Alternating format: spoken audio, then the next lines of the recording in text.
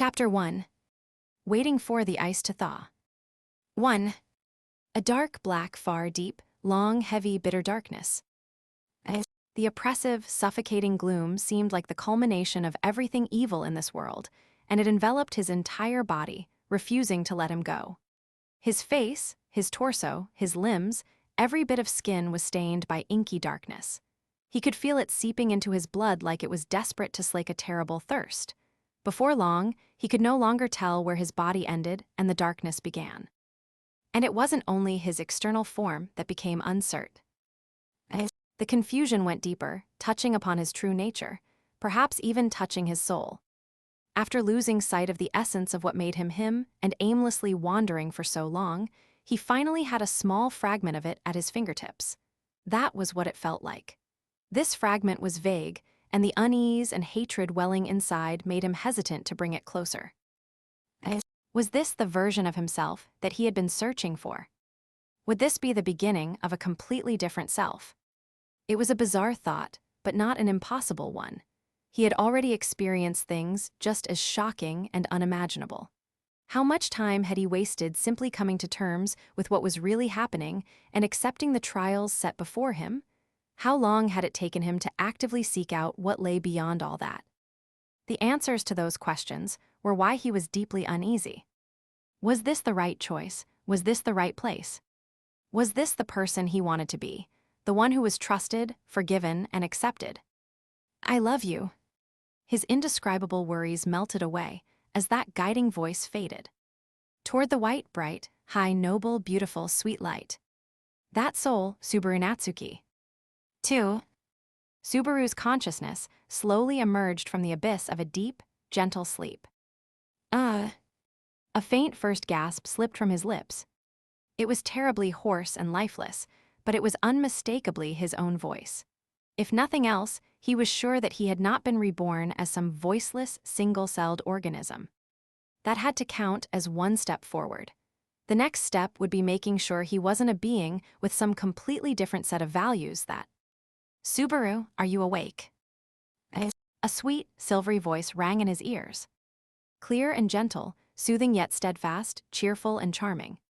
Just moments ago, he had heard that same voice in the worst possible circumstances. Hearing it again made his heart leap. His chest ached, and his heart raced as he slowly looked over. Waiting, there were violet eyes filled with concern. Emilia.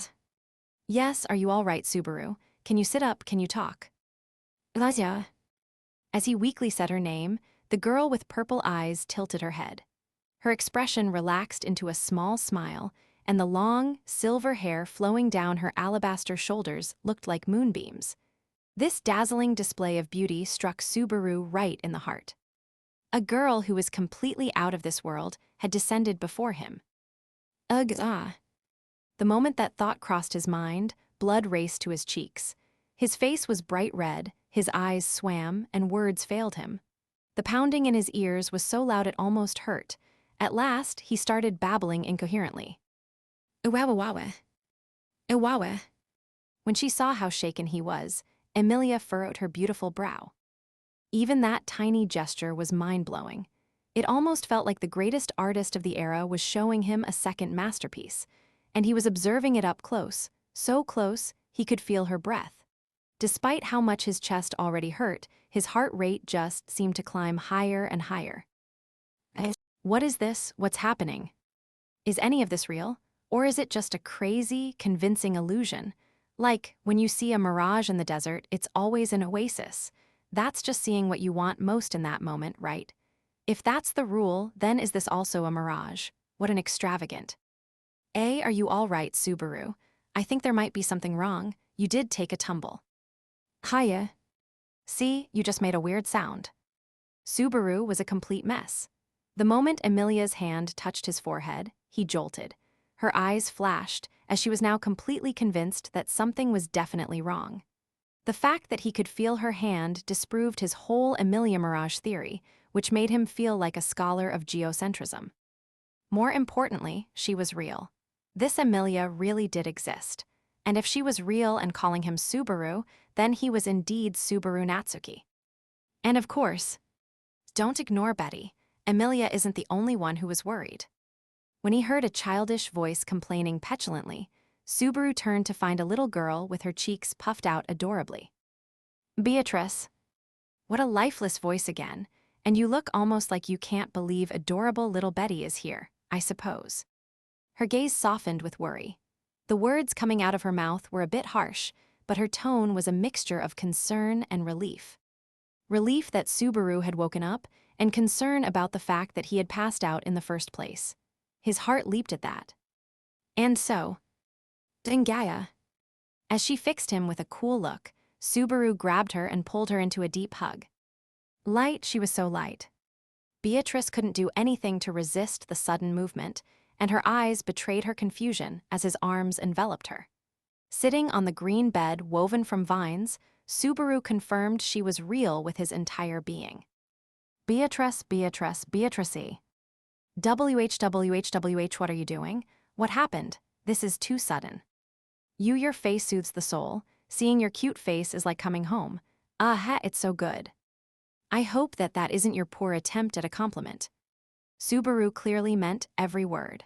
Blushing at everything he said, and the sudden hug, Beatrice squeezed his face between her tiny hands. It hurt a little when her fingers adorably pulled at his cheeks and ears, but it also helped confirm that the girl Beatrice was real, too. MRGH, quit messing around right after you woke up, Subaru. We still don't even know why you collapsed. And seeing how he was hugging and playing with Beatrice, Emilia spoke, feeling a little bit left out. Still worried about his condition, she gently started to grab his shoulder but then stopped. Subaru.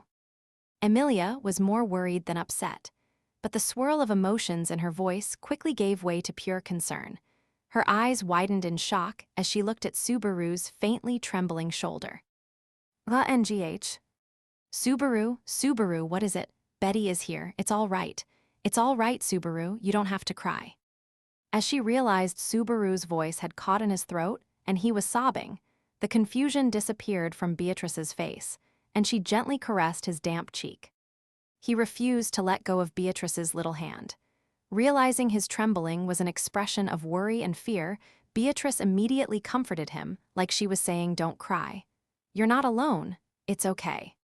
Please don't cry, Subaru. There's no rush." Deep breaths. Slowly, "Beatrice and I are here for you." Just like Beatrice, Emilia wanted to help Subaru calm down. Her hand that had hesitated before now rested on his shoulder, and anyone could tell by listening to her ringing voice that she respected Subaru Natsuki. The two of them were unchanged. They were exactly the same. These girls had been unbelievably noble in the face of certain death, in a world that was collapsing. When everything was lost and well beyond the point of no return, they had prioritized Subaru over even themselves. Emilia and Beatrice were unchanged. He had pinned his hopes on that, confirming that was still true, and this time, he swore he'd do things right. This time, he would regain everything he had lost as Subaru Natsuki. "I'm back." Still sobbing and haggard, and in an unbearably pathetic and shameful state, Subaru Natsuki began a new loop. 3. So basically, I lost my memories in the Taygeta archive. I might have some issues talking with everyone, and it might be a hassle, but I hope you'll understand. And with that, after everyone had gathered for breakfast, Subaru politely lowered his head in apology.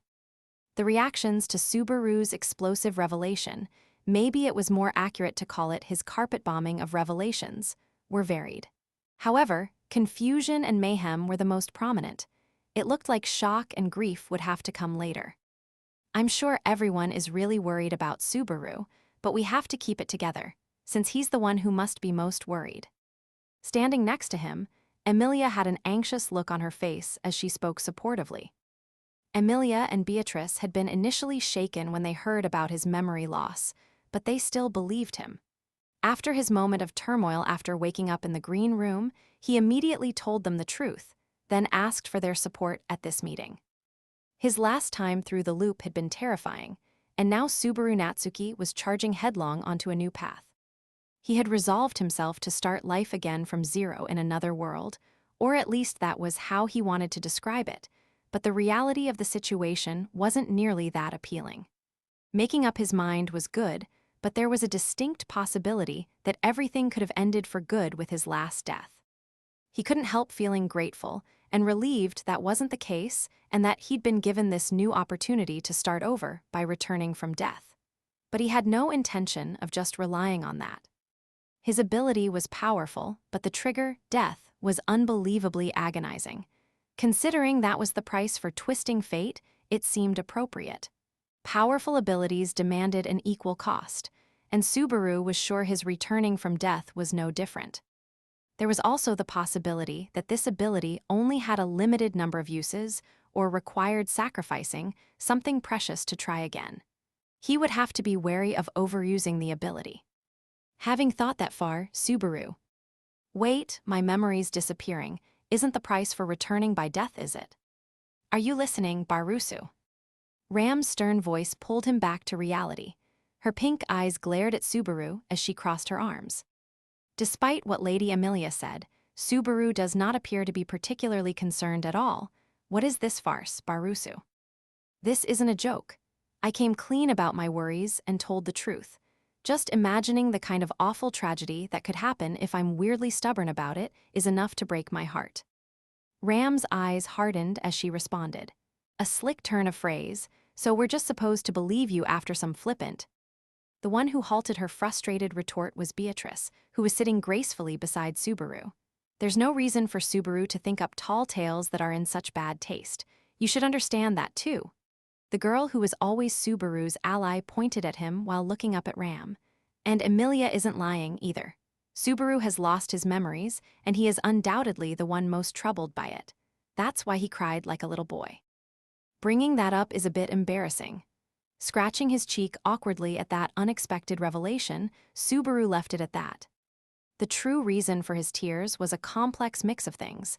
The fact that he had come back to life, being reunited with everyone, realizing that he had been given another chance. But still, tears were tears. It was poor manners to probe too deeply about why a man cried. Either way, Subaru was grateful for Beatrice's support.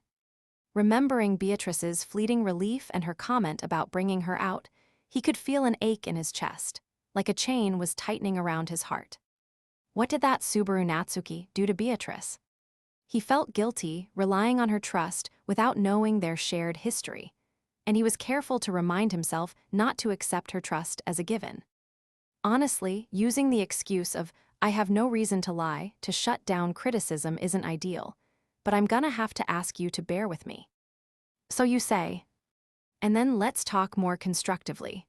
Fortunately, the current me is feeling optimistic. I'll gladly welcome any discussion that'll help us move forward, and if there's something you want to say, I'll listen. Building on top of what Beatrice had already said, Subaru lowered his head again, and Amelia lowered her head too. Please believe him. Even Ram couldn't argue when all three of them were acting like this. And so, she began to seriously consider the implications if his claim was true. Ram wasn't the only one stunned by Subaru's confession. Dee had the most striking reaction, but the others, Echidna and Julius and Shala, reacted the same way they had multiple times before. Though he was sorry for heaping this dilemma onto their laps again, Subaru was still happy to see them. He could talk with everyone who should have been lost forever. Gripped by that emotion, the one he focused on the most was, "You really are troublesome, mister." NGH. What's with that reaction? You look like you've seen a ghost. That isn't very nice. The girl, pretending not to be particularly surprised by his revelation, was a young assassin with braided dark blue hair, wearing dark clothes. Meili Portrait was there, moving and talking. Meili. So you remember my name? Actually, I can't really tell what's supposed to be different. What did you forget? Sorry. It's basically sort of like missing episodes. Apparently, I can remember the names of most things, but when it comes to memories of what happened, it gets pretty iffy. So, like what happened yesterday. Meili's tone fell slightly and her eyes narrowed. Right. Subaru answered immediately. He could have evaded it with a concocted explanation, but had decided against it. He wanted to be as honest as possible with them. Yesterday, that's no, I suppose so, Julius murmured. The ones who were most shocked by Subaru's revelation might have been Julius and Echidna. The three of them had supposedly participated in a suspicious meeting the previous day. But putting their reactions aside for a moment. Again, Master, how many times are you going to forget me before you're satisfied? Shala pursed her lips unhappily while hugging her abundant chest. Every other time, Subaru had overlooked her rambling, but at this point, it stuck out as an oddity he couldn't ignore anymore. I feel a bit weird delving into your nonsense, but did your master really just go around losing his memories that often? It happened a lot. When I greeted you in the morning, you'd say, "Who are you again? I don't remember you, I don't know you." Like I was a random fling. That doesn't really sound like simple teasing, but it's hard to tell. Hypothetically speaking, if Subaru had been on friendly terms with Shala, that did sound like his sort of joke. On the other hand, he had tried to hide his memory loss from them once before. Under those circumstances, it wouldn't be at all strange for him to use that sort of joke to paper over gaps. This is seriously a murderous pain in the ass.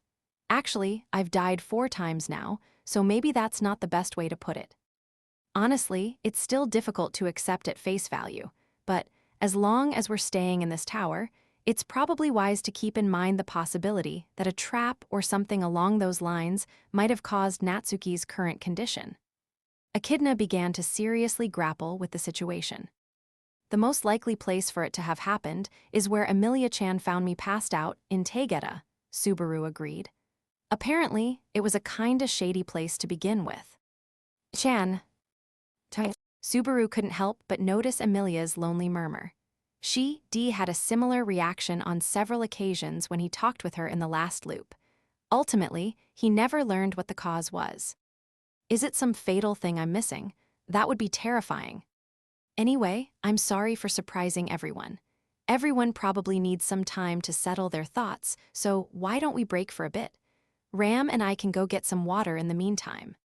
With that proposal, Subaru leaped to his feet. Ram's shoulders twitched while Emilia and Beatrice looked at him in concern. But he simply nodded at the worried pair and fixed his black eyes on Ram. Let's go, Ram. You looked like you were about to invite me to go get some water. How obscene. Ram refused to meet his gaze. 4. So, what was the point of that charade just now? Since you brought me out like this, I take it you intend to explain yourself. Ram broke the silence in the hall on the way to get the water. She'd waited long enough for an answer. Every time they'd had this interaction before, she'd refused to accept Subaru's claim about losing his memory. It wasn't a simple matter of proof or her being stubborn. Her reason was much more powerful. It had everything to do with Ram's beloved sister, who wouldn't rise from her slumber. Subaru still didn't know all the details, but there had been some sort of connection between him and Rem. And for Rem's older sister, the existence of that connection was a massive pillar of support. It made perfect sense that she couldn't simply accept that Subaru had lost his memory. And so, you shouldn't put too large a burden on Lady Emilia's and Lady Beatrice's shoulders. Lady Beatrice aside, it's too much for Lady Emilia. You were right to rely on me. Now explain the... Ram, the truth is that I don't remember. It's not a lie, I'm not bluffing, and it's not a scheme either. Ram had been clinging to that slender thread of hope, but Subaru had to burst her bubble. When she heard that, Ram's expression darkened. Subaru could see unease and surprise in her pink eyes and the sparks of rage. Those embers grew until they felt like an inferno that scorched Subaru's very soul. And it was none other than Subaru Natsuki who was to blame. His countless acts of insincerity would destroy him. I don't remember. All I have are the names of the people here in this tower and our general relation to each other. Stop it. Emilia and Beatrice were just the first ones to hear. I told them the same thing I told you. There isn't anything more to say. Right now, I don't have anything up my sleeve. Stop it, Barusu, if you... I know that we came to this tower to get back a lot of things that were stolen away from us. I also know we're in the middle of some test, but that's it. What my motive is. Don't you dare, Barusu. Rem's eye. Barusu. I don't remember any of it, Subaru said sorrowfully. Ram made it clear that she didn't want to hear what he was saying, but when she heard his apology, she became an avatar of pure wrath as she grabbed him. GHH. She hauled him up by his shirt and slammed him against the wall. Using unbelievable force that didn't seem like it could come from such slender arms, she pinned Subaru in place and glared at him from up close. Deep in her eyes, the embers he saw earlier had become a roiling flame that threatened to consume them both. And when that blaze overwhelmed him, or rather, when it overwhelmed Ram, tragedy would repeat itself. What's your game, this pointless lie? It's not a lie, not to you. I wouldn't lie to me. Then what would you have me do? Just believe you, that you forgot Rem? That's absurd. Her eyes flashed, and she was glaring at him from so close that their lips were almost touching. Subaru finally realized that the roaring fire in her eyes was more grief than anger. After 4 times, Subaru could finally grasp a small part of the turmoil in her heart. How perceptive would he have to be to notice it with no second chances? The way Emilia or Beatrice were able to do. They were all dazzlingly brilliant, but he couldn't just let himself be stunned by that brilliance. I will get Rem back. Staring into her pink eyes, Subaru gathered his resolve and said it clear as day. Ram's eyes widened again in surprise before hiding it immediately in anger. Bite your tongue, get what back? You've forgotten Rem. Even so, I will get her back. Rem, my memories, what we came to this tower for, everything. I'll make sure we get everything we came for, and then we'll all go home together. We deserve that much. Ebarusu. After everything that's happened here, that's the only way this should end. The atmosphere was heavy, but that wasn't the reason Subaru wore a bitter expression. Ram furrowed her brow at his reaction and loosened the grip she had on his chest just a little bit. This time, Subaru grabbed her hands and pulled them away, and then traded places with her. Disgusting, let me go at once. When he pushed her against the wall and brought their faces close together again, Ram demanded that he stop, but her tone was weaker than before. Subaru ignored it and pressed on. Ram, I'm going to get them back. My memories and Rem too, so please help me. I need everyone's strength. The Subaru Natsuki that you all know, the Subaru Natsuki who existed until today, he might not have needed to say something that pathetic. But I do. The one who Julius trusted, who Beatrice believed in, who Echidna forgave, and who Emilia wanted by her side. If it was the Subaru Natsuki everyone expected great things from, then maybe he could have figured a way out of this checkmate on his own. But this Subaru couldn't, and he was too loved by the people in this tower to just give up and throw a tantrum about being powerless. I get that you can't believe me or forgive me for forgetting Rem, but please save that anger for later. For now, I'll make you a promise. A promise? I swear I'll do it all. I'll throw myself into the fight as many times as it takes. And if I ever break this promise, if you ever see me give up, then you can boil me or fry me or whatever you want. Ram's eyes opened wide again as Subaru stared into them from so close, she must have felt his every breath. It was like they needed to almost touch to make sure his feelings reached her. If I ever give up, you can do whatever you want to me. That's my punishment for losing all my memories and making you cry. Who's crying? Don't be stupid. A tremendous slap landed on the side of his face, sending him to the ground. Oh.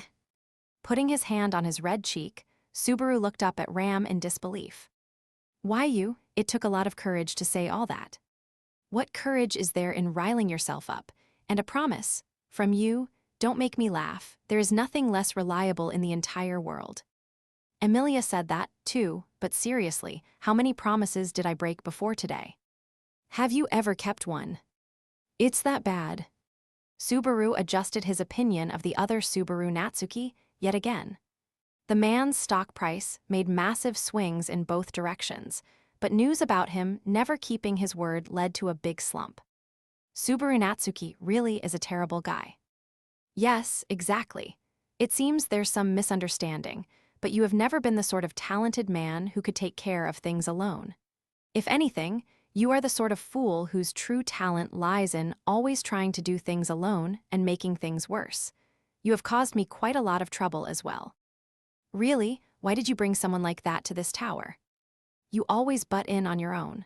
Admittedly, you have a skill for running your mouth. You're also handy enough in your own way and suited to miscellaneous chores. And I guess you could at least comfort Lady Amelia and Lady Beatrice. And Subaru sat on the floor cross-legged as Ram laid out all of his shortcomings. She was talking about things he had no knowledge about, but it still felt like he was the one getting all the blame, and it didn't feel great. When Amelia and the others said good things about the original Subaru Natsuki, that had been awkward in its own way. But having Ram berate the man at length was also rather strange. Subaru got a little defiant, deciding to hear it all. And what? My legs are short, I have a bad memory. My diet is terrible, I don't know when to give up. Your legs are short, your memory is horrible, your diet is incredibly unbalanced, and you never know when to give up. Sounds about right. And you cared about Rem. Suddenly, there was a change in her voice. It took on a slightly warmer tone. If her voice had a color, it would be a soft, comforting pink. He could see her gentle love had not faded. Her tender thoughts of her sister and the memory of Subaru Natsuki, who had been at her sister's side, were alive and well. It made Subaru imagine a gentle pink color. Barusu, did you really forget Rem? Yeah. Her eyes never wavered. It was inspiring. If he had heard something he absolutely didn't want to hear in a situation like this, he would have averted his eyes. But she never tried to look away even once. Barusu, will you remember Rem? Yeah, I will, and not just Rem, everything else too. You don't have to worry about the rest if it comes down to it. Just remember Rem. Give me a break, just let me get everything back. I shall say it again. You will remember Rem even if you die. Yeah, I swear it. Even if I die, I'll remember everything. And I mean that literally. He would get back everything that Subaru Natsuki had seen, heard, felt, and done in this world. Very well, I'll overlook it for now. The menacing pressure Ram had been giving off suddenly disappeared. Is that enough? Subaru asked from his seat on the ground. Is just asking for help enough? You're a man, aren't you? Just accept it. I heard your resolve. And you even said I could boil you or fry you or carve you up or tear into you or skewer you or pummel you or whatever I wanted if you give up. If I didn't listen after that, it would cast doubt on my kindly, motherly nature. I don't remember saying those parts after the frying bit. Did you say something? Not a word, ma'am. Shaking his head slowly, Subaru responded politely. Kindly and motherly were a bit of stretch, but even a Buddha's patience would run out after 3 strikes, and Subaru was already on his 5th attempt.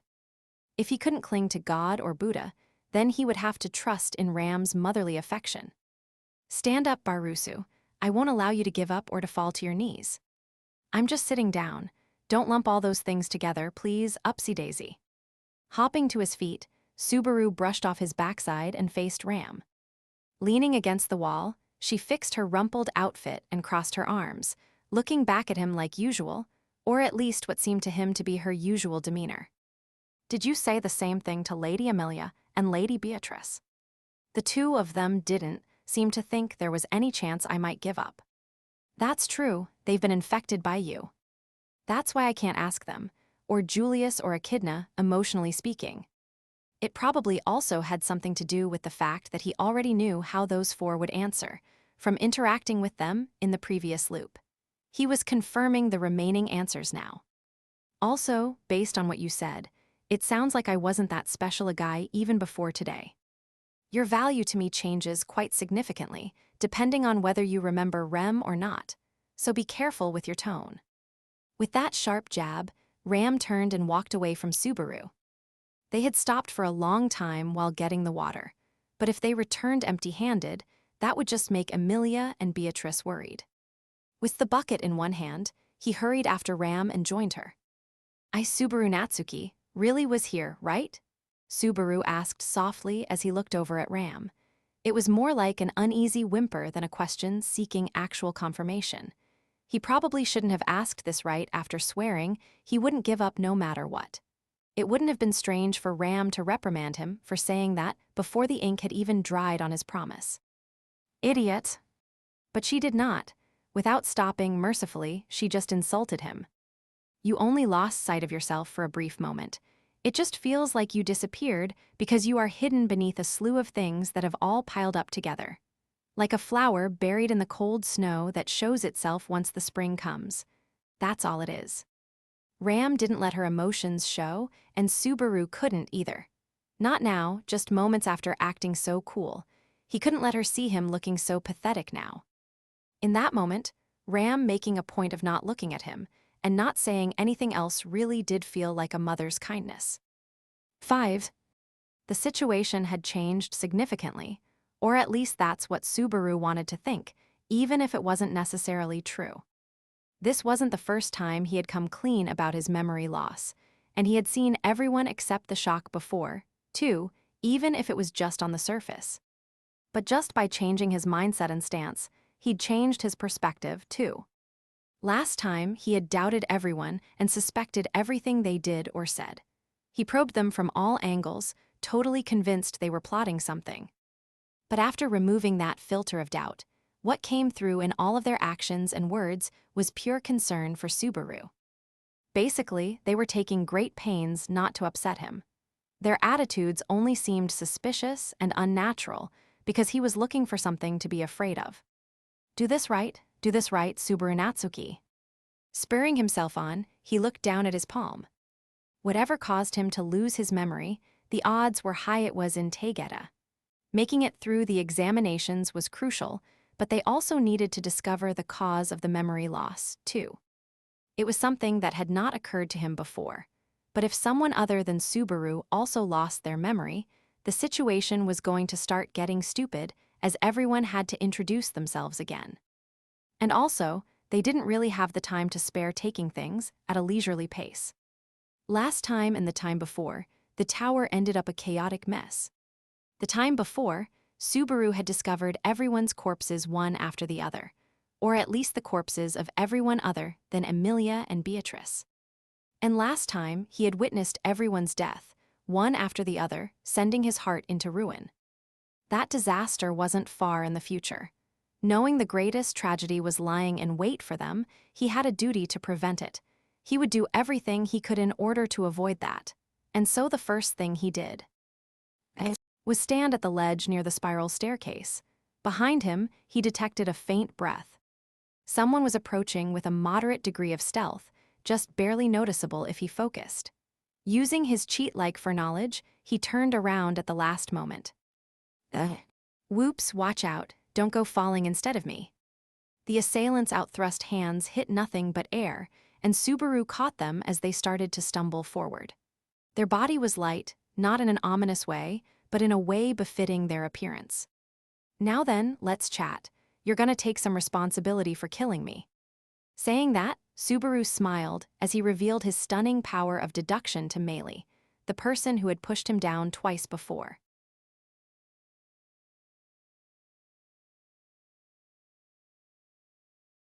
Chapter 2. In the future. 1. On the verge of stumbling over the edge herself, Meili widened her eyes as Subaru steadied her.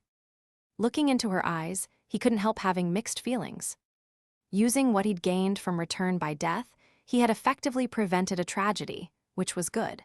But it also proved that he had been pushed to his doom by this young girl on 2 separate occasions.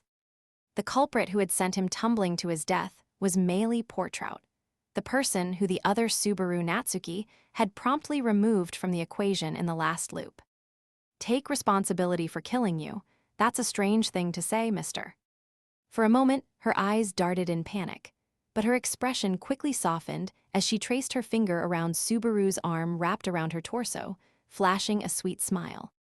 She changed her position, moving over to the stairs before facing Subaru again. Maybe you lost something more than just memories. Otherwise, you wouldn't make such a terrible mix-up. Oh yeah. I mean, obviously, me trying to kill you, that's an awful misunderstanding.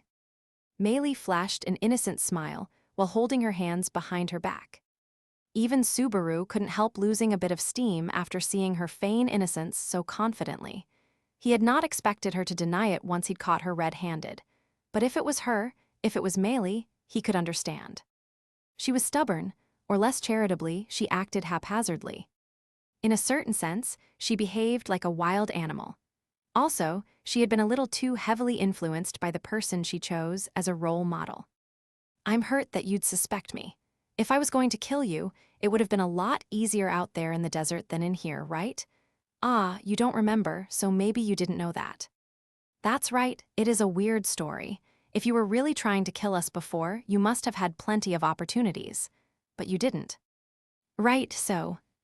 But the story changes if you suddenly gained a new motive this morning. Or I guess it would be more accurate to call it a chain reaction, starting from last night. Maylee's expression changed. She pursed her lips, and her calm smile disappeared. A heavy sigh escaped her.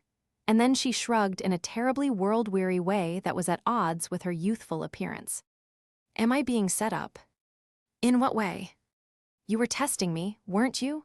Lying about losing your memories, seeing if I would push you over the edge now that we're at the tower. I'm not useful anymore. It's the perfect time to take care of loose ends. Subaru was sad to hear her so calmly comment on her unfavorable position and on how she wasn't the same as everyone else. It was true that he had been testing her, though he had not intended anything malicious. Even if he denied that, he wouldn't be very convincing. But he could go beyond her expectations. So, how are you going to finish me? Push me off here as a neat bit of revenge. I don't have my mean pets with me now, so you can erase someone like me easily, even by yourself. Don't get the wrong idea, Maylee. I wasn't lying about losing my memory to trick you. That's the truth, and it's honestly a serious problem. You can say that, but it's hard to believe you. What do you want then, mister? Do you think it won't feel real if you can't feel it yourself? Maylee wrapped her hands around her slender neck and stuck her tongue out. Ugh. Subaru's heart leaped in his chest, but Maylee was just being sarcastic. It wasn't as though she had remembered how she'd been murdered. In that sense, the little assassin was landing one critical hit after another on Subaru's heart. I wouldn't recommend something too drawn out. I don't want to suffer personally, but also you don't seem good at hiding things. I have no intention of killing you or hurting you. Whether today or tomorrow, I intend to act the same around you as I always have. Maylee's face changed again. But this time, it was completely different from before, when she'd immediately selected the most appropriate response. This time, there was obvious confusion on her face. She looked at Subaru with incomprehension. Subaru simply nodded. Fortunately, you were stopped before things went too far, so as long as this stays a secret between us, we can just pretend nothing happened. I had to catch you in the act is all, since if I merely avoided the danger, you might have kept plotting different ways to kill me. If you want to call it bad taste, I won't deny it. Sorry. Agwh what? But you understand now, right? Trying to do something to me is pretty risky for you. If this isn't enough to convince you, then fine. But at least talk with me. If there's something bothering you, I'll lend an ear as best I can. Bothering me, like what? Maylee's voice was soft and quivering, and then pursing her lips, she shouted, What about this situation? That's what's bothering me right now. Subaru was trying to settle things amicably, for some reason. Maylee's only reaction was to stare at him in absolute disbelief. I can't believe it, I can't I caw. She restlessly touched her braided hair as she howled. It was a coping mechanism, but also a sign of her dependence on a certain someone who sported the same hairstyle. At least, that was how it looked to Subaru. You clearly don't realize what I was about to do just now. There's no way, otherwise it wouldn't make any sense. Otherwise. She faltered, desperately arguing why this was all wrong. Seeing her this flustered was a first for Subaru. No, there was that other time inside the Book of the Dead.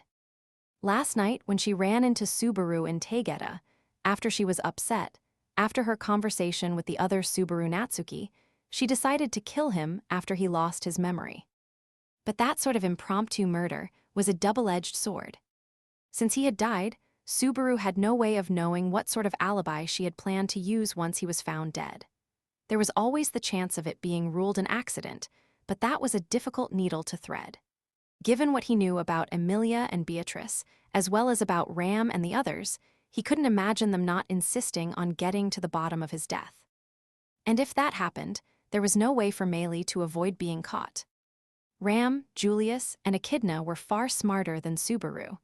They would almost certainly solve it without having to die even once first. and it was hard to believe Maylee didn't realize that. That left one explanation. It's an impulsive crime. She had made no attempt to create an alibi or to hide the evidence. She didn't have any choice but to act, because murder had become a habit, because the life Maylee had lived was so harsh that she couldn't conceive of any other alternatives. You've just gotten in the habit of killing. You just can't think of any other ways of dealing with things. But that isn't your fault. Don't talk like you know me. What do you know about me? But I do know. He answered her furious eruption with a cool, calm confidence. Looking her straight in the eye, he said it firmly and directly. Maylee, I know you. It might sound creepy, but there's probably nobody in this world who knows you better than I do. Seeing Subaru shrug, Maylee gave him a terrified look. It was a natural reaction, but it also hurt Subaru. He struggled to convey the twisted, almost narcissistic sort of affection he felt for Maylee. He could remember all of her provocations. The voice whispering in his ears as he acted, pushing him toward the solution of murder again and again, tempting him to take the worst and yet safest path. The goading of the dead Maylee Portrout, who had merged with Subaru's mind when he read her Book of the Dead. No, that's not right. He shook his head to stop shifting the blame to the girl who had been killed. The whispering voice that had tempted him while he was in the grips of dark paranoia. He hadn't heard it once this time. No, I'm never going to hear it again. What are you doing? Look at her, right there in front of you. Look at her confusion, her fear. Remember what you saw in her Book of the Dead. Considering the anguish she must have been feeling, Subaru knew she wasn't the kind of person who would egg on others to commit murder. It was Maylee who had merged with him after he read her Book of the Dead. It was just his own weak will deceiving him. After all, she had never once actually appeared in front of him. In an awful, one-sided way, Subaru had experienced Maylee's life through the Book of the Dead. He'd watched her from the moment she'd gained awareness, and he'd seen the development of her identity, her way of life, and how her short life meaninglessly ended. During those days, Maylee had felt an emptiness that she didn't let others see, an experience that had given her the terror to match that overwhelming void, as well as the one and only shining emotional attachment she had formed. And the name of that person was Elsa Gramhilde. She's the reason why you tried to kill me, right? Maylee's reaction to that name was dramatic. Her sweet, adorable face was warped by anguish, and her pea-green eyes opened as wide as they could go. This was anger. Anger at someone traipsing with muddy boots into a place she didn't want anyone to go, a thing she didn't want anyone to touch. And she took decisive action to stop him from trampling on it any further. He didn't have any time to stop her. No one knows how I. Screaming as tears ran down her cheeks, Maylee turned and threw herself over the edge. Wasting his effort to keep her from falling before, she leaped into the void herself to hide her feelings. 2. Elsa Gramhilde was an outrageous woman. I was told to bring you back, so you'll be coming with me. Their first meeting was awful. Despite her not understanding the basic concepts of liking or hating things, it was undoubtedly the worst. There was nothing redeemable about that woman. The beasts that had somehow managed to care for a little human girl when she had nothing. The woman killed them all and then dragged that girl out of the forest. Elsa was indifferent throughout the ordeal, saying that this was unavoidable, since she had been given an order, and was wholly unconcerned about killing the beasts who had been at the girl's side for as long as she could remember. She thought about killing the woman. Time and time again, she waited for an opening until finally she found her chance and sank her fangs into the woman's neck. What? Stop it, that tickles. Peering down at her, the woman sounded as if she didn't feel anything at all. The malnourished girl was just skin and bones. She was dragged out of the woods and given a bath against her will. Then she rejected the frilly clothes she was given, and she tried to kill the woman again. Elsa just shook her head in boredom, as if nothing of substance had happened. In that moment, the emotions the girl couldn't put into words she didn't even have, came bubbling out as she burned with a need for vengeance. Throwing aside the clothes she was given, she launched herself at Elsa. Beasts didn't have a custom of wearing clothes. All they needed was what they were born with. Are you trying to get that dirty rag back? I'm not too concerned with fashion either, but you're quite the strange one too. Oh, ewa eus. You're quite hot-headed, aren't you, Meili? Meili. At some point, Elsa started calling her that. Meili, the girl who tried again and again to take back what had been stolen from her and get revenge for her slain kindred. Seems like that's your name? It was hard to make out, but it was sewn into that rag of yours. Maybe it belonged to someone else, but it's inconvenient not having a name to call you, so? Elsa smiled sweetly. You're Meili from now on. That's what I'm going to call you. Elsa Gramhilde was an awful woman. Don't become that person's puppet. No matter how many lives you have, it won't be enough. Not for anyone besides me. She had met Mother for the first time and experienced her first punishment. When Mother's hand touched her, Meili felt herself change into something entirely different. She became a beast, then a bird, then a fish, then an insect. She transformed into something impossible to describe before becoming a mass of flesh. But the worst was the experience of splitting into countless pieces. The girl Meili had been changed into no fewer than 100 frogs, each jumping around with a mind of its own. That branded her soul with the fear that she might cease to exist. She would never dare to disobey Mother after that.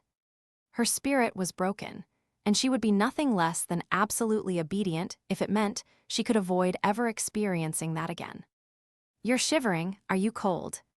The black-haired woman cocked her head in confusion. She didn't attempt to understand Meili's feelings at all. What a truly awful woman.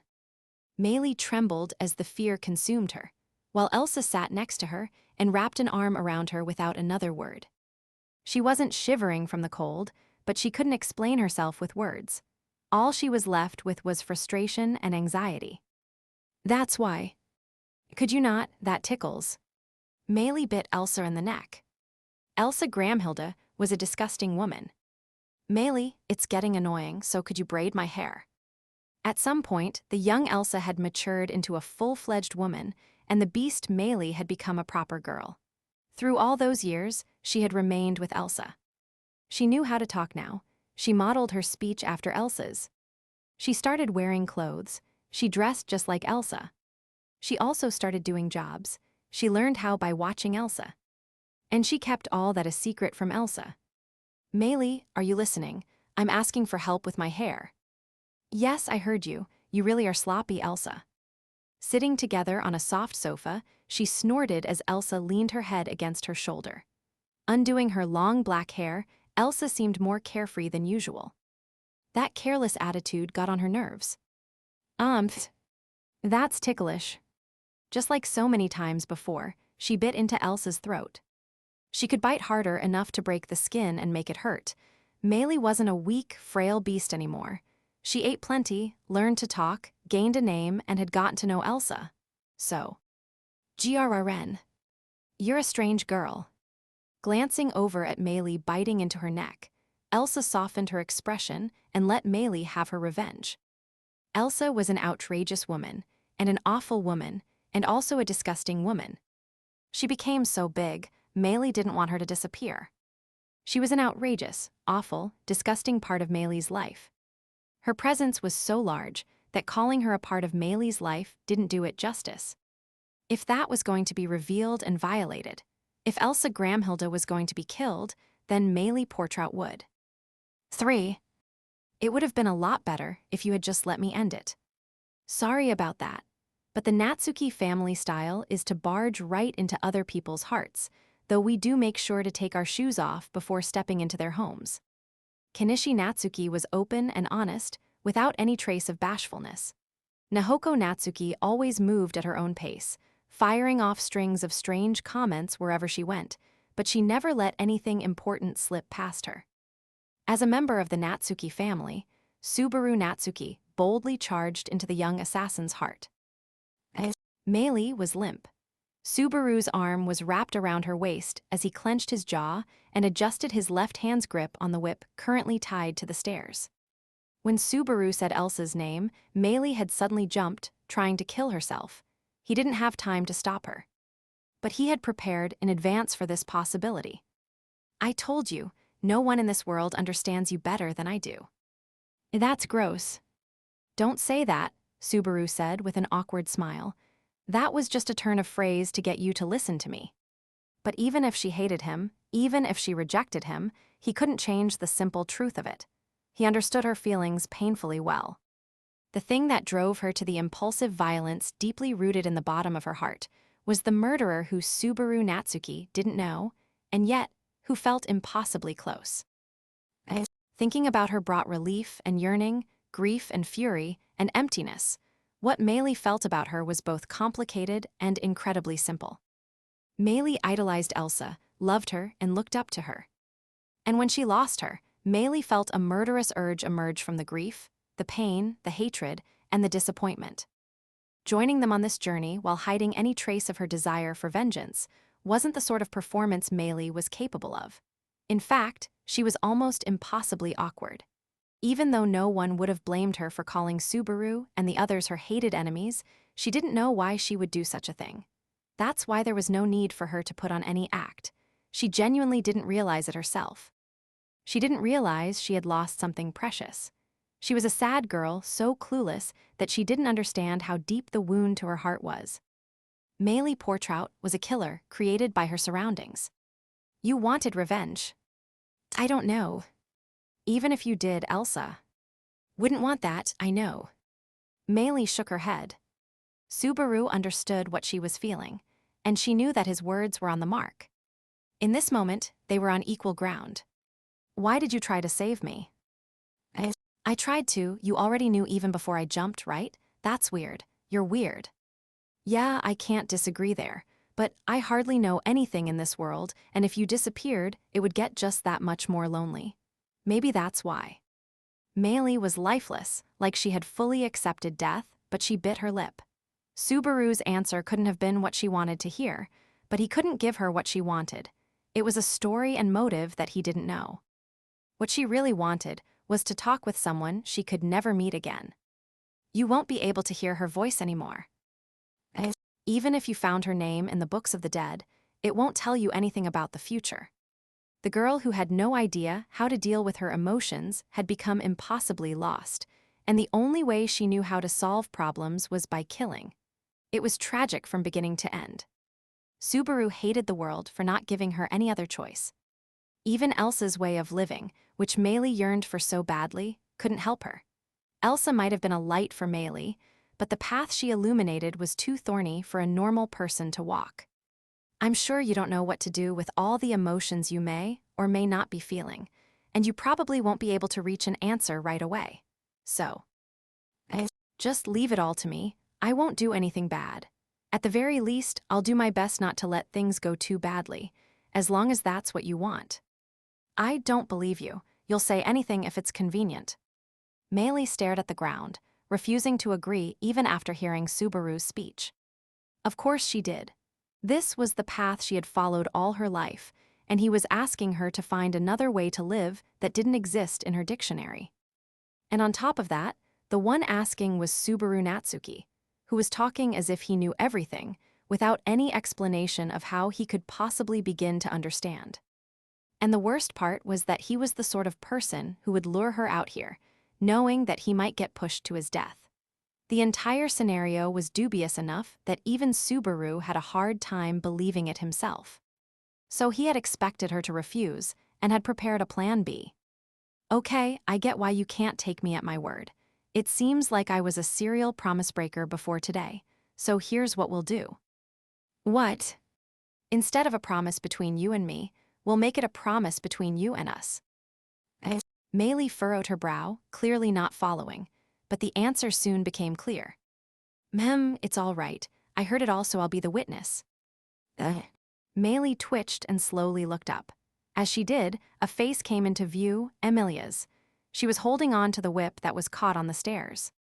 Straining with her slender arms, she pulled both of them up with surprising ease. After safely making it back from that dangerous midair stunt, Subaru raised his hand in gratitude. Thanks, Emilia-chan. Honestly, I was scared to death. That's my line, sheesh. I never expected you to jump too. My heart almost jumped out of my chest. Looking away in a huff, Emilia scolded his recklessness. And unable to make an excuse for himself, Subaru sheepishly scratched his head. Kneeling on the stairs, Meili looked on with unfocused eyes. Miss, you heard. Yes, Subaru asked me to be here to help you if it looked like things might get dangerous, and it's a good thing he did. Emilia pouted and glared at Subaru. Meili pointed at herself, still confused. For me, not for him. Yes, in case anything happens to Meili. That's what you meant, right, Subaru? That's right, this was the only bit I was genuinely worried about. Knowing that she would attempt to push him off the edge, Subaru had been confident he could keep that from happening. But he could also envision her throwing herself over the edge once she'd been cornered. They had managed to avoid both worst-case scenarios. But what concerned him most was what the other Subaru Natsuki might do. The word Subaru Natsuki was here, had been scrawled all over the room. The one thing he wasn't sure about was whether that Subaru Natsuki might try to do something to Meili. Hypothetically speaking, if murdering Meili in the last loop was intended as an act of self-defense, then it was entirely possible that the other Subaru Natsuki might do something rash when they caught Meili at the scene of the crime. That was why Subaru entrusted that problem to someone who was demonstrably stronger than he was. He was confident that even if the other Subaru Natsuki took control, Emilia, that all his comrades would be able to do something. Listen, Meili, I believe what Subaru said. If you still can't trust him, then we can just keep an eye on Subaru together. And if he does break his promise, then I'll get mad at him with you. Keep an eye on him? That's weird, isn't it? You both should be watching me. If you ever try to do something bad, then it will be because Subaru broke his promise. So I'm watching Subaru to make sure he keeps his promise. That way, everything works out right. Meili was completely thrown off by the way Emilia asserted that as if it was irrefutable logic. Before she recovered, Subaru elaborated. Basically, you almost did something wrong, but thanks to our efforts, it didn't happen. So this is a chance to figure out what you should do instead. Whether you can find an answer that doesn't involve killing me, well, that'll be our little wager, won't it? What will?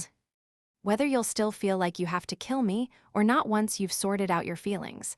I'll be doing my best with the ethics lessons, too. Subaru smiled unreassuringly. That was the path Subaru was trying to guide Meili toward. If he was being honest, it was none of his business. Meili had chosen her own way of life, and he was just butting in to show her a new possibility. But if she rejected it, her path would end here in this tower. She couldn't clear this tower together with everyone, using what was familiar. Moreover, I won't let you stop here. I don't know how old you are exactly, but when I was about your age, I got a lot of help from the adults around me. So even if you hate me for it, I'm going to help you. You're too lovable to go around rejecting everyone's help when you don't know what to do. Subaru put his hands under her arms and lifted her light body, before setting her back on her feet. Her body shuddered, and she peered up at him with unsure eyes. Subaru patted her head as kindly as he could. Not strangling her, he offered a different solution from the other Subaru Natsuki. Meili wasn't someone who needed to die, and, please, Meili, believe Subaru, believe us. La. Emilia hugged Meili from behind as Subaru patted her head. Emilia gently embraced her, putting her cheek to Meili's as the young girl bit her pale lips. This tower is too small a place for you to decide something so big. After we get out of here, when we're in a more open place, you can give us your answer. We'll do our best to get there. Bottling up emotions in a confined space was bad for a child's growth. Even after choosing his words as best he could, that had been the best description Subaru could come up with. But Emilia expressed it better with her kind words and earnest feelings. Meili's eyes drifted, like she was lost in thought. I don't want to forget Elsa. Yeah, that's fine. You don't have to forget about someone you love, but just. Subaru thought of the beautiful dark woman he had seen in the Book of the Dead. She was, above all, mysterious. He'd had no interactions with her, but he still felt like he knew her. Curiously, when he thought about her, Subaru rubbed his stomach subconsciously. Even if it's someone you love, maybe don't copy her too closely. That was all he asked. Still unsure, Meili nodded meekly, and after that there was a long, long silence. 4. Honestly, that was very scary, but you asked, so Betty held it in. Master's a man who can't die. I wasn't worried at all. If anything, I thought kiddo number 2 would explode into a million pieces the moment she stood behind him. Ag. Seeing them slowly walk up the stairs, Maylee flushed red in the face, and she flapped her mouth a couple times as she struggled to find the words. Subaru waved at the two joining them. Hey, thanks for the support. It was a relief not having to worry about anything falling through the cracks. Even if it was you asking, Betty isn't sure if she would forgive you if you really did fall. So consider yourself lucky. Beatrice was hiking her dress up as she climbed the stairs. Behind her was Shala, with her hands clasped behind her head. Subaru had asked them to stand by on the bottom floor. WHWHWHM, mister, what are they? Maylee spun toward Subaru. She looked stunned and possibly like she wanted to complain about him not mentioning them before. I mean, Subaru crossed his arms. Planning to jump after you was a cool plan and all, but even a small mistake would mean we'd both die, right? That's a little too dangerous. But that's why you had her watching out for me, right? I know Emilia-chan is way more powerful than she looks, with her crazy cuteness and everything, but there's always a chance things could go sideways. It wouldn't be funny if she ended up getting dragged down with us too. In fact, at the end of the last loop, the two of them had fallen to their deaths together. He had held on to her, but he couldn't save her, and that memory was like a splinter that jabbed deep into his heart. To make sure that worst case didn't happen, I made some extra arrangements. With Beatrice and Shala watching from below, I thought that would be enough to be absolutely sure. You went that far. There must have been an easier, smarter way. Maylee averted her eyes.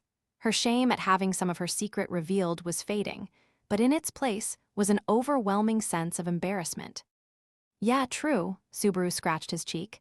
I'm sure there was an easier, smarter way to do this, but, in my mind, doing things the easy way usually means there's a compromise involved, and doing things smarter makes it sound like something a scheming neighbor might do. I just didn't want to compromise or resort to tricks. Maylee almost closed her eyes, and she bit her lip ever so slightly. Watching her with an awkward smile, Subaru clenched his fists. He wanted to fix everything, wished he could fix everything. Subaru wanted to do everything he could. And that's why I asked Emilia-chan, and why I didn't hesitate to ask the others for help either. That's right. I was surprised when Subaru brought this up, Emilia said. She peered at Subaru while still resting her chin on Maylee's shoulder and hugging her from behind. But I could tell immediately he was really serious. Plus, what? I was glad that you came to me for help. You always plan to settle everything by the time I realize what's going on. When she smiled at him, her purple eyes took Subaru's breath away. His cheeks tensed while Emilia's expression softened as she nodded. So, I was happy that you came to me from the start this time, and we had a chance to think it over together. Hee, it's a little strange. Not much point in saying it now, but I'm pretty pissed at the old me. But getting to see your face and hear your voice right now is something only I get to do, so I guess I got the better end of the deal. What do you think, Emilia-chan? Sorry, I don't really know what you're talking about. Subaru's shoulders slumped as she ignored his rambling with a smile. The two climbing the stairs finally joined the three at the top. It's a relief that nothing happened. That's a misleading way of putting it, considering all the changes in Maylee's mindset is that really nothing. Ooh, that's master for ya. No clue what the heck you're saying, but when it comes to things that feel meaningful, you're the best. Do you actually respect me? One explanation was that Shala was reflexively impressed by anything he said, but when he mentioned wanting to help Maylee, she had been the first to agree. There was a part of him that felt like she would support just about anything he proposed, but it was also true that just having her be there was a huge help. Beatrice, are you not mad at me? Of course Betty is mad, but your plot was stopped before Betty snapped and had to step in. And there's also the incident in the desert to consider, so let's say you've broken even. However, that only covers what has happened on this trip. There is still your crime of burning down Betty's archive in the old mansion. So long as that remains, Betty will not forgive you for now. Crossing her short arms, Beatrice answered Maylie with a stern look. Maylie caught her breath, but Emilia started giggling. It might have been hard to make out, but Beatrice just said, "For now.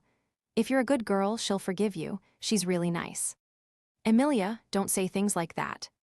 Emilia simply laughed, while Beatrice went red, when her stern demeanor's soft underbelly was revealed. "I'll be as careful as I can be," Maylie answered quietly. Subaru nodded, pleased with how things were turning out. "This is enough to say, I've finally made some real progress, right?" At the very least, he had managed to stop the girl who felt compelled to kill him. But progress alone wasn't enough. There was more than one tragedy lurking in wait in this tower. "Is this really okay, Master?" "Hi." While he was thinking, Shala casually chimed in.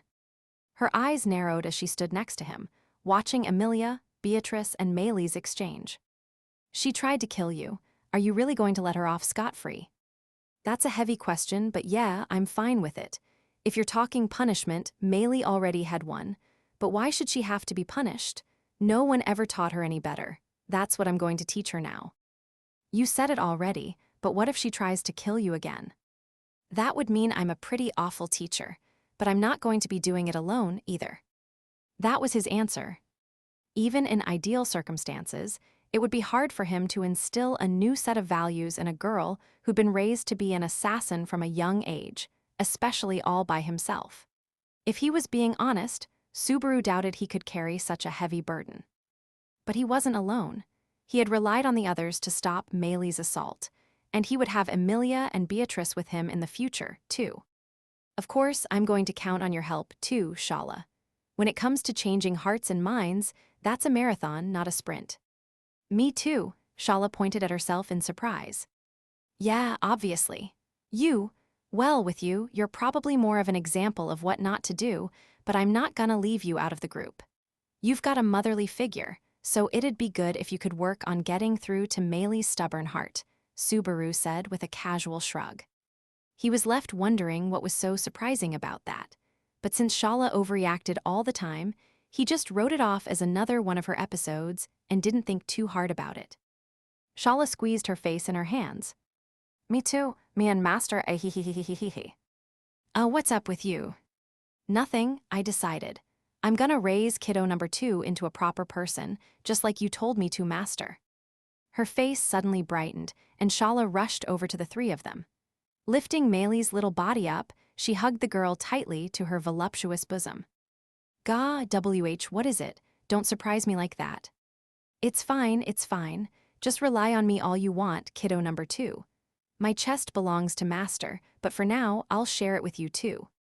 Mister, you said something weird to her again, didn't you?"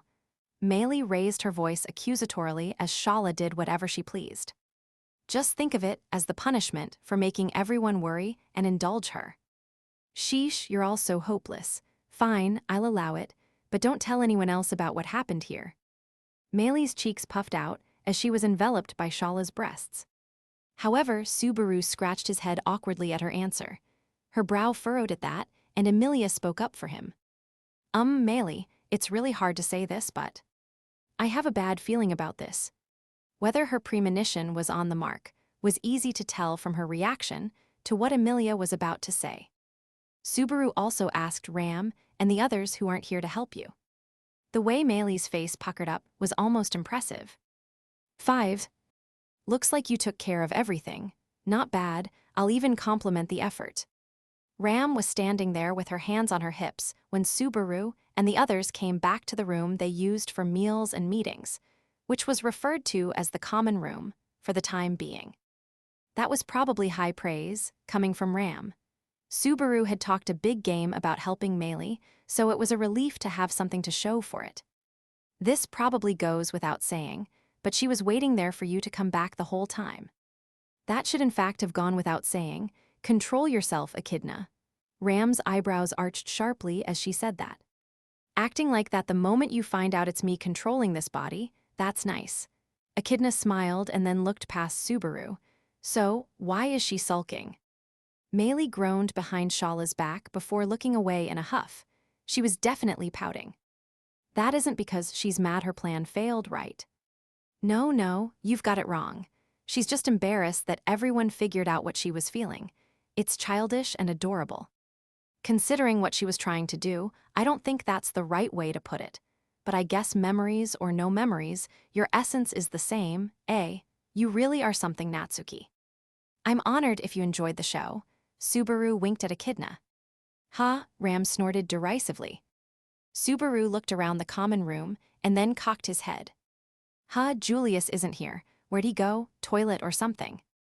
I am hurt that you think I would do something so trivial while you were going through something so important. The voice had come from behind Subaru.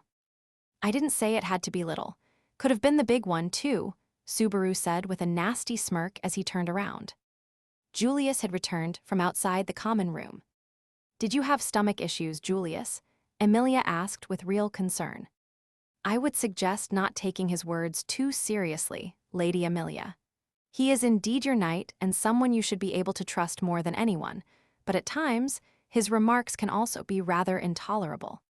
Hey, quit saying stuff like that to Emilia-chan.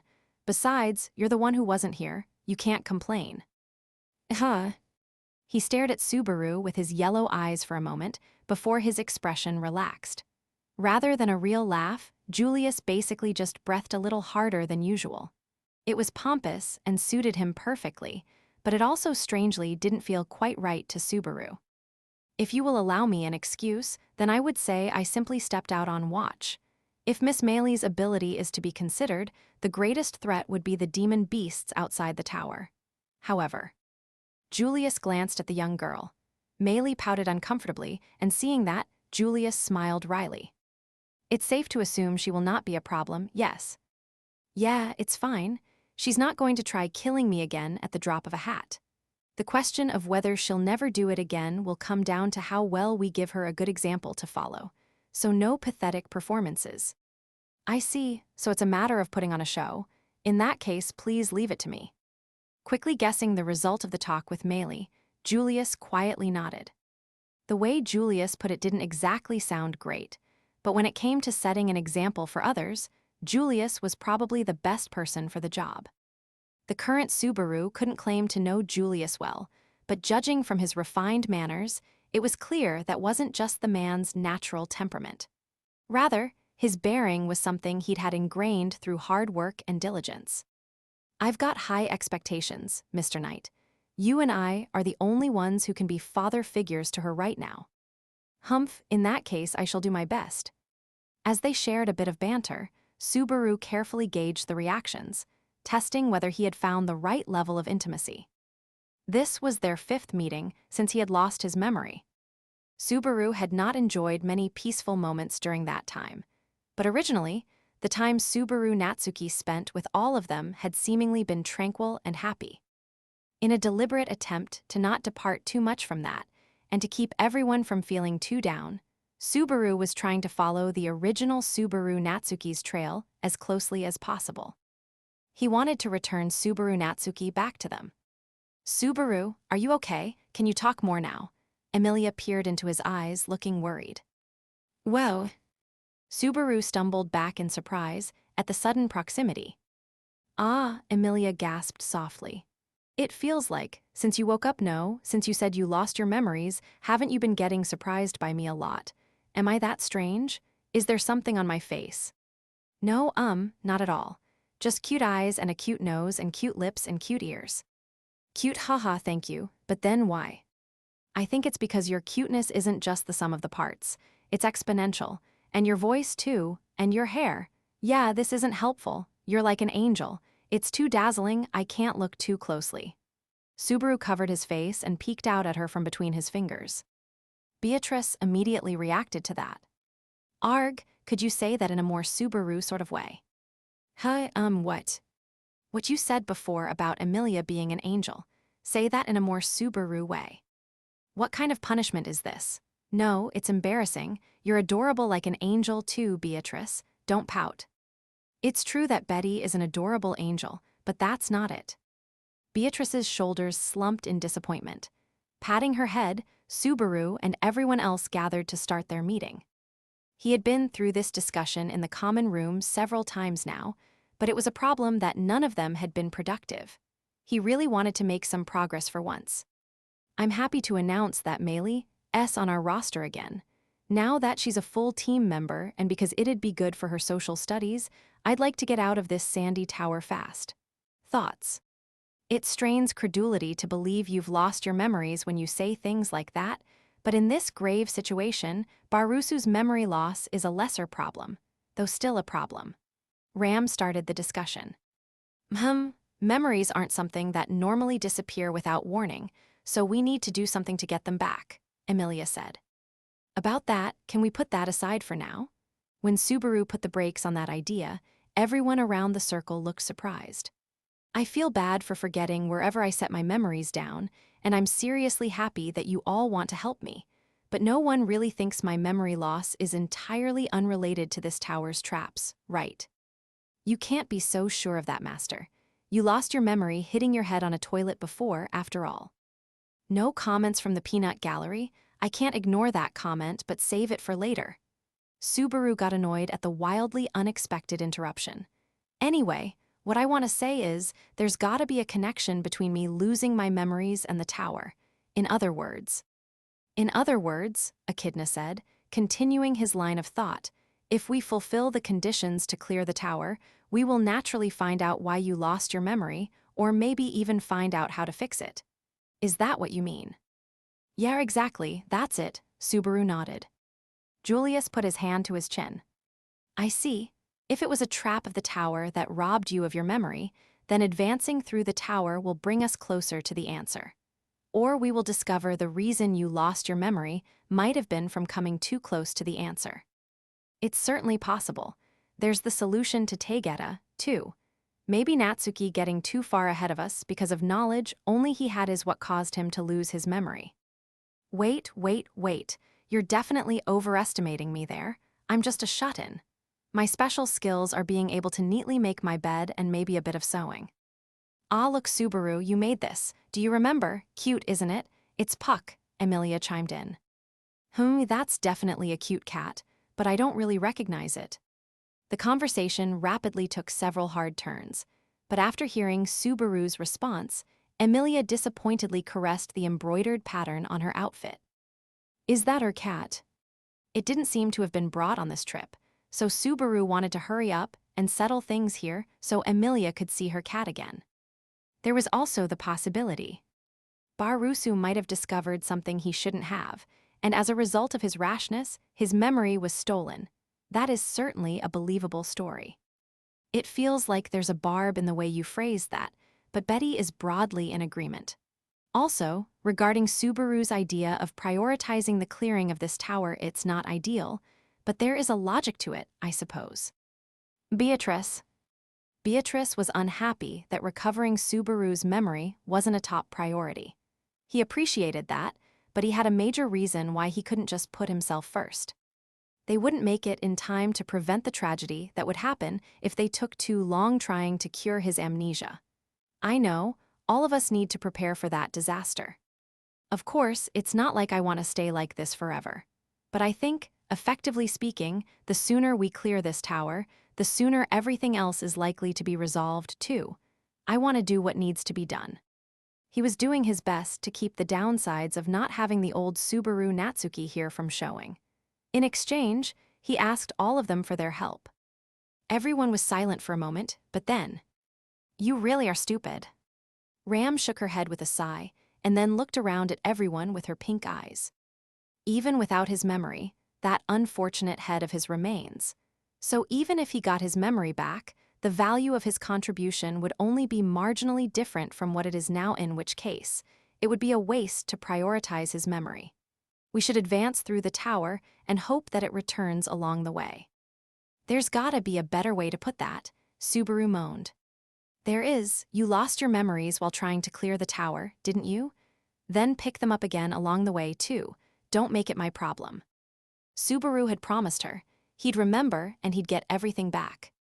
It was probably an understatement to say she must have had mixed feelings when he suggested not prioritizing his memory. But it was because of his promise that Ram had been able to say that so confidently, even though Subaru apparently broke his word all the time. It's not like we have any positive means of getting his memory back. I agree with Natsuki and Ram. And it's a bit optimistic, but there is the chance that his memories come back with time, too. I suppose I am in agreement by process of elimination. It is not the highest priority. Clearing the tower should be our current mission. However, if we find a way to recover your memories, I will prioritize it then. Lady Amelia and Lady Beatrice should not have to be saddened so. Subaru nodded deeply at Echidna's and Julius's answers.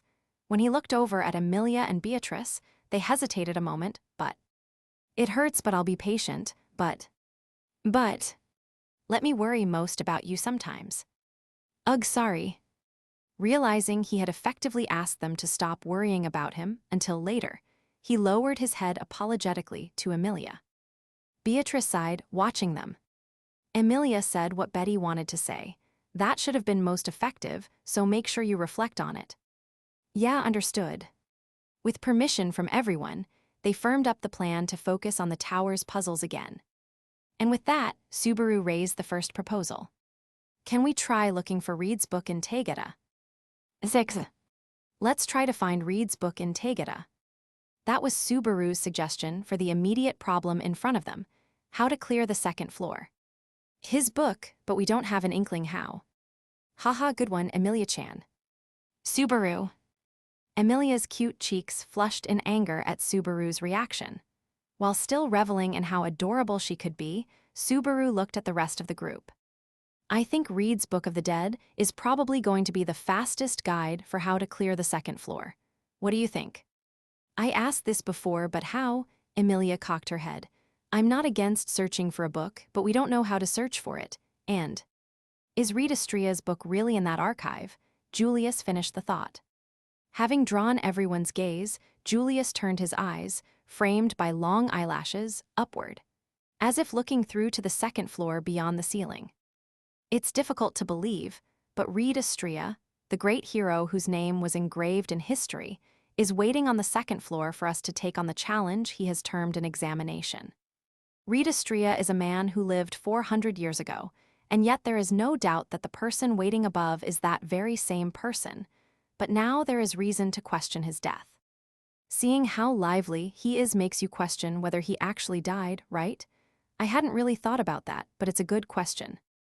In truth, the reason Subaru assumed he died was because of what they had said. If he hadn't known the man's backstory, he would never have believed that Reed was dead. He was brimming with way too much vitality for that.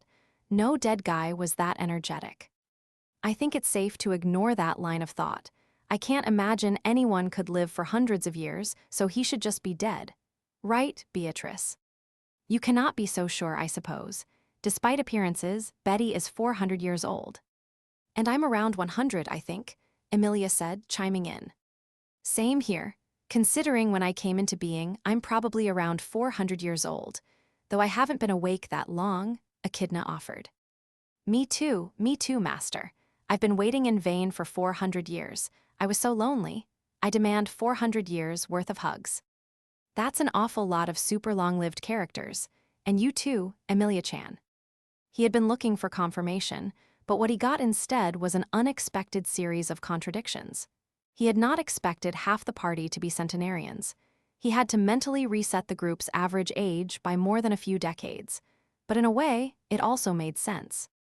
All right, Amelia-chan is a half-elf. That also explains her peerless beauty.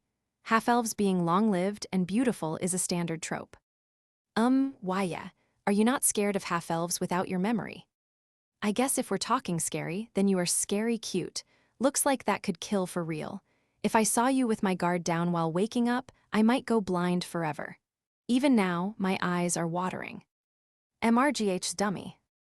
Amelia's cheeks turned just a little bit red as she got mad at Subaru. The mood was starting to get a little weird, so he warned himself not to misunderstand her kindness. Be still, my heart. Well, you don't have to, I guess, but... Ha, on the other hand, you're more of a relief, Beatrice, like coming home for the holidays. That's not very satisfying, but you're patting Betty's head, so I'll let it pass. His heart, which was racing because of Amelia, calmed down as he patted Beatrice. And she seemed satisfied with it, too, so two birds with one stone. If you don't mind, Echidna said while raising her hand. I can understand Julius's concern, but I'm going to go out on a limb and say Reed is dead. That's just my impression from interacting with him, though. Based on what? First of all, like Natsuki said, I can't imagine Reed Astrea is that long-lived a creature. He is definitely someone who defies logic in many ways, but he's still a human. And second, his personality. Personality, like how he was really lively. More uninhibited than lively. Maybe it's just me, but I can't imagine him patiently waiting here in this tower for 400 years.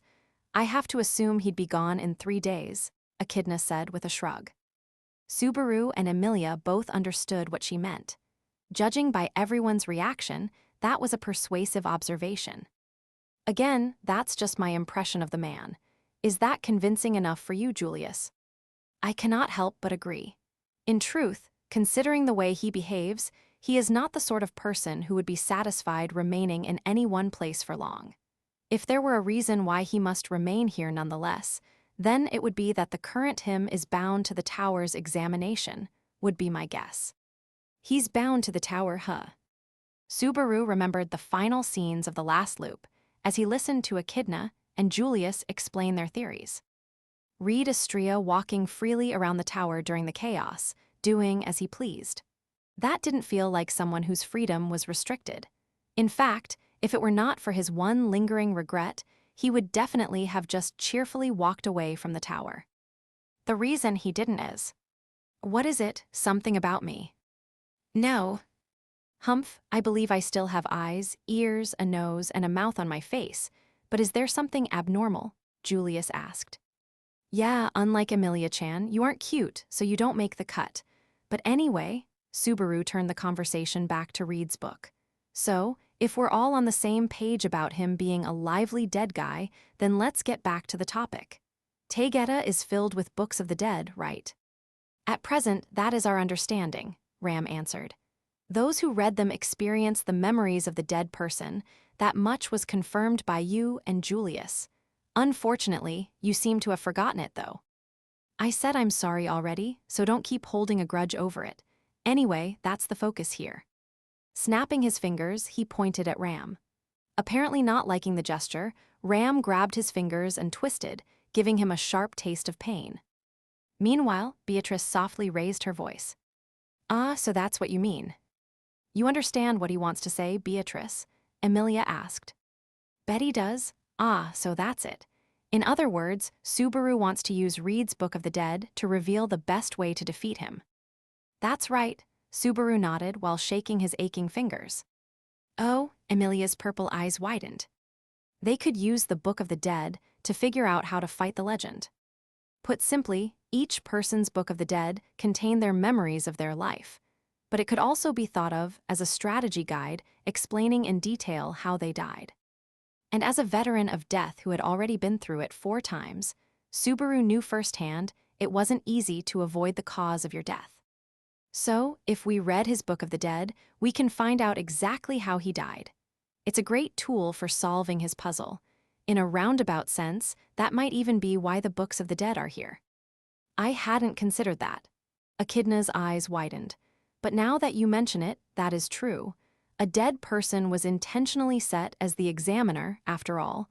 It wouldn't be strange if that was why Taygeta exists. I mean, you don't have to take it that seriously. When Echidna seemed more impressed than he expected, Subaru smiled awkwardly. It was one of those situations where it was hard to say if this was the intended path or a loophole. But one thing I can say for sure, whether it's the old me or the me here and now, this is a plan I absolutely want to try. That makes sense, I suppose. There is no way you wouldn't find this sort of loophole. An unorthodox back door, rather than coming from the front, that is certainly something Barusu would try. I can believe it, too. Subaru is really good at that sort of flim-flam. That's a word you don't hear much nowadays. Subaru scratched his cheek, a bit at their unwavering evaluation of the man named Subaru Natsuki, when Emilia's eyes suddenly glimmered. He was surprised by how strong her reaction seemed to be, but she immediately pinched her cheek. Nope. The person who's struggling the most right now is Subaru. I have to get a hold of myself. Lady Amelia, I understand how you must be feeling, but your cheek is getting red. Taking Amelia's hand, Ram cautioned her. For a while now, Amelia and Beatrice had been having some weirdly extreme reactions, but that was probably because they were sensing traces of the Subaru Natsuki they knew and loved. Meili put her hand to her mouth when she heard what Subaru was thinking. Right, last night, I saw you with lots of books spread out around you in Taygeta. Was that why? Yesterday, huh? Incidentally, could you tell how many books I read? I don't know that much, sorry. Sitting on Shala's lap, Meili scratched her head and looked down. Don't worry about it, Subaru waved his hand. Using not his, but her memories, Meili's memory that he experienced from her Book of the Dead, he came to the same conclusion. Many books, you say? I should like to hope not, but you won't wind up saying you ran out of space for your own memories from reading too many books of the dead, will you? I sincerely hope not, but I can't say for sure.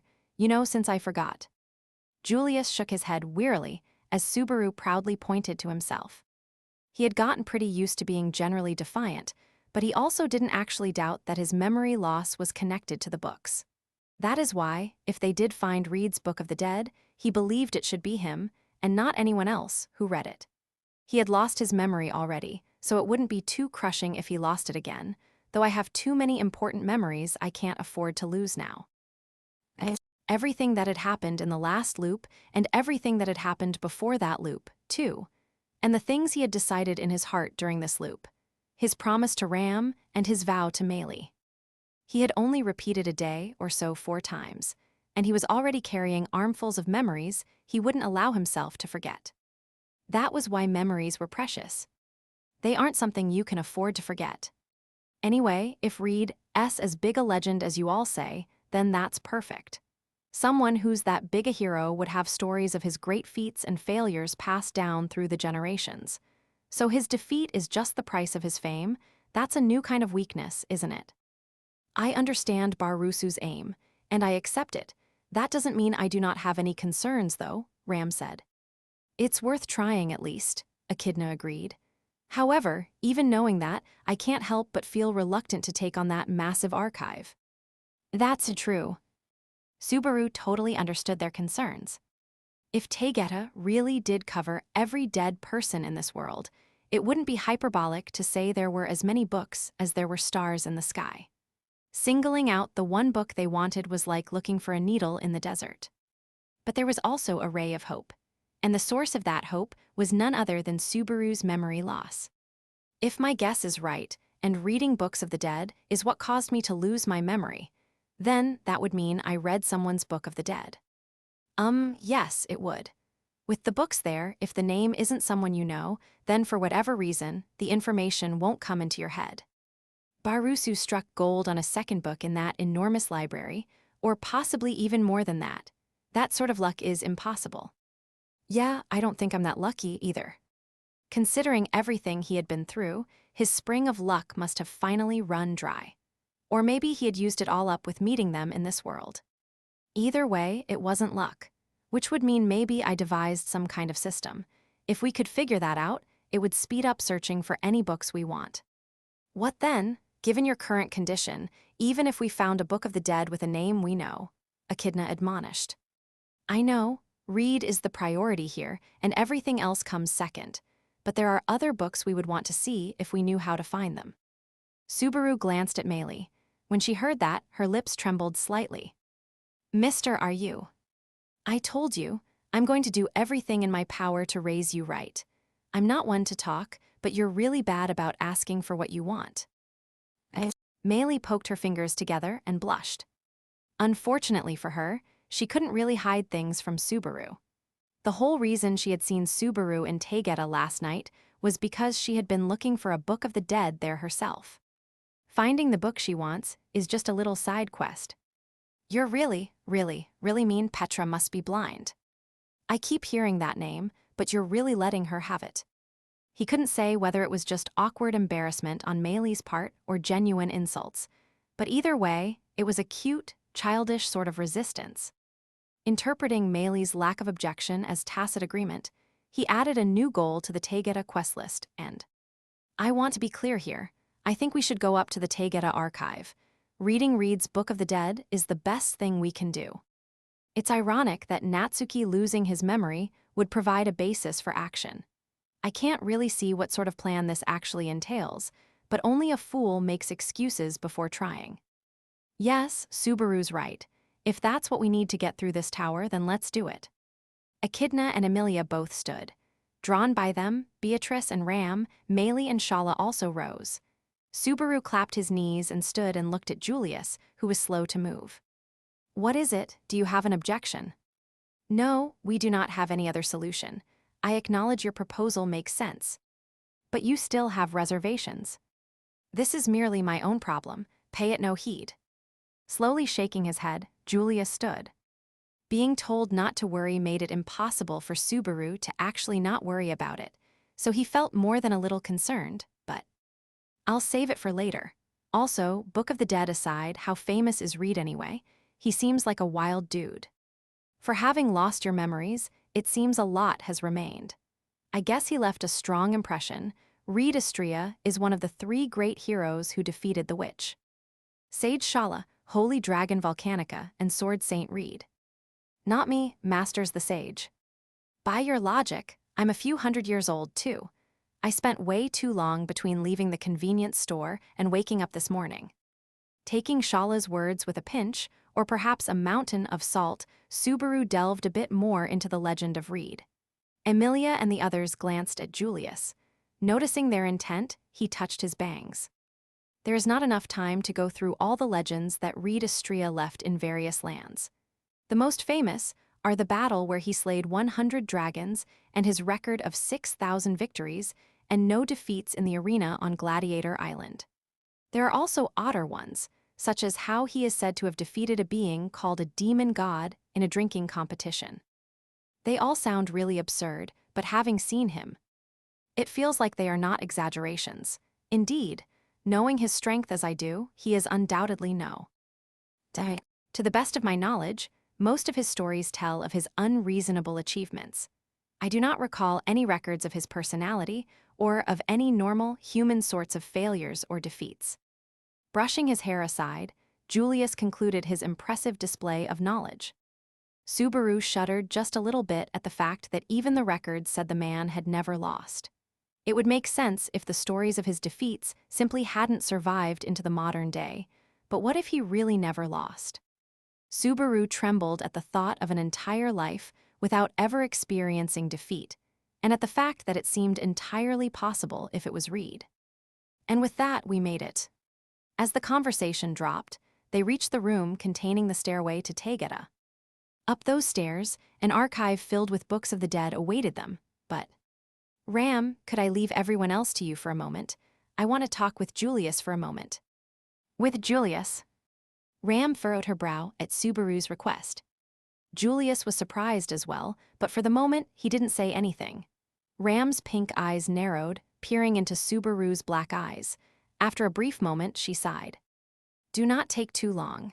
If we've all lost our memory like you by the time you make it up, it'll be too late. Don't say scary things like that. I wouldn't mind seeing if you were more gentle and refined after losing your memory, but I have no intention of forgetting anything else.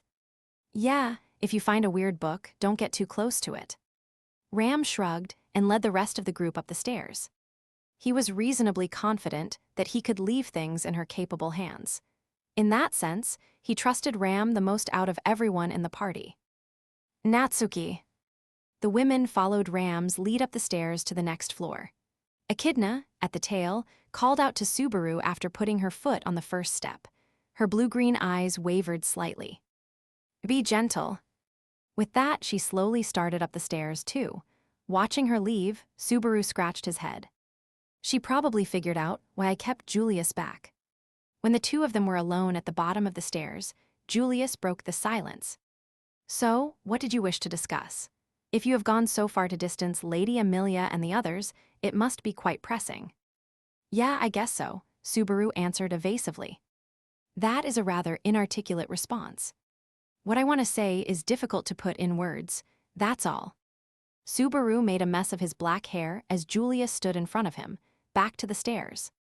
The main reason for calling Julius out and leaving the others to search for the book was because there was clearly a way to take down Reed Astrea.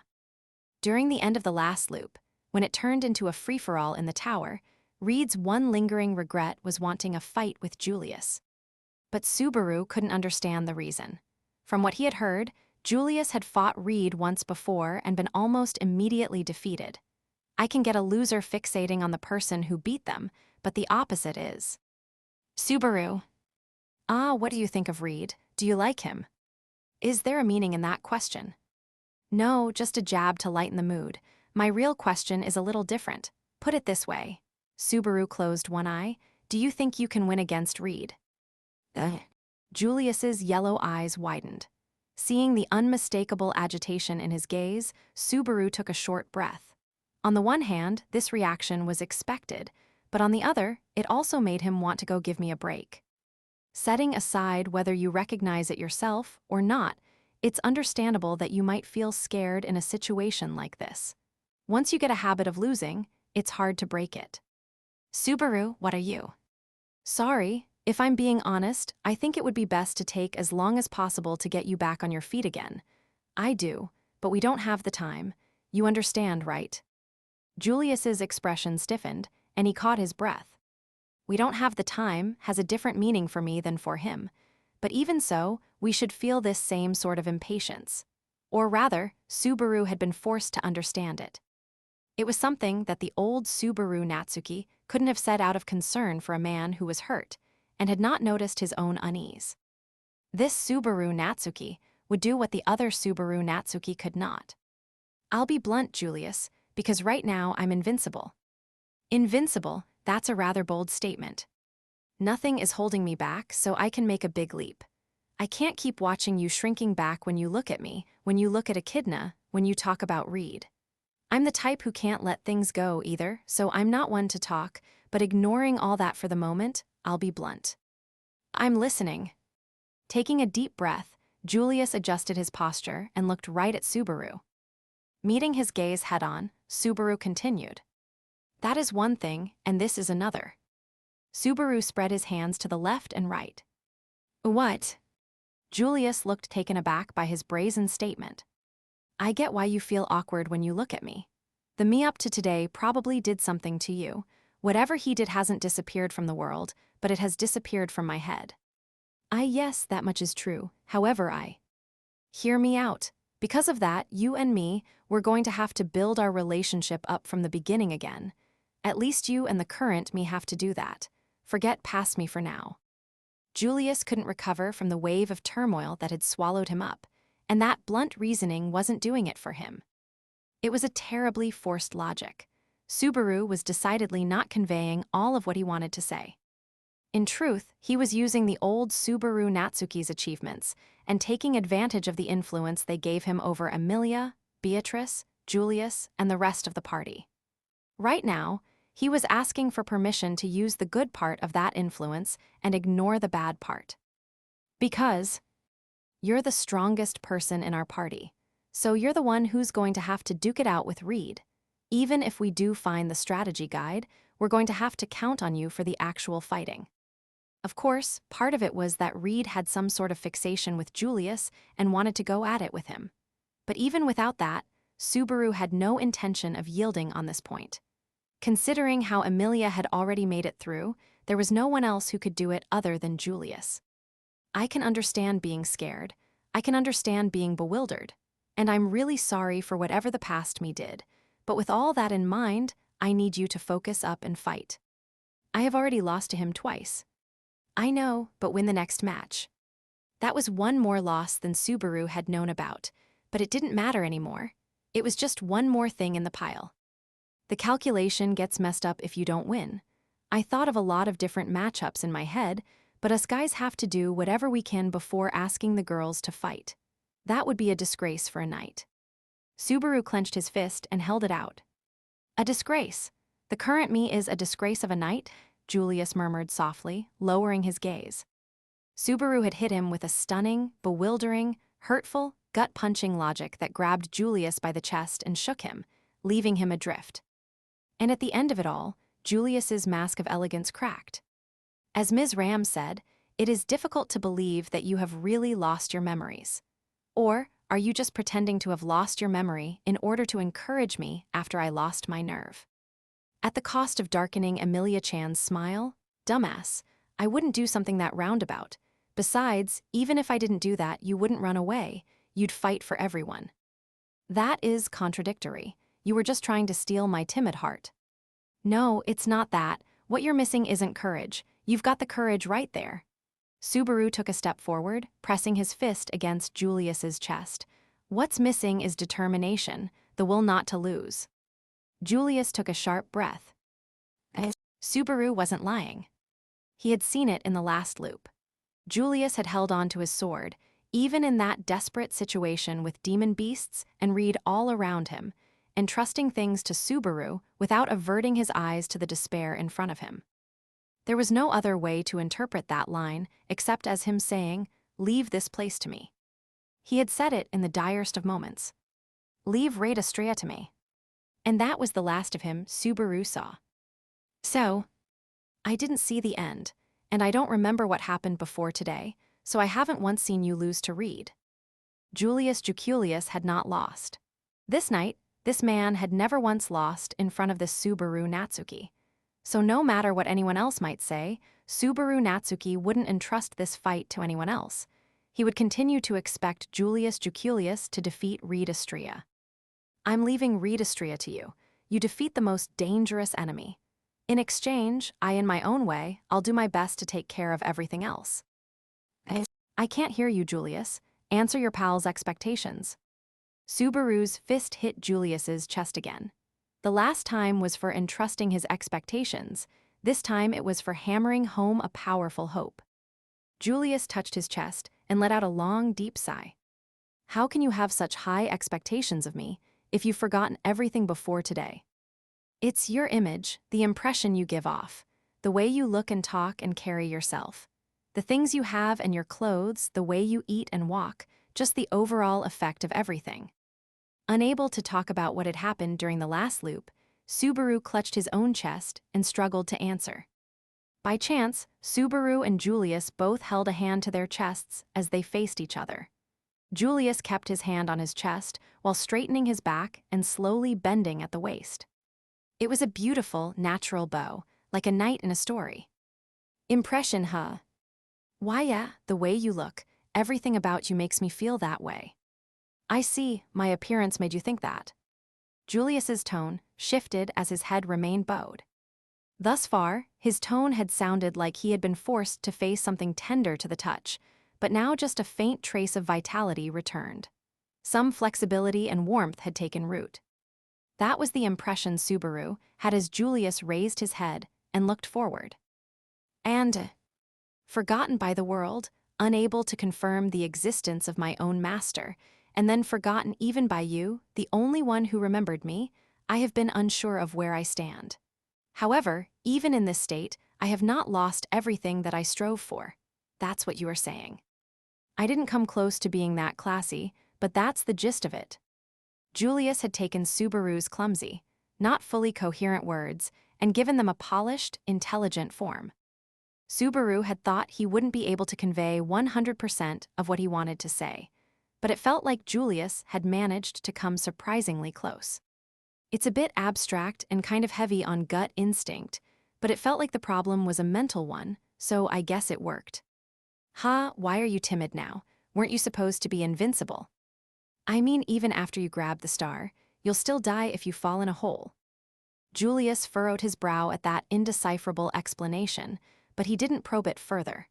When it came to that, from his interaction with the Subaru Natsuki of yesterday, he seemed to have an understanding that meaningless jokes could be ignored. What a weird understanding. Either way, feeling a bit more positive. That's hard to say.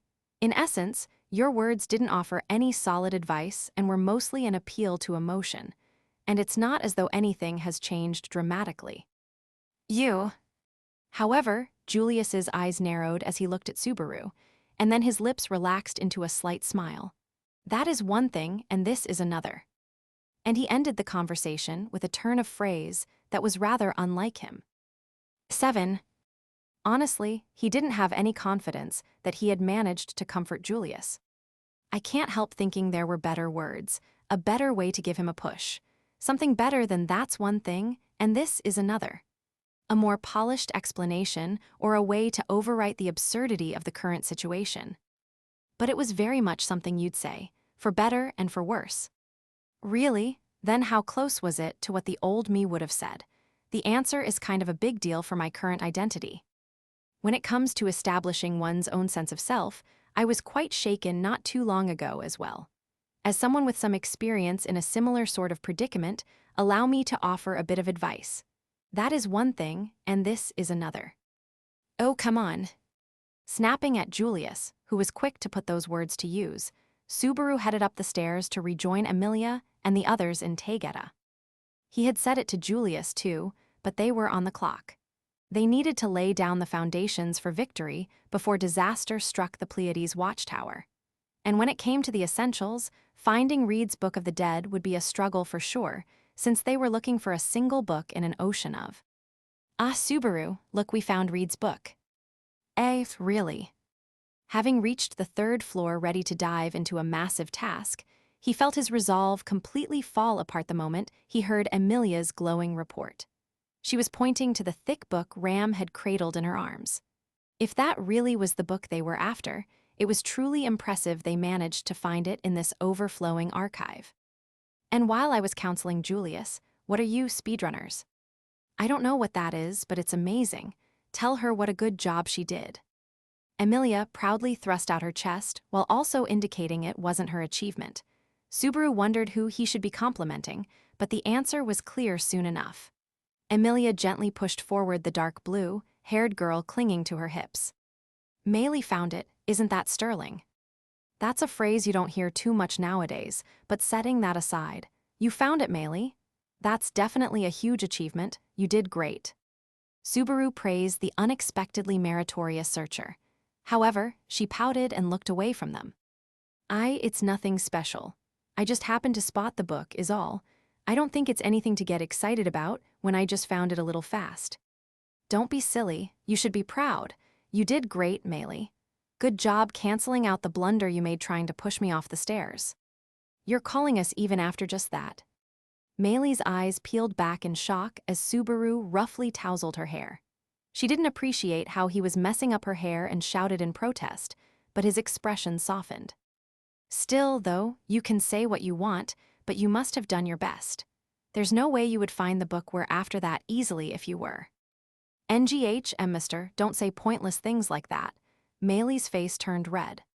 What do you mean? This is super important. Subaru smiled.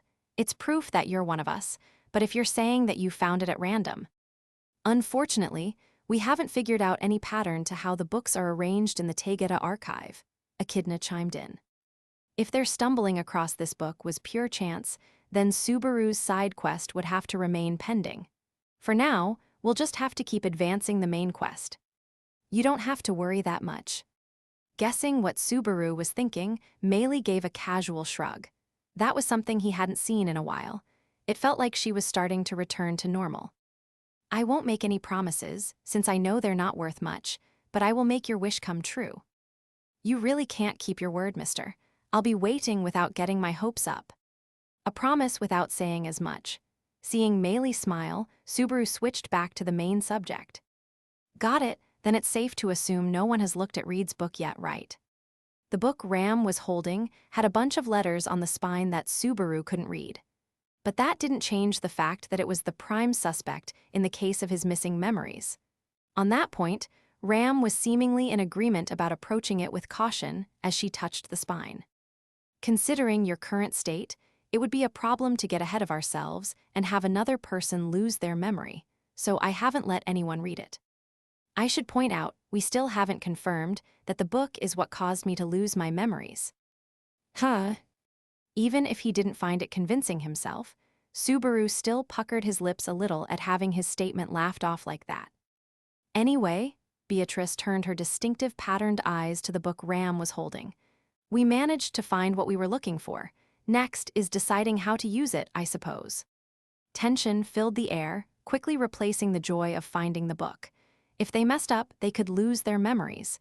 It was a lot like saying, "Here, drink this suspicious, unlabeled elixir." It was suicidal, no matter how many lives you had to waste.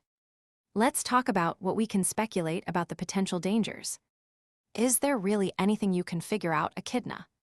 Something, though all we have to work with is what happened and fragmentary information. Echidna shrugged. She held her hand up and raised her finger. First of all, the danger of the books of the dead, that one is simple. As Natsuki's situation indicates, there is a possibility of losing your own memories. From what he said, the memory loss is partial, though in this case, it might be more precise to say what memories remain are fragmentary. Since what was lost was greater than what remained, that was indeed the clearer way of putting it. But it was also slightly misaligned with reality. The claim of fragmentary amnesia was just Subaru's excuse to hide what he'd learned from Return by Death. The truth was that at the start of the first loop, he had lost all his memory in the truest sense, or more precisely, he had forgotten everything from the moment he first came to this world. Based on that, it was better to assume there was no limit to how much could be lost. In fact, given the full spectrum of possibilities, maybe Subaru had been rather fortunate, since he had retained his sense of self. The idea that he might have lost everything that made him an individual scent chills up Subaru's spine. But at the same time, the question of why he had not lost his memories from his original world also reared its head. It doesn't seem likely that memory loss is simply the price for reading the books of the dead. That is speculation based on the fact that Julius read a book just like Natsuki, but has not shown any similar symptoms. I do not wish to think about it, but there is a possibility of minor memory loss. It is possible the degree of loss is related to how much was read, I suppose, Beatrice objected. Agreed, Julius responded. In other words, the difference between Mai and Subaru's situation could be the difference in the number of books we've read, which also matches what Miss Maylie witnessed him doing last night. Carefully following the wiser party members' discussion, Subaru nodded at that theory. In other words, the number of books you read is what determines the memory loss. That's merely a possibility. If that theory is correct, it would suggest that one of us who hasn't read a Book of the Dead should be the one to tackle Read S. It might be dangerous for Natsuki or Julius, who have already read Books of the Dead. One theory suggested that people who'd read the books before shouldn't read anymore, and the other theory suggested the opposite. Both sides were based in solid logic, and it was hard to see a significant flaw in either one. But what stuck out to Subaru was, then what does that mean for me if I've lost my memory already?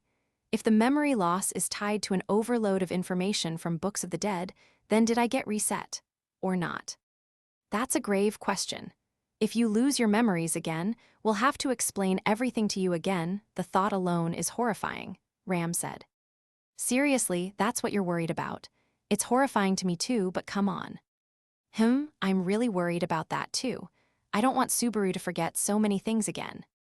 Ram and Emilia both affirmed Subaru's concern from different angles. But it was still just conjecture, and they didn't know the truth yet. They didn't have an answer to whether it was more or less dangerous for those with a greed for knowledge. Subaru couldn't really say it out loud, but he had the memory of reading Maylie's Book of the Dead in the last loop, too. Would that count as another reading this time as well? What? You look like you're thinking about having me read it to make up for what I did? Oh. Of course not. Don't say something so stupid, Maylie. I'll smack you. This is abuse. Your treatment of prisoners is even worse than back at the manor. Subaru scolded the girl for saying something that shouldn't be joked about. Maylie's cheeks puffed out, and she grabbed Emilia's and Shala's hands and hid behind the two of them. Sheesh, talk about being quick to switch sides. So, anyone have any other thoughts? The choices are one of us with no experience but one book more of leeway than Julius who has experience, or else Natsuki, who has maybe been overwhelmed from reading too many ones already. Echidna listed the options. I'm gonna say something really selfish, but I think it would be best if I was the one to read it. Subaru. Beatrice grabbed Subaru's hand as he said that. Her eyes were more concerned than uneasy as Subaru winked at her. This isn't the time for jokes. Your memory is. Of course I don't want to lose my memory, but from a risk management perspective, this is the right choice. No matter how you look at it, if someone has to lose their memory, then it should be me to keep the damage to a minimum. And I'm the weakest one here, too. He didn't think he was weaker than Melee, but it had already been proved in practice that he couldn't win against anyone else. He could be easily restrained, and he would have lost his memories, so it would be easy to deal with him. The problem was that he had started accumulating new memories he couldn't afford to forget during the past 4 loops. I don't intend to lose my memories, but we're a team. Everyone has to do what they can for the sake of everyone else. Julius is handling fighting, Echidna's the brain, Ram's got the sharp tongue, Melee is cute, and so is Beatrice, while Emilia Chan is obviously the beautiful heroine and Shala has the gravure scenes. That means this job is meant for me. I feel like there were a lot of pointless roles there. That's not true at all. When the lights go out, it's important to have a sultry scene. I'll strip for master's art. No, I'm going to freak if you get any more naked than you already are, so you don't have to try so hard. I got left high and dry. Everyone present understood that this was just Subaru's way of working through things. And the first one who decided to let him have his way was Beatrice, who was still holding his hand. She heaved a sigh and stared at Subaru. Once you get stubborn like this, there is no changing your mind. In that sense, you aren't any different even after losing your memory. Though I already learned that from the incident with Melee, I suppose. Hee, but you still love me anyway, right? You're making me blush. Don't get ahead of yourself. Beatrice's face reddened, and she slapped him on the hip, but she didn't seem to disagree with him, and everyone else seemed to feel the same way. If you forget your promise, I will pulverize you. What was that for? I just finished a nice little monologue. What indeed? Ram snorted and pushed the book she was holding into Subaru's arms. Feeling the heavy tome in his hands, Subaru gave a strained laugh. Even if I ask you not to do anything reckless, you still do it anyway. That is really unfair. I'm always worrying. I can't really say anything except I'm sorry. But I worry about you just as much as you worry about me, or is it a little too presumptuous to say that? I appreciate you feeling that way, but it gives me really mixed feelings. Make sure you come back, but no promises. If you made a promise, you would definitely break it. I'm actually kind of curious now how untrustworthy past me was. What did I do? Shrugging at Emilia's cheering words, Subaru looked around at everyone. But as he did, everyone looked away. Apparently, he was a terrible repeat offender. Either way, though, is there any objection to me reading it? In the end, all of our guesses are just speculation. I wanted to pick the choice that was least likely to be dangerous to everyone here, but... Echidna's eyebrows drooped apologetically as Subaru hefted the book. There was no doubting that she meant what she said. Subaru simply told her not to worry about it. All right, I'll get to it. If my memories go, freeze me in ice and give me a serious talking to. Who would do something so violent, I wonder? I know you wouldn't, because you're nice. Patting Beatrice's head as she regarded him with open concern, Subaru poked her big forehead. Beatrice pouted unhappily and then took a step back. Gathering everyone's attention, Subaru plunked himself down on the ground, crossed his legs, and took a deep breath. Reed Estria's Book of the Dead was on his lap. It did feel almost ominous.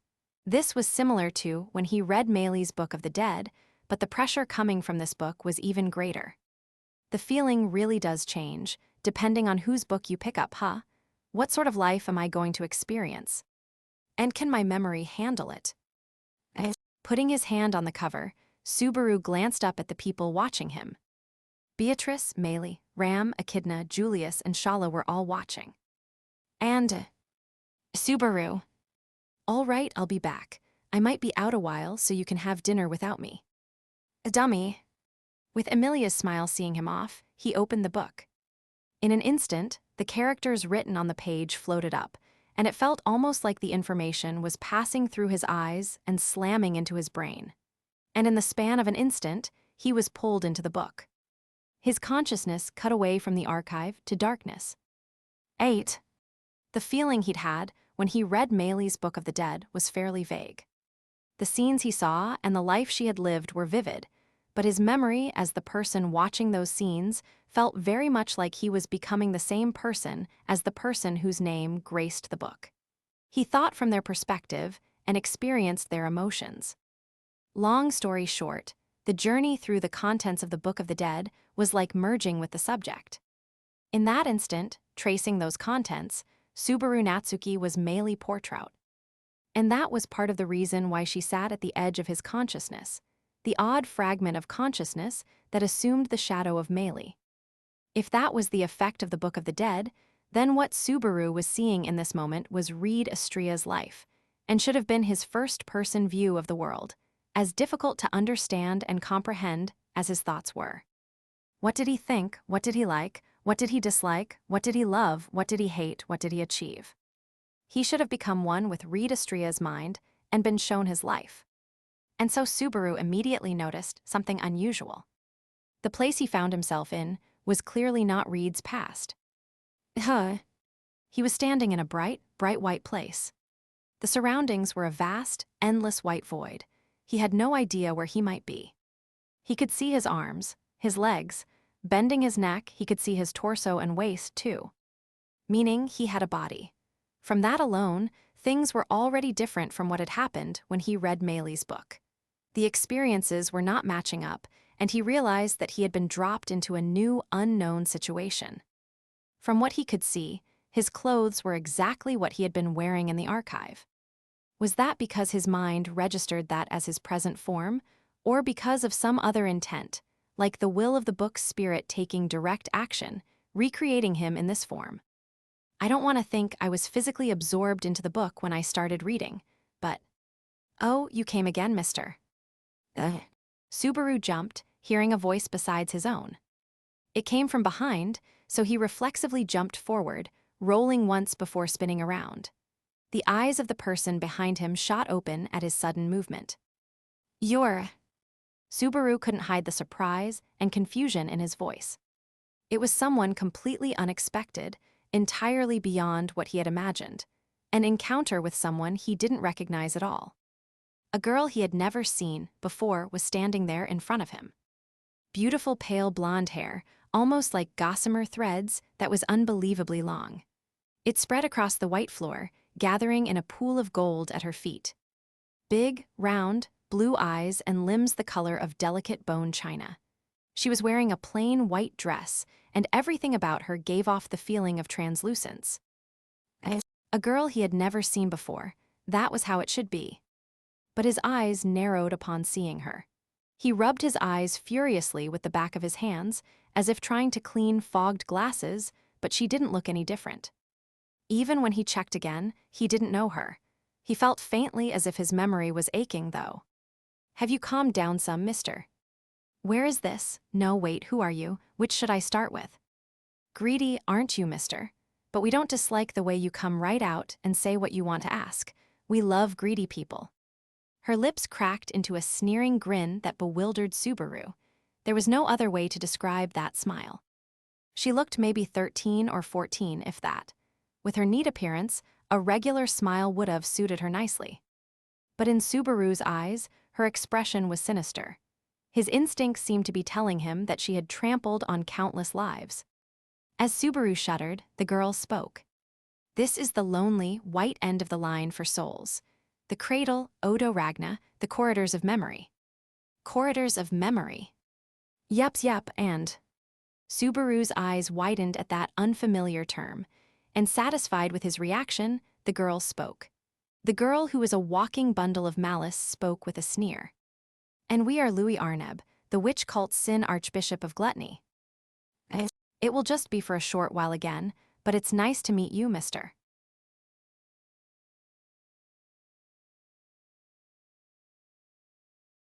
Chapter 3. Stand Up.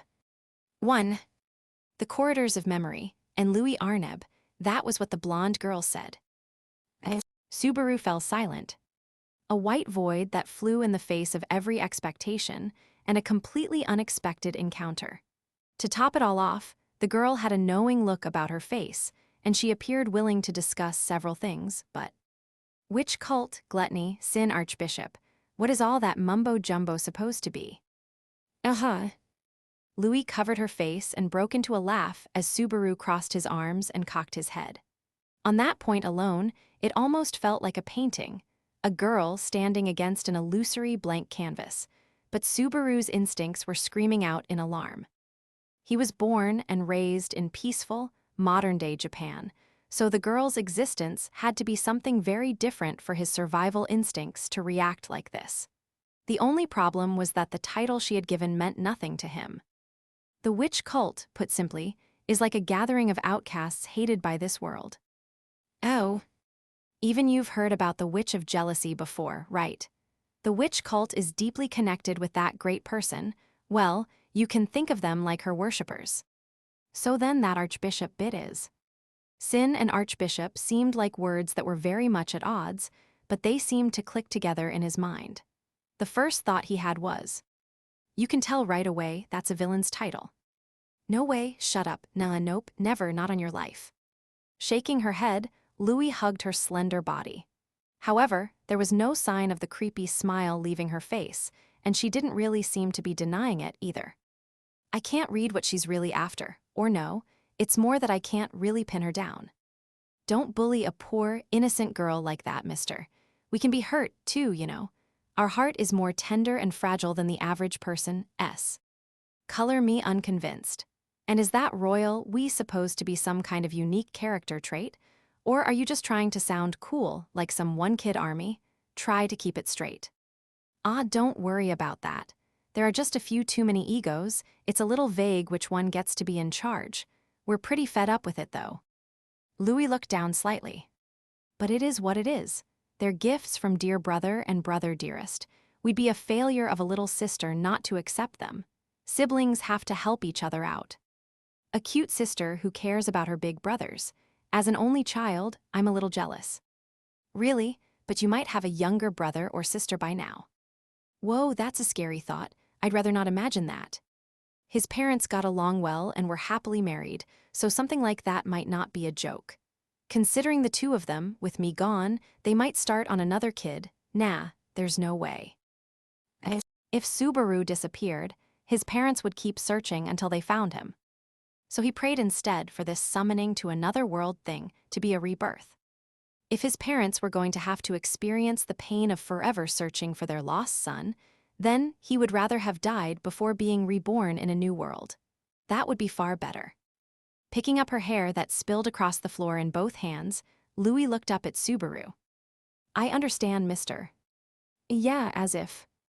He erupted, peering into his eyes, acting like she understood the unease that Subaru wouldn't put into words. It was infuriating. He turned away as he shouted at her. What do you know about me, talking out of your ass? You feel guilty for your mom and dad, right? You regret being a bad son who couldn't even say goodbye to them. No, you always regretted it. Now and before, too, right? Continuing like she knew exactly what he was feeling, Louis gently hugged Subaru from behind. Her body was small, light. Subaru stopped breathing and froze, not because she was hugging him, but because of what she was saying. She acted like she knew everything, and her words were surprisingly accurate. How do we know? Of course we know. After all, there isn't anyone who understands you as well as we do, mister. Don't touch me. Louis pouted as Subaru brushed her away and took some distance with a ragged breath. What the hell is going on? Do women in this world just not have any hesitation about physical contact? Everyone gets too close, gets too friendly. Am I scared I might actually surrender my heart to that touch, that warmth? What are you? What do you want to say? We just wanted you to have some peace of mind, mister. It's okay. It's okay. You managed to reach a resolution about your feelings toward your parents. It might have been one-sided, but you felt like you had faced up to it. It felt like a weight was lifted. At least, on the surface. Sneering the entire time, Louis used the fingernails of her right hand to claw at her left arm. She started scratching wildly, so violently that it was painful to watch. Subaru's brow furrowed, but Louis stuck out her long, oddly bright red tongue. On the surface, it's completely wholesome. No one can tell you aren't feeling anything in your heart. You're skilled, mister, and that's what's so sad. Subaru's lips twisted as her words tore at his heart. His instinct was screaming that he shouldn't indulge her any further. I don't know what you are trying to say. What I do know is that you're going to hurt yourself if you keep that up, so stop it. And a conversation is supposed to be a game of catch. No major league fastballs. Stick to easy throws. Both of us, for example, let's get back to that archbishop thing from before. Not willing to let her dictate the flow of conversation anymore, Subaru shifted the topic back a step. Archbishop and gluttony, that at least rang a bell for Subaru. If you're supposed to represent glutton, then there should be 6 more people like you, right? If you count dear brother and brother dearest, it should be exactly 6, probably. Ah, but it went down by 2 recently, so maybe 4. 2 of them can just die already. From the sound of it, there's not much camaraderie. Obvious, isn't it? We're called archbishops, but in the end, we're still a gathering of outcasts. The titles are different, but we're the same as the witch. Louis knelt down, burying herself in her blonde hair. Careful not to step on any of it, Subaru sat down cross-legged on the ground in front of her. Witch, together with the witch who's supposed to be super scary. The witch of jealousy is even nastier than us, so we don't really want to be lumped in with her, though. The others are the same. The witch and the archbishops, they're different titles, but the same thing. Good-for-nothings compatible with the witch factors, just called different things in different times and places. Well, you've forgotten about the witch and archbishops and us now, so maybe it doesn't matter to you. We get it. We understand. We do. We get it, but because we get it, because we want to get it. Gimme a break. Stopping her swelling wave of words, Subaru put his hand on his chin. At the very least, it felt like he was hearing something really important, even if it wasn't really clicking for him. The problem was this situation just didn't feel real. An empty white space, a girl standing there, he was getting hit by a strong sense of déjà vu. Are you like some kind of god or something? God, this, like some kind of reborn in another world thing? That doesn't make much sense to us, but we don't have anything to do with that. Though it is the sort of place that can make you feel weird. Laughing with another sneer, the girl spun around while sitting on a cushion of her blonde hair, gesturing to the empty white expanse around them with her fluttering hair. As you can see, this is a place where everything disappears, so it's completely empty. And there is one person all alone here, so it looks like a guardian deity. Cradle of Odo Ragna, was it? Like Corridors of Memory, that's another name that I can't make heads or tails of. Right? Long story short, this is the place where souls are filtered. Souls get filtered. That was a phrase he had not heard before, and a question mark popped over his head. Filter wasn't a verb he had ever heard anyone use when talking about souls. But Louis cheerfully pulled her knees to her chest. Yeah. After using a rag, you wash it and dry it and then use it again, right? Souls are the same. Brush off the dirt and use them again once they're clean. And that dirt on them, is that supposed to be memories and experiences or something? If that's easier for you to understand, then sure, call it whatever you want. Louis's cheeks twisted as she stuck out her tongue. Subaru spun his head, looking all around. It was still just a white space. There was nothing new to see in the corridors of memory. There was no obvious evidence of what Louis was talking about in the endless white void. It's not that simple a thing to understand. This Odo Ragna god thing seems pretty nasty. It's nothing like what you'd call a god. It doesn't have any special thoughts or ideas. It's just a mechanism. A mechanism so the world doesn't break. A mechanism. Witch factors, blessings, the sword saint, the witch, it doesn't see any of that. If there's anything good about it, it's that it doesn't care at all. Everything is equal and fair and unbiased. Half closing her eyes in boredom, Louis wedged her face between her knees. Glancing sidelong at her face warped by her white kneecaps, Subaru let out a small breath. She had been pretty open thus far.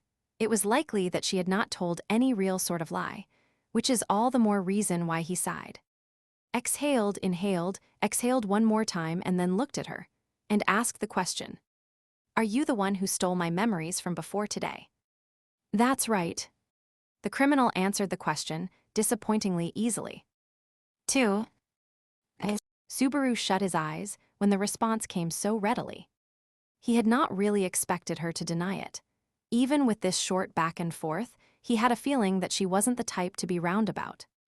Louis knew too much. She knew too much of the depths of Subaru's feelings. Louis Arneb was too familiar with the old Subaru Natsuki, knowing things that even the current Subaru Natsuki couldn't know. Meaning, so the old me really did come here. To be precise, you came by a slightly different path, but the goal was the same. The result was just a little bit different is all, but amazing, wonderful. How many times did it take for you to get here? Come on, answer, mister. We answered you, didn't we? How many times is this after we ate you, mister? A chill ran down Subaru's spine. Her eyes, her question, someone would only ask those if they knew about his return by death. No, of course she does, obviously. If she had stolen the original Subaru Natsuki's memories, and she could freely inspect them, then it would be weirder for her not to know. That ability wasn't some power he had gained after losing his memories. It must have been an ability that Subaru Natsuki had possessed even before losing his memories. I'm sure he used this to get through lots of pinches. That's why Amelia and Beatrice and the others trust him so much. All that trust is evidence of cheating. Subaru wasn't going to call foul. Cheat or not, he didn't believe there should be any hesitation when someone's life was on the line. Subaru Natsuki's choice to use that ability was correct. He acknowledged that value and grasped the power of return by death. However, alongside that resolve on the other side of the coin, Subaru felt uneasy. A worry had burrowed deep in his heart. And Louis Arneb had touched on that fear, that taboo. Are you worried that someone else knows? Well, it's too late, mister, since we met you yesterday, didn't we? If the rule was that no one could know, you already broke it. But what happens in the corridors of memory can't easily escape to the outside world. So the scary witch won't do anything. Her hands and legs still on the ground, Louis leaned in close to Subaru. She had a bewitching smile, at odds with her childlike appearance, her red tongue flicking out of her lips. So, mister, how many times has it been? Her voice felt like a tongue licking directly against his brain, and he experienced a numbing sort of ache. Barely moving his lips, he finally answered. The 5th. Amazing, wow, so cool, isn't it? It is, because it's amazing because we want it, eat it all. Gluttony. Gah. We want to taste you so much until our stomach bursts. From our experience, appetite and libido are similar, and that's the same as love, right? So we. Louis pushed Subaru down and straddled him, her face contorted with excitement as she breathed hard. With flushed cheeks and rapt eyes, she ran her tongue over Subaru's neck without hesitation. As that happened, he could imagine what she had been about to say. I love you. As he remembered those words of love whispered in his ear countless times in the last loop, when he had wished for death in that hopeless situation, his heart burst. Don't touch me, you want to be femme fatale. Duh. Opening his eyes wide, Subaru grabbed her neck and violently pushed her to the floor. Trading places, now he was straddling her. Her body was slender and light. Her blonde hair spread across the floor made it look almost like he was pushing her down onto a bed of gold as he grabbed her by the throat with teeth bared. Let your guard down. Too bad, I have the upper hand now. If you don't want to be strangled, then give me my memories. Give them back. If we don't, you'll wring our neck. Us, a delicate little girl. Even with his hand around her neck, the excitement in her eyes had not faded at all. Her lips softened as she looked at Subaru, who was breathing heavily, nose flared. And as her expression relaxed, she spoke, her voice like a hex ringing in his ears. Can you really do that, mister? Do you think I caw? More like know than think. After all, right now, we know you better than you do.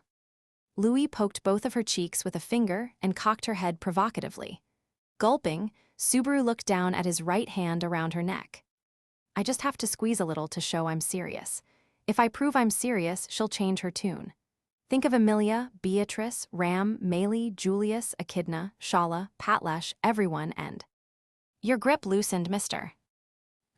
We really weren't going to resist, you know?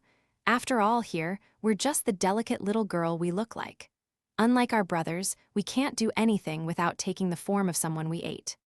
Louis poked Subaru's hand. That weak nudge was enough to make Subaru's hand slip abruptly off her neck. Damn it, GHH. No need to feel bad, mister. You did good. You did good. Honestly, we didn't even think you would be able to make it back here. Is that supposed to be some consolation? Louis was still lying where he had pushed her down, acting unconcerned, as if any danger had already passed. Anything Subaru said would just sound like sour grapes, but Louis simply stuck out her tongue and laughed. But this is for the best, isn't it? If you got Subaru Natsuki's memories back, the current you would die after all. This way, it ends without something stupid like suicide. Huh. Oh, that's a strange reaction. Did you really not realize? If those memories come back, the current you will be overwritten and your existence would be erased. That's the same as dying, right? Subaru froze at Louis' matter-of-fact riddle-like answer. Die, disappear, having it said so bluntly. Being told that the moment Subaru Natsuki's memories returned, the current Subaru's consciousness would be overwritten. If you asked me whether that was dying or not. Right now, Subaru Natsuki is dead. He doesn't exist anywhere.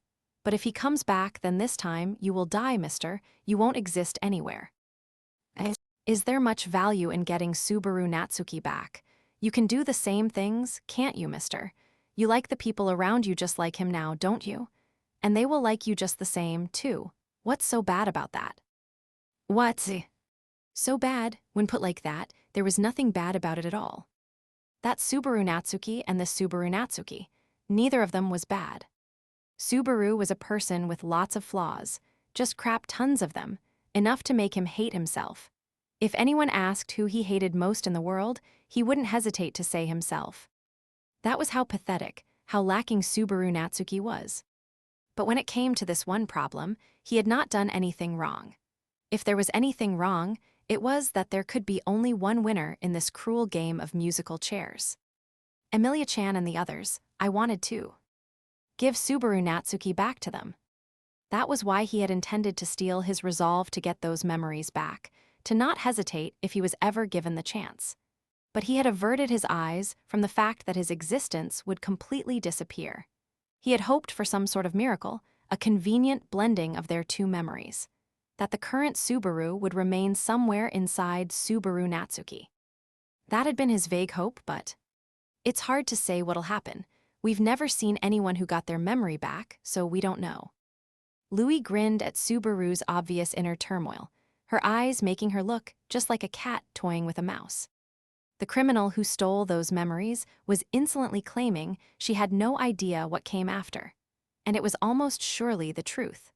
Louis Arneb wasn't someone who would ever give back what she had stolen to its rightful owner. So she didn't know what would happen to Subaru Natsuki after his memories came back. You were given life, mister. It would be a waste not to enjoy it. The irresponsible thief continued, peering into Subaru's face from close up. Because we ate Subaru Natsuki's memories, you're here now, so that makes us almost like your mother. Choosing your own death right to your mother's face, isn't that disrespecting your parents, mister? Bullshit. Memories make the man, mister. Louis' face went blank, and her voice was low, cold. That alone was spoken seriously. Subaru caught his breath at the unexpectedly sharp words and fell silent. At the same time, he felt like he had heard that line before. The ring of it, the words. He had heard it right before his second loop's death. The current you has the relationships that the current you made. Why not try again? Live a positive life. That's another option if you ask us.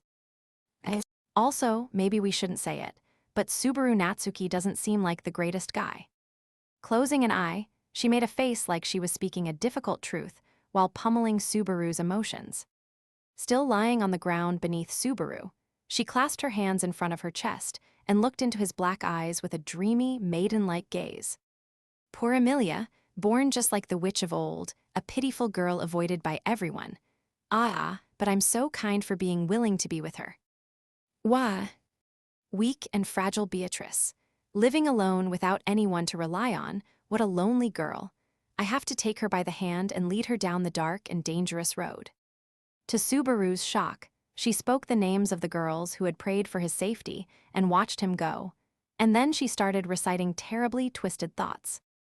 It was obvious who Louis was implying thought these things. He could tell, but Rem, so devoted, offering unconditional love, so foolish and beautiful and so pure.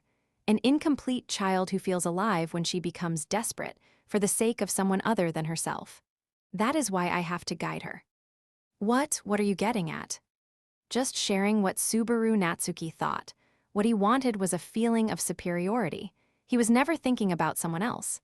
He was just drunk on the pleasure of having useful people waiting on him, and puppies who refuse to get close don't get fed.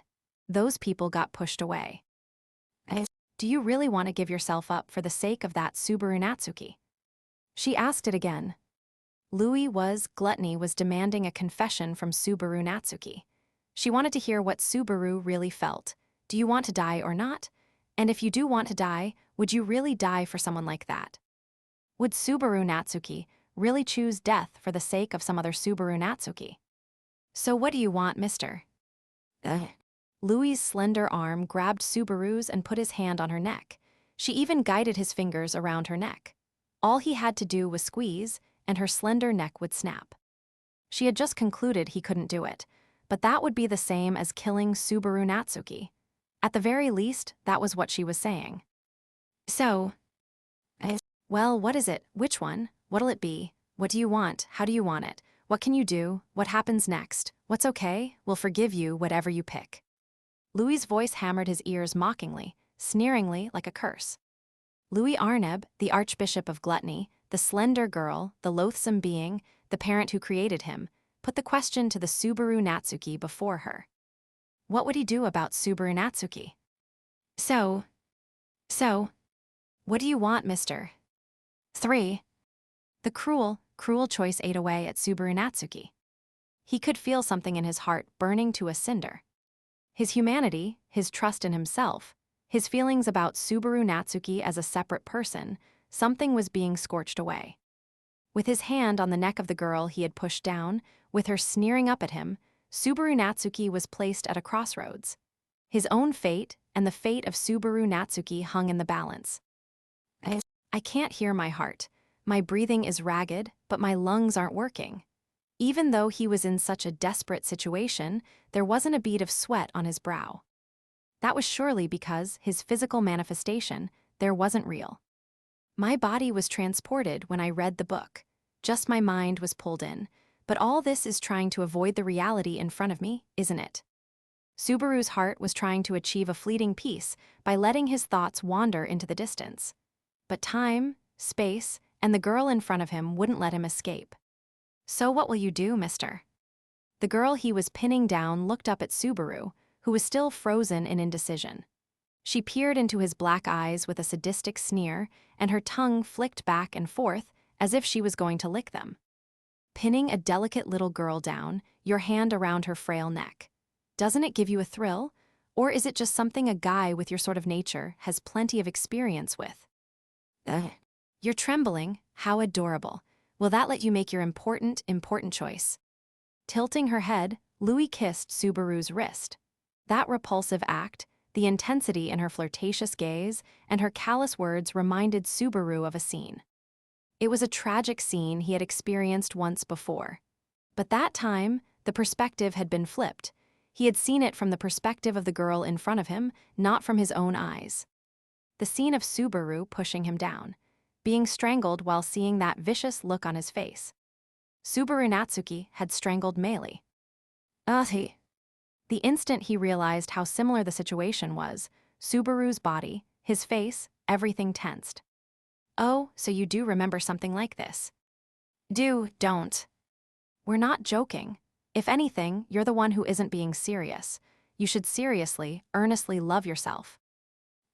Yeah, that's right. Love yourself. Come on, do it. Just like the people you cherish want you to, you need to love yourself. A torrent of superficial words in an insincere voice. Was she trying to make him understand something, or was she simply not capable of empathizing with people? Was she being artificial, or did it come naturally? Was she sneering at him or consoling him? It was all ambiguous. Everything about Louis Arneb was ambiguous. You, if you're right, if that's true, give me proof. Proof? Proof that the current me will disappear if I bring Subaru Natsuki back.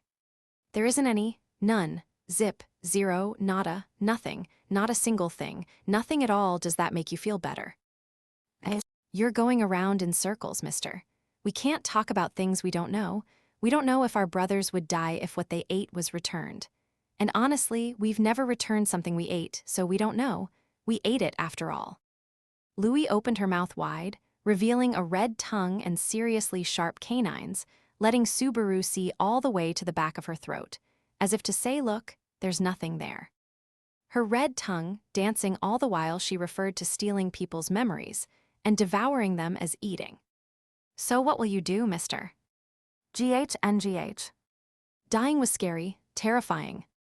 But it was a different sort of fear from what he had experienced 4 times before when he died and come back.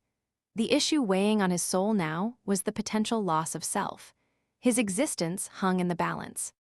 That was what death was originally supposed to be. If you died, your consciousness was lost, and there was no second chance. So maybe Subaru had no right to complain after relying on the easy choice that let him fix his mistakes. Maybe it was a supreme luxury to get to choose whether he would disappear or not. But it was his life. Placed in a position where he had to choose whether to snuff that candle or not, he felt his heart cracking with each passing second. Subaru had already died 4 times since coming to this world. They were all short. Thrown into an unfamiliar world, surrounded by strangers, and then visited by death in some difficult-to-escape-from form. Added together, the sum total of the time he had been conscious was less than 2 full days. It was a short, meager time. But in addition to those 2 days, he also had spent 17 years in his original world. It had not gone well. Subaru had been shit at life. But even though it had not gone well, even though it had been trial and error, even though there had never been any situations with his life on the line, he had at least tried in his own way to put up a fight in the big moments. If the original Subaru Natsuki came back, it wouldn't change the fact of everything that had happened. But his current self, who cared about those moments, would disappear. The me who made that promise with Ram, who swore to protect Meili, who seared Echidna's forgiveness into my heart, who spurred Julius on to fight, who believes Beatrice is so lovely, who fell in love with Emilia, that me would disappear. I don't want that. That realization made Subaru's body crack. Subaru's body, there wasn't the real thing. And because it wasn't real, because it was a reflection of the feelings in his heart, Subaru's body shattered. Fissures spread along his arms and legs. His cheek fell to the floor. It was the fake shell of Subaru Natsuki that he'd been wearing. As it fell to the ground, the strong facade he had been putting up peeled away, too. No, no. Of course not, it's natural. He shook his head like a child, rejecting the terror of death, not of loss that awaited him. Why do I have to lose it? Why, when I just realized I love her? I don't want. Mom, we understand. We get it, we know. I don't want it. It's your life, after all. Why do you have to just give it to someone else? Everyone, all of them, I want. I want to be with everyone longer. He cared about them. Even though it had not been 2 days, even though he had suspected them multiple times, had tried to kill them, had tried to run away, had let his paranoia consume him. Subaru cared about them, they were precious to him. If he was with them, if they cared about him, he might be able to learn to like himself too. That was what he had thought. He had actually felt some hope. He had always felt negative about his life, but he had finally found a ray of sunlight. So why did he have to let go of it himself? That was, I don't want to. That's right, of course not. So then, what do you think you should do? Stay myself. Yes, just be who you are, mister. That's right. You took it for yourself. It's a game of musical chairs. The one who takes the empty seat is the winner. The one who gets pushed out steps down. Acknowledge it. Accept your own existence. Shout it to the skies that you're the real one, isn't that right? Just below him, close enough so Subaru could feel her breath, Louis roared with eyes wide and blazing. It almost seemed like she was about to bite him. No, she had bitten the wrist of his hand around her neck, warning him with a vibrant pain. Looking into his wavering black eyes, Louis Arnab shouted. Acknowledge it. Subaru Natsuki is just another person, just the stranger most familiar to you. With a roar, she demanded he reaffirm his existence, demanded he not do something so stupid as die for someone else's sake. Why did he have to sacrifice himself for someone else? And for someone who wasn't him, for some other person using his name. To never be able to meet the people he cared about again, just so that person could meet them. To yield the time living with them, those precious, irreplaceable days. Who would do such a stupid thing? So kill him, just kill him. If you kill him, if you just kill him, if you kill him dead. Subaru Natsuki. You are the only Subaru Natsuki in this world, not a replacement for anyone else. I'm the only Subaru Natsuki in this world, not a replacement for anyone else. Earn the right to hold hands with Beatrice, to talk shit with Ram, to make Meili pout, to be taken aback by Shala's openness, to shoot the breeze with Echidna, to stand back-to-back with Julius, to feel Patlash's unconditional love, and to be with Emilia. If Subaru Natsuki had it, then Subaru would. His vision blurred. His mind was directly influencing his body. His heartbeat, his aching lungs, he could feel them vividly now. But what he felt most strongly was uncontrollable tears. Was it rage or sadness, jealousy or envy, guilt or fear? Subaru didn't know what emotion had caused it. He didn't know anything. But as the tears blurred his vision, he saw it. Someone was looking down at Subaru, at Louis. Louis was lying on the ground, looking up at pathetic, teary-eyed Subaru, whose hand was still around her neck. There was only one person Subaru could think of who would be there. Get scared and decide to show yourself, Subaru Natsuki. The blurry figure didn't say anything. It just looked at Subaru, a blurry white figure standing on a white floor with a white world to its back. Subaru's face was a mess as he let the truth spill out in front of the person who had suddenly appeared. I don't want to disappear, I don't want to die, so I want to be with everyone, I like everyone, so I. He continued rambling, trying to justify himself. Just like when he had put his hand on Louis's throat, he had come to the conclusion that he didn't want to lose himself, so he told the figure that had appeared before him. Even if that meant killing the person in front of him with his same face, because Subaru Natsuki was another person, just a familiar, close, other person. I have that right. Subaru Natsuki would kill the other Subaru Natsuki and take his place. I'm not you, we're different, that was what he tried to say. He tried to cast aside the possibility. But just as he was about to. Who are you talking to, mister? Louis's eyes were wide, as if she was dumbfounded. She looked at him like he had completely lost the plot. She twisted her head, looking in the same direction as Subaru, trying to see what he was seeing. But her brow furrowed in doubt, and her sharp canines moved. No one's there, so who are you talking to, mister? Louis looked like she couldn't believe what was happening. Her expression changed, looking like she was scared of something. This is our place, there shouldn't be anything that can disturb it. Talking to someone other than us here, stop it. Louis was imploring him, but Subaru's consciousness didn't budge. All his attention was gathered on the figure still standing there, refusing to disappear.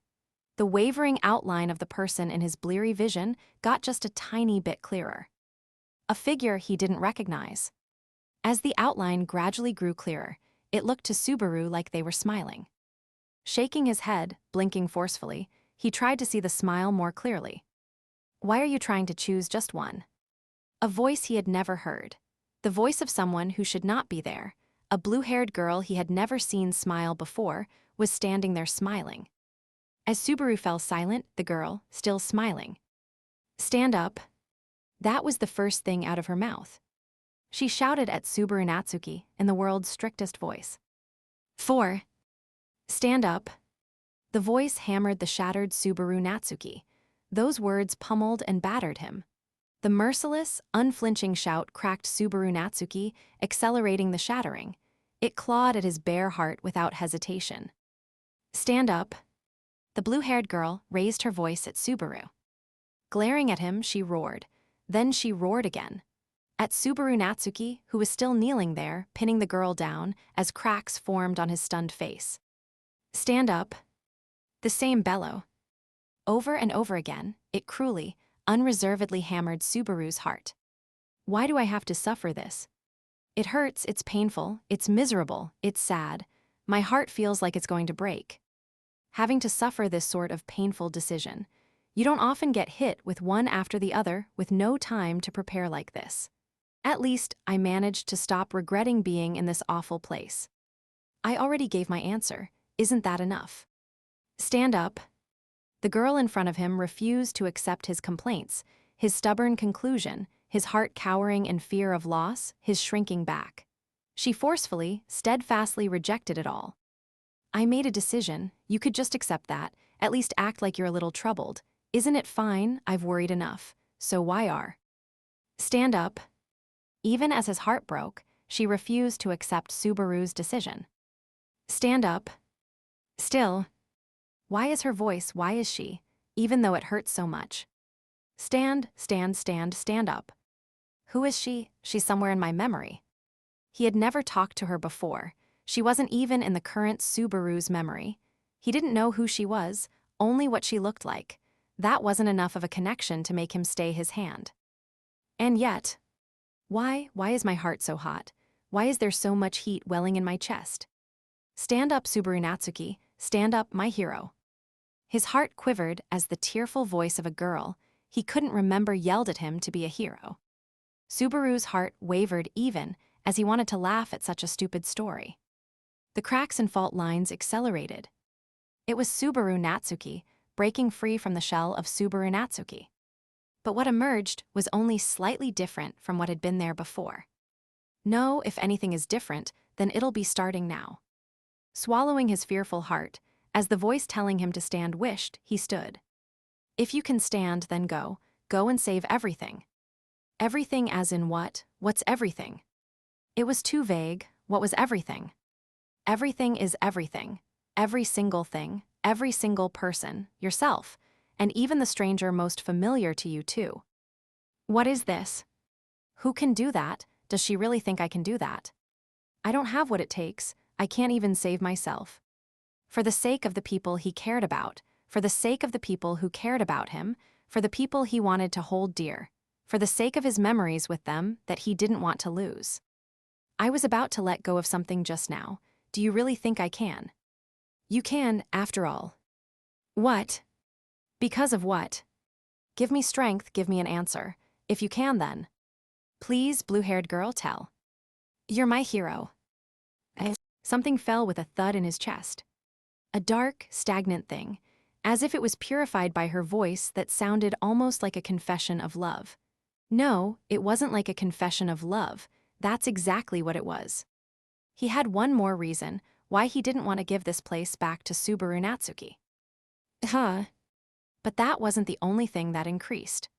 Purified by her words, the dark, stagnant thing started to glow and change shape. There was a pulse inside Subaru Natsuki at his most covetous core. It pulsated. It lost everything, was left behind by everything. But even so, it wanted to hold everything down, not wanting to let a single thing slip from his fingers, not wanting to let go even of himself. As he begged for that, his cowardly greed bloomed into the strength to fulfill that wish. The fickle factor connected with his being. Come Corleonis. The seed of greed that had lost its place blossomed inside Subaru. And as it took a more defined form, the blue-haired girl's smile alone celebrated that moment. 5. Mr. Louis spoke while watching Subaru stand. His hand was no longer wrapped around her neck. Still looking bewildered, she sat up on her golden bed of hair, blinking in confusion. What? Come on, keep going, it's not done right. It's not. You don't need to say anything else. I'm sick of your twisted explanations. I'm honestly surprised how clear my head is. Because of that, he could also calmly acknowledge that this malice that had come in the shape of a girl had twisted his will. She had tried to use him as she pleased. Louis's eyes narrowed. She couldn't know the specifics of what had happened in Subaru's body. Even Subaru didn't really understand the specifics. But an unwavering greed had settled Subaru Natsuki. Subaru glanced not at Louis, but past her. The girl who had mercilessly roared at him wasn't there. She had disappeared the moment Subaru stood and faced forward. But this is probably enough. This wasn't the place, and he wasn't the one who should reunite with her. No, that's not right either. But the one who should reunite with her is the Subaru Natsuki who has regained his memories of her, his feelings for her. And there's no reason to distinguish between that other Subaru Natsuki and this Subaru Natsuki. Even though I was told time and time again. They told me, even without my memory, I'm still Subaru. His need to distinguish, to separate, to delineate, to differentiate. That was his burden and the curse tying him down. But what of it? Now that he had settled on what he should do, it was a guide, a strand of hope. If he pulled that thread, it would lead him right to where his precious people were waiting at the other end. Put away the knife and fork, you dine-and-dash asshole. I don't have any food for the likes of you. Louis Arneb's eyes widened, and she looked at Subaru, who was pointing at her. Seeing that there was no trace of emotion on his face, she looked down. She looked down and let out a raspy sigh. It was a sigh filled with a difficult-to-describe emotion. As she sat up, her shoulders trembled, and she pulled her knees close, curling up atop the carpet of her own blonde hair. And slowly she raised her face. Arg, damn it, damn it, damn it. Just one step, just one more step. With loathing in her eyes, she glared at Subaru and cursed at him. Just one more step. It was so close. What went wrong? Who tricked you, mister? It was a voice steeped in a deep hatred, like someone in the depths of hell jealous of a person enjoying paradise on earth. Just one more step, and Subaru Natsuki would have been completely peeled away from Subaru Natsuki. What? Why would? Because we can't eat the same person twice, obviously. Louis unleashed a blood-curdling shout, drowning out Subaru's suspicious question. As she lifted herself off the ground, her expression changed completely. She glared at Subaru with a beast-like face devoid of any humanity. We had to separate them, the Subaru Natsuki we already ate once and the leftover Subaru Natsuki.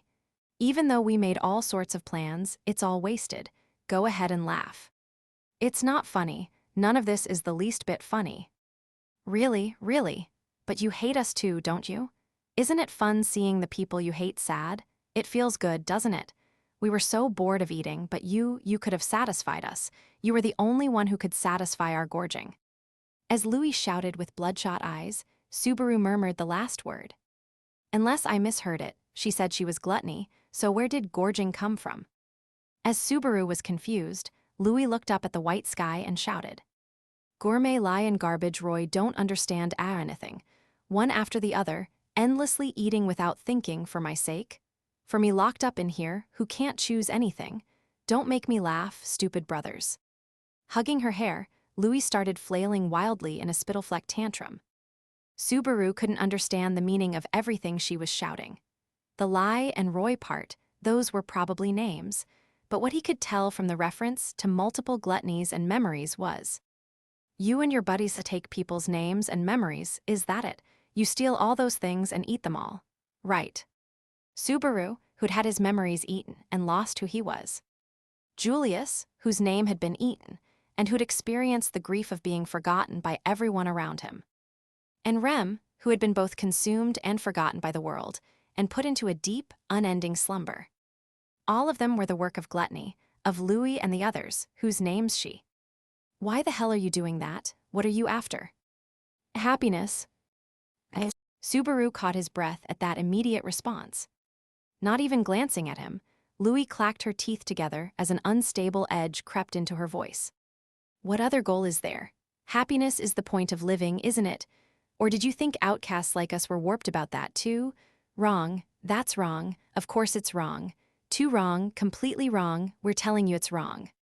What does stealing other people's memories have to do with happiness? Have you never thought that life isn't fair? I have. Biting into the back of her pale hand, Louis questioned Subaru, and she smirked unpleasantly at his immediate answer of yes. Of course, we have too. After all, life isn't fair. You can't pick where you are born, you can't pick your parents, you can't pick your surroundings, you can't pick your future, you can't control anything. That's the system that's been made. We're all just put on a conveyor belt. But what if it didn't have to be like that? Louis cocked her head as Subaru remained silent. What if you could choose where you were born, your parents, your surroundings, your future? What if you could choose whatever you wanted? Everyone would choose a better life, wouldn't they? Right. That's if they could pick where they were born, pick their parents, pick their surroundings, pick their future, pick everything they wanted, anyone would pick a better life. So we are carefully taking our time, searching for the ultimate life for ourselves. It has to exist somewhere, a rosy future where we can feel proud of the life we've lived, a life that's just right for us. And until we encounter that fateful life, we will eat and munch and gnaw and lick and suck and devour. Eat it all. Gluttony. Her eyes blazed as she screamed her beautiful ambition out loud. She genuinely believed, from the bottom of her heart, that this was her personal pursuit of happiness, that this was the one means available to her to secure the best possible future. She saw no hope in her own life, because in her mind, the life of the girl Louis Arneb had been far too poor. The start was all wrong. She wanted to undo it. She wanted to win a version of herself that was blessed in birth, in parents, in environment, in future, in talent, in everything. She had defined that as the requirement for a life that could be celebrated to the greatest extent. And so, you steal other people's memories and eat them for that. Understanding what that meant, Subaru was at a loss for words. As Louis said, she gorged, mindlessly consuming other people's lives. Men, women, young, old, even other races and species. She gorged on life itself, savoring and indulging in the experiences of every sort of being. She had snacked on the good parts of thousands of lives. Every sort of achievement was just a normal event. There was nothing original to be found, just boring, tired, ancient things. So why are you so focused on me? Why would you go through so much hassle to snack on me? Some stupid form of gluttony. It's nothing so pointless, because you are our fate. Subaru glared at her with anger and wariness. When he took her at face value, it was absurd. But the intensity in Louis's eyes as she looked at him wasn't a lie. She was seriously in love with Subaru, or more precisely with his life. We've eaten young and old, men and women, people from every age, from all rungs of life. But there's one thing we don't know. Do you know what that is? How should I know? Is it how to grieve your good-for-nothing self? The experience of death. Subaru froze with one eye closed. Louis raised her slender arms and pointed her palms at him. No matter how many people's memories we eat, it's impossible. We can never get the memory of death. That seems obvious, right? Memories are a record of life, so they don't exist when you die. But you, mister, are the only exception. She seemed genuinely jealous, envious, in love with the ability returned by death. This girl who was so bored of the world yearned for the boy who was the only one who could show her something she had never seen before. What does it feel like to die? It must be rough, right? It's painful, right? It's hard, right? It hurts, right? But there were times it didn't hurt too, right? There are stories that it can even feel good, but is that true? Are you actually always happy when you die, or is it more of a not caring anymore? Is it easy, a climax? Tell me, tell me, tell me, tell me, tell me. If you have my memories, you should know already. As memories, but that's old, not fresh. We want something more real. We aren't satisfied with reheated, reused ingredients. What would satisfy us is a new, fresh, never-before-experienced state of mind. Special memories, one of a kind that no one else in the world can experience. And not just that, but the ease of just redoing things right away if you mess anything up. Even after finding your perfect life, you could ruin it with some sort of mistake, right? But that can't happen with your life. Don't worry, we'll do it carefully, so no one notices. Emilia, Beatrice, Ram, Maylie, Julius, Echidna, Shala, Patlash, Petra, Otto, Garfield, Frederica, Ryuzu, Roswal, Clind, Anna Rose, Felt, Reinhard, Old Man Rome, Dumb, Dumber, and Dumbest, Crush, Ferris, Wilhelm, Rickard, Mimi, Hetero, TB, Priscilla, Al, Schult, Heinkel, Kiritaka, Liliana, everyone and anyone and everyone. Trick them all and live a happy life. Holding her hands out like that, Louis cocked her head cutely. So please, let me eat your life until I'm full. She pleaded with him. And she had surely chosen the best method for this setting from all the countless memories inside her. It's just proof that no matter how good the ingredients, it's wasted without a good cook. One of Subaru's favorite sayings was that there was no such thing as bad ingredients, just bad dishes. He had never felt it so painfully as in this moment, though. Countless experiences that any number of normal people couldn't possibly put together. And he had never seen anyone waste that much potential before. There won't be a third time. My pain, my death, my life, all of it is mine. I'm not giving you a single thing. I hope you starve, dumbass. If the only thing you can choose in life is how you die, then that's what I recommend. You should suffer more than anyone else in the world. Subaru drew his thumb across his neck. Louie's eyes widened, and then she looked at her hands. And then she covered her face and looked up at the white sky. We messed up, screwed up, blundered, flubbed, ruined, dropped the ball, we botched it, we blew it, arg. Her knees trembled, and she slumped to the ground. That stunned proved she had really been serious about trying to persuade Subaru. And because of this result, it went without saying that her mind cracked. I won't be what you wanted. My name is Subaru Natsuki. The name Kenichi Natsuki and Nahoko Natsuki gave me, I am me, nothing more, nothing less. Even though you might be overwritten and erased. Let me teach you a magic spell. That is one thing, and this is another. He took the magic spell he had used on Julius and pointed it at himself.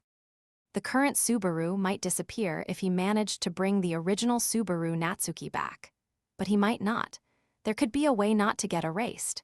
And even if there was only enough room for one person, he might find a way to share it. I don't mind tracking mud inside when I enter people's hearts, so I don't need to sit neatly in a chair either. That's my answer. Get a haircut, stupid. With that parting shot, he turned away from Louie. Now that she had lost her will to fight, there was no need for him to be wary. More importantly, he needed to figure out how to get back from this crazy space. And why is Reed's Book of the Dead even connected to this place? Arg, we just have to leave it to dear brother and brother dearest then, huh? Louie's sigh hit Subaru's back as he slipped into thought. Dear brother and brother dearest. Those words made Subaru stop as he was about to go looking for the exit. Those names she had said before, if his guess was right. Lion Roy, gourmet and garbage. We can't leave this place. So we can't control what we eat unless dear brother and brother dearest eat it for us, so we asked them. Subaru caught his breath, getting a bad feeling as he waited for her to continue. It felt long before she said something else, but finally, as if toying with his unease, Louie moved her red lips. This is your second time coming here, isn't it? So dear brother and brother dearest should have both noticed exactly where you are. Wait, your brothers are coming here. They both are very interested in you, mister. That makes perfect sense. After all, you're packed full of experiences we've never tasted. Brothers rushing to their sister's side when she was in danger. On paper, it was a heartwarming story about a loving family, but the truth was just a race to satisfy their own desires.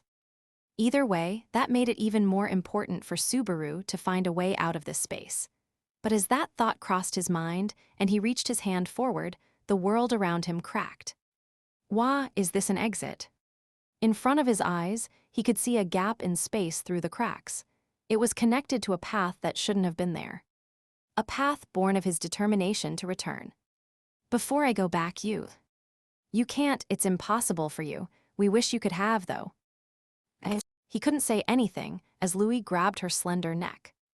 Even in the depths of paranoia, even in desperation, you won't kill yourself or anyone else, not even outcasts. You're just a spineless coward, even though we nibbled you so gently. Get some braces, asshole. Subaru flipped her off as she made an infuriated face. He didn't even watch to see her reaction before moving into the rift in the space. But just as he did, there was a single moment's hesitation. Not because Louie was bothering him. He was content to never see her face again. What he regretted wasn't leaving Louie, but the voice that had put him back on his feet. The girl who had appeared for a brief moment in order to rouse Subaru Natsuki's spirits. The girl whose memory and name were stolen, so she was the only one who could call out to him at the end of the world. It's okay, I remember my promise. Subaru Natsuki wouldn't forget that. We'll meet again soon. He hoped he could hear her kind voice then, and not just more scolding. With that, Subaru leaped into the rift to go back to his comrades. 6. The white void fell away, and the vibrant world on the other side reconstructed itself. It was a mysterious feeling, like being in a colorless space, watching from the inside as the world was progressively painted in color. The Odo Ragna cradle, the corridors of memory. Subaru Natsuki's existence had been torn from that space outside the world. His fragmentary consciousness was bound back up, and gradually his self was reconstructed. Subaru. The first thing he felt was a badly parched throat. Then something cold and hard against his back and bottom. He had apparently been sitting against a wall. Opening his eyes, he blinked several times until the world came into focus, and then he saw the blue eyes peering into his. The eyes with a butterfly-like pattern, and the adorable face that went with them. Beatrice. You seem conscious again. You saying Betty's name first would seem to indicate you didn't lose your memory somewhere along the way. Yeah, I remember, you're a cutie. Subaru responded as relief flooded Beatrice's eyes, and then she started touching his face and chest. Her little palms felt ticklish. He also inspected himself. He had given Beatrice a confident reply without knowing how Louis, how gluttony, ate memories and names. It was hard to prove the existence of memories. But he stifled that fear, and told himself that Subaru Natsuki was right where he should be. It should be okay. The promises and the love are all there in my heart. His heart raced when he thought about Emilia, and because he cared about Beatrice, he wanted to pat her head.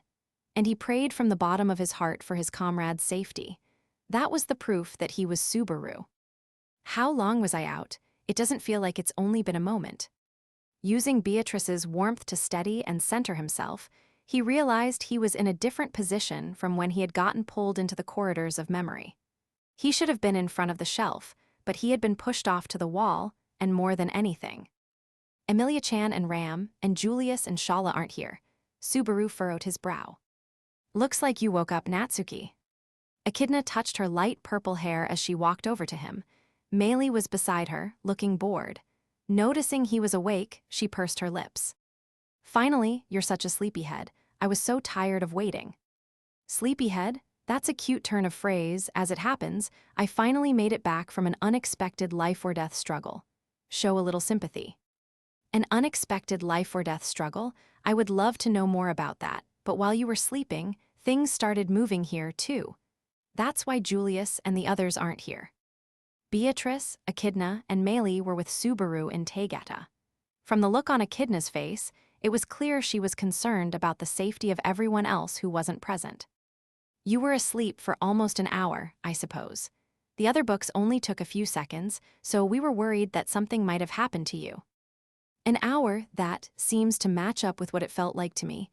What happened out here? Shala noticed something strange. She said something was approaching the tower from outside.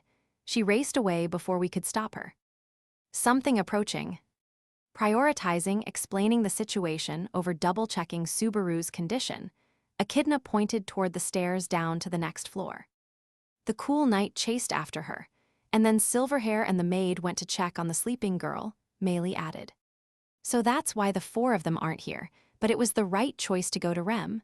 Subaru nodded. Seeing his reaction, Echidna furrowed her brow. Natsuki, from that reaction, is there something you know? There's no point in hiding it. I'll skip right to the end. He had not fully digested everything that had happened in the corridors of memory. But he also knew that Echidna didn't fully trust him after his losing his memory and having the bond between them reset.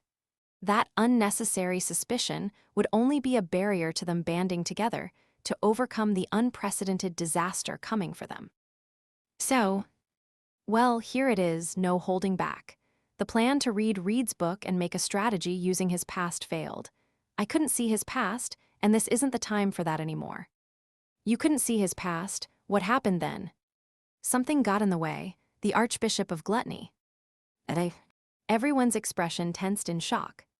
Archbishop and Gluttony both probably mean something to them. Considering Rem's and Julius's situations, that much is obvious. And in the first place, the reason they set out for the Pleiades watchtower was. So, while you were unconscious, you were facing off with the Archbishop of Gluttony. Is that the unexpected life-or-death struggle you were talking about?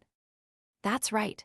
Just as I slid into the Book of the Dead, I was taken to an empty, white space instead of exploring Reed's memories, and I ran into a girl calling herself Louie. From what she said, it was some place called the Cradle of Odo Ragna or Corridors of Memory or something. Odo Ragna? Beatrice murmured as Subaru tried to cover everything he had heard that seemed important. You know what it is? Subaru asked. Louis said it was a mechanism to make sure the world isn't destroyed. Well, she said a lot of things. Betty does not know the specifics, but what is called Odo Ragna is known as the center of the world, the place where all mana returns. The place where all mana returns. It was a grandiose description, but having been there, Subaru couldn't bring himself to laugh it off. That white space had definitely felt like a world apart from the normal world. Whether it was some place far removed or at the heart of the world, it was a distinction without much difference. That place was filled with contradictions. So you ran into gluttony there, but you're okay, Maylee chimed in. She squatted so that her eyes matched Subaru's where he was sitting, peering into his black pupils. Gluttony eats people's memories and names, right? Are you sure you didn't forget a bunch of stuff again, mister? Yeah, I'm definitely fine. I can say with confidence I didn't lose anything there. How can you? Because when gluttony had me cornered, Rem saved me. All of their eyes widened when he said that name so emphatically. Beatrice in particular had a very large reaction. Subaru, that name. She gave me a good kick in the butt, so I'm fine. Subaru nodded as he looked into Beatrice's big, trembling eyes. Seeing that, she started to say something a few times and then gently pushed her forehead against his chest. He gently rubbed her back. There's a strange tremor coming from below. Echidna, is everyone safe? Someone sprinted up the stairs, rushing into Taygeta with a shout. Echidna spun, stunned at seeing who it was. Julius, you look pretty rushed. Something unexpected has happened. We must all gather as soon as MRGH. As Julius answered Echidna, his gaze turned to Subaru sitting on the floor. His face tensed from nerves and vigilance, and his yellow eyes widened slightly. So you are awake, Subaru. That is good news. Do you remember me? Who are? As expected. I'm kidding, you're Julius Juculius. Don't take a joke so seriously. I was joking too, since I am going to have to say something not the least bit amusing. Subaru grimaced when he realized he'd been had. Smiling briefly at that reaction, Julius took on a solemn expression for the serious talk. I would like to hear more from Subaru now that he has returned, but there is urgent news. The disturbance that Ms. Shala sensed outside has been confirmed. Is that what's causing this rumbling? Subaru pointed down at the floor, at the tower beneath him. He had noticed the rumbling faintly, just before Julius rushed in. Yes, Julius nodded. This rumbling we've been hearing for a little while is coming from footsteps. Footsteps. Subaru and Beatrice both cocked their heads at that unexpected answer. Echidna and Maylee also looked dubious as Julius gestured to the outside of the tower. The demon beasts throughout the Auguria Dunes are converging on this tower as one. Ms. Shala is engaging them in combat, but it is only a matter of time until they press inside. 7. At the same time, in the white world Subaru Natsuki had left. A single girl was lying down, covering her face, wailing as she buried her face in her own long blonde hair. A furious lament, like a sinner burning in hell, longing for heaven. Arg, arg, arg, damn it, not even looking back. We won't allow it, you won't get away. Absolutely never. Don't you dare think this is over, Subaru Natsuki. Your life belongs to us.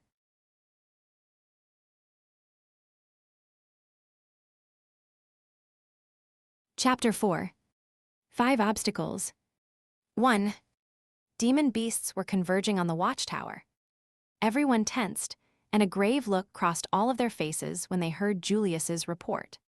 It was impossible not to be shaken, learning that the faint rumble they could feel reverberating throughout the entire tower came from a horde of demon beasts stampeding toward them. I don't have much more than a fuzzy feel for how huge this desert is, but Auguria is a breeding ground for demon beasts. The danger from demon beasts hiding in the sand and targeting people was always a graver danger than the harsh climate, Julius elaborated. The story goes that there was once a grand plan to assemble an army to slay all the demon beasts in the sands, Echidna added. You can probably guess how it went, based on the rumbling. In other words, Subaru's hope that the rumble was all bark and no bite, and that there was only maybe a zoo's worth of enemies coming at them was badly misplaced. Apparently, there really was a savannah's worth of demon beasts out there. It was certainly a despair-inducing problem, but... So you came to get me then, Maylie fiddled with her braided hair. She was the only one who didn't show any sign of unease when she heard that demon beasts were coming, and fast. Not because she didn't find it strange, but because she didn't consider demon beasts dangerous.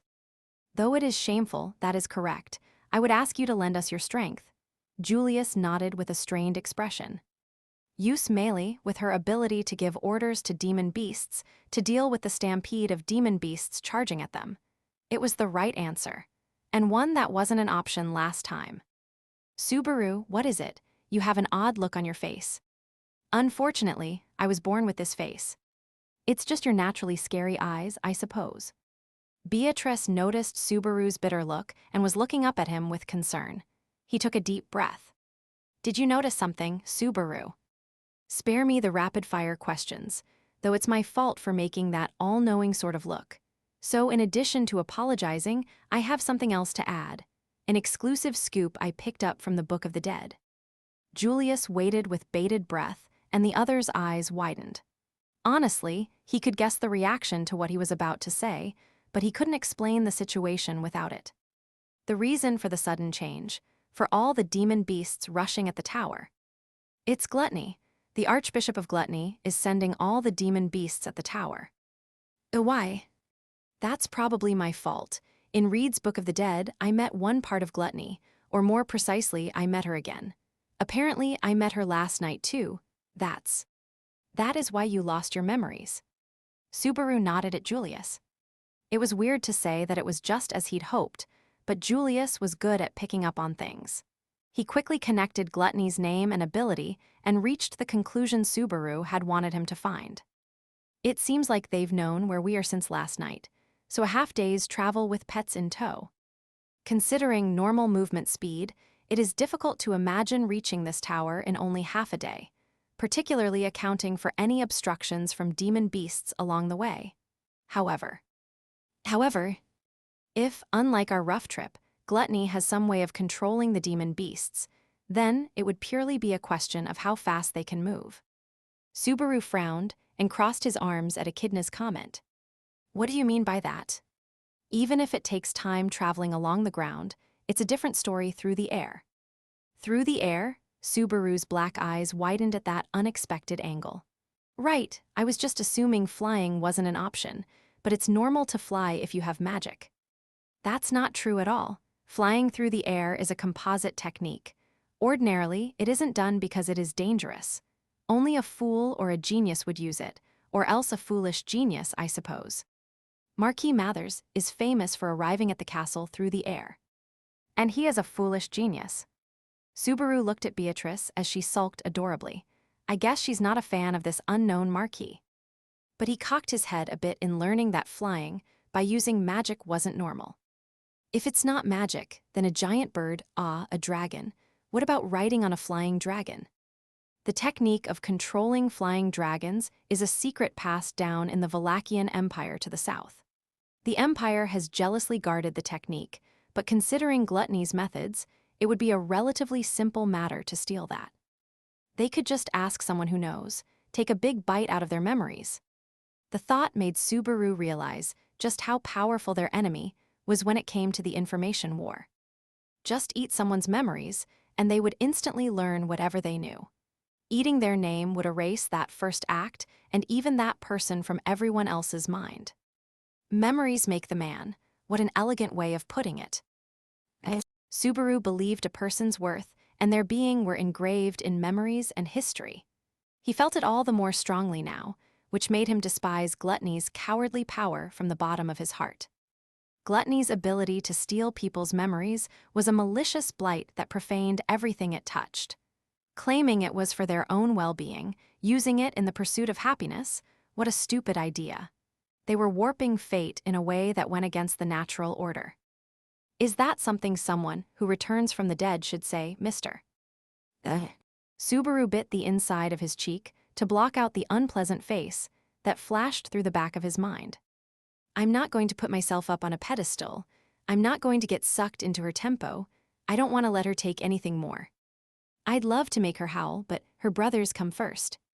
I was aware of there being multiple archbishops of gluttony, but have you learned something more? It's really hard to be sure because of her weird pronoun tick, but there are probably 3 gluttonies. The one rambling away inside the Book of the Dead, and I think she has 2 older brothers. If he took Louis's words at face value, there was dear brother and brother dearest. We can't take her words at face value, but she didn't seem like the type to rely on trickery either. Not that I'm one to talk, since I almost fell for her trap. What would have happened if I played right into her hands and strangled her? If it hadn't been for her voice, I would have. Looks like we can't afford to just keep chatting. A large tremor reached even the shelves of Taygeta. Sensing the impending situation, Subaru grabbed Beatrice and stood. So it would seem, let's continue after reinforcing Miss Shala. Ms. Maley. Yes, I can go whenever. I love to work. You know that's sarcasm, right? Yeah, I could tell without you saying. Anyway, let's hurry. Time to turn this around. Only Subaru could understand the true meaning of that. It was something only Subaru, who had experienced the disaster assaulting this tower multiple times, really grasped. But everyone nodded, answering his call. Uwo. And so Subaru Natsuki's, or rather, Subaru Natsuki's and his friends, battle began once more. 2. Still though, it's one crazy thing after another, losing my memories, taking forever to wake up. I'm sorry. It's not like everything is your fault. You don't have to apologize, Subaru. Really, it's okay. You don't all hate me now. What are you so scared of? It's fine, I suppose. Betty won't hate you. If anything, ILLL. Holding his hand and running alongside him, Beatrice tried to muster some words of encouragement. I got it. It's okay, I feel better already. I love you too. Subaru simply nodded. Honestly, it was more embarrassing to have that last part put into words. It was a lot easier for him to say stuff like that than to have someone say it to him. He didn't doubt his own feelings, after all. Where is Shala? Yes, we're almost there. In the lead, Julius pointed to a side path hidden in the stone wall. Passing through the deviously camouflaged passage, they entered a hidden space. The moment they left the tower, they were met by a fierce sandy wind and heard a series of unfamiliar sounds, almost like the sound of countless panes of glass shattering. The source of it was. They were on a balcony set into the side of the tower. From a height of hundreds of feet above the ground, the stylish beauty with black, glossy braided hair was dancing around in the dry breeze. Subaru covered his face against the wind and shouted. Shala. Ah, you came, master. I'm so glad. Come to see my big performance, or more like an office visit. It's bring master to work day, so please enjoy. Shala responded with a cheerful voice that was entirely at odds with the situation. What she did next was almost unbelievable. A string of cannons appeared in the sky along the full width of the balcony. Strictly speaking, they weren't cannons but white magic circles floating in the air. But that didn't change their impression, and it was clear from the steep angle that they were aimed at the ground. And then, Infinite Hell's snipe. What the hell, that's so cool. The moment she shouted her attack, the white cannons flashed. Drowning out Subaru's dumb comment, the sound of glass shattering filled the sky above the sands. Simultaneously, the cannons lost their form, unraveling and melting away. That was the source of the sound that had greeted them earlier. And the goal of the orchestra of magic circles she was conducting was one thing: white flashes that swept the ground below. The moment the beams made contact with the sands, the ground was consumed by massive explosions. The demon beasts running furiously across the sands were no safer, splattering blood and flesh everywhere as they exploded, too. The dry sands greedily soaked up the fresh blood, while other demon beasts trampled over the corpses. Her bombardment cut down more than 100 of the charging demon beasts. But even Shala's magic of mass destruction was just a drop in the bucket compared to the sheer number of monsters surrounding the tower like a swarm of ants. That was just how many demon beasts had gathered from across the desert. Whoa, whoa, whoa, I don't really want to hear it, but only one section of the tower's surroundings is visible from this vantage point. However, you may safely assume the same scene is occurring at all points around the tower, yes. You don't know that. What if this side of the tower's the only one with sugar water poured all over it? If it is really that stupid of a reason, Betty will pulverize whoever is responsible. There was an unending rumble that came from the writhing black mass down below. Subaru felt a little woozy at realizing that it was happening even where he couldn't see. And as a digression, he really wanted to register a complaint about the visuals of the demon beasts he could see in the distance. They're all too grotesque and weird and incomprehensible. God's design skills are definitely a C at best. How was it, Master? Did you see my performance? Also, the nice view I gave you from behind, what did you think? You're not discouraged at all, even in a situation like this. That's crazy. I'm genuinely impressed. Also, nice figure. And I don't have the composure to take a close look, so just focus on the fighting. Okay, Google defense, offense. He had to give it up for her insane mental fortitude. He only had half-assed comments for her, which made him feel guilty as he watched her fight so bravely. I want to at least give her a little reward once this is all over, but getting out of this is priority number one, Meili. You don't have to shout. Meili frowned and covered her ears as she looked at the ground. But what? But do you mind if all of the demon beasts get killed? Yeah, that's fine. In fact, please do kill them all. Don't go expecting the impossible. Even I can't control this many beasties. Ignoring Subaru's irrational hope, she braced her adorable young face and licked her peach lips almost coquettishly. I'll just have to use the ones I prepared and let them fight.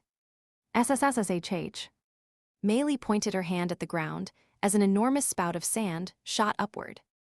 They were far away, so even large demon beasts looked tiny, but the shape of what burst from the ground there was still clearly visible.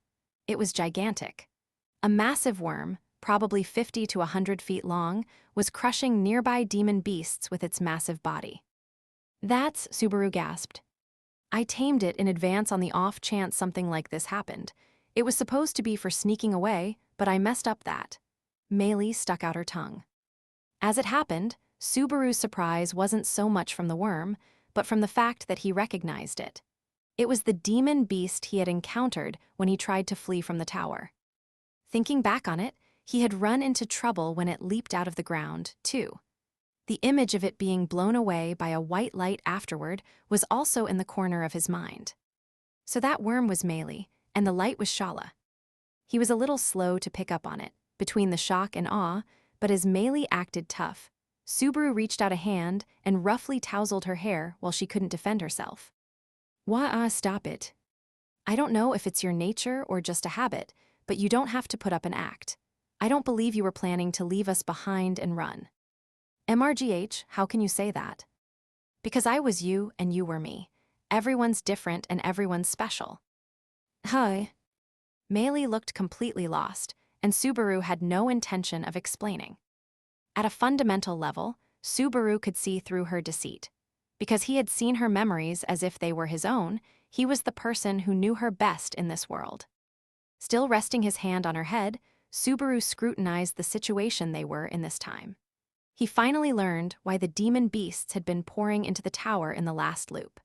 There had probably been a stampede just like this, and the reason Julius had been fighting the centaurs running wild on the lower floor was because Shala couldn't handle them all. That wouldn't happen this time because Captain Meili was missing due to an unforeseen accident last time, but she's here now, which means it was possible to have Julius deal with a different problem.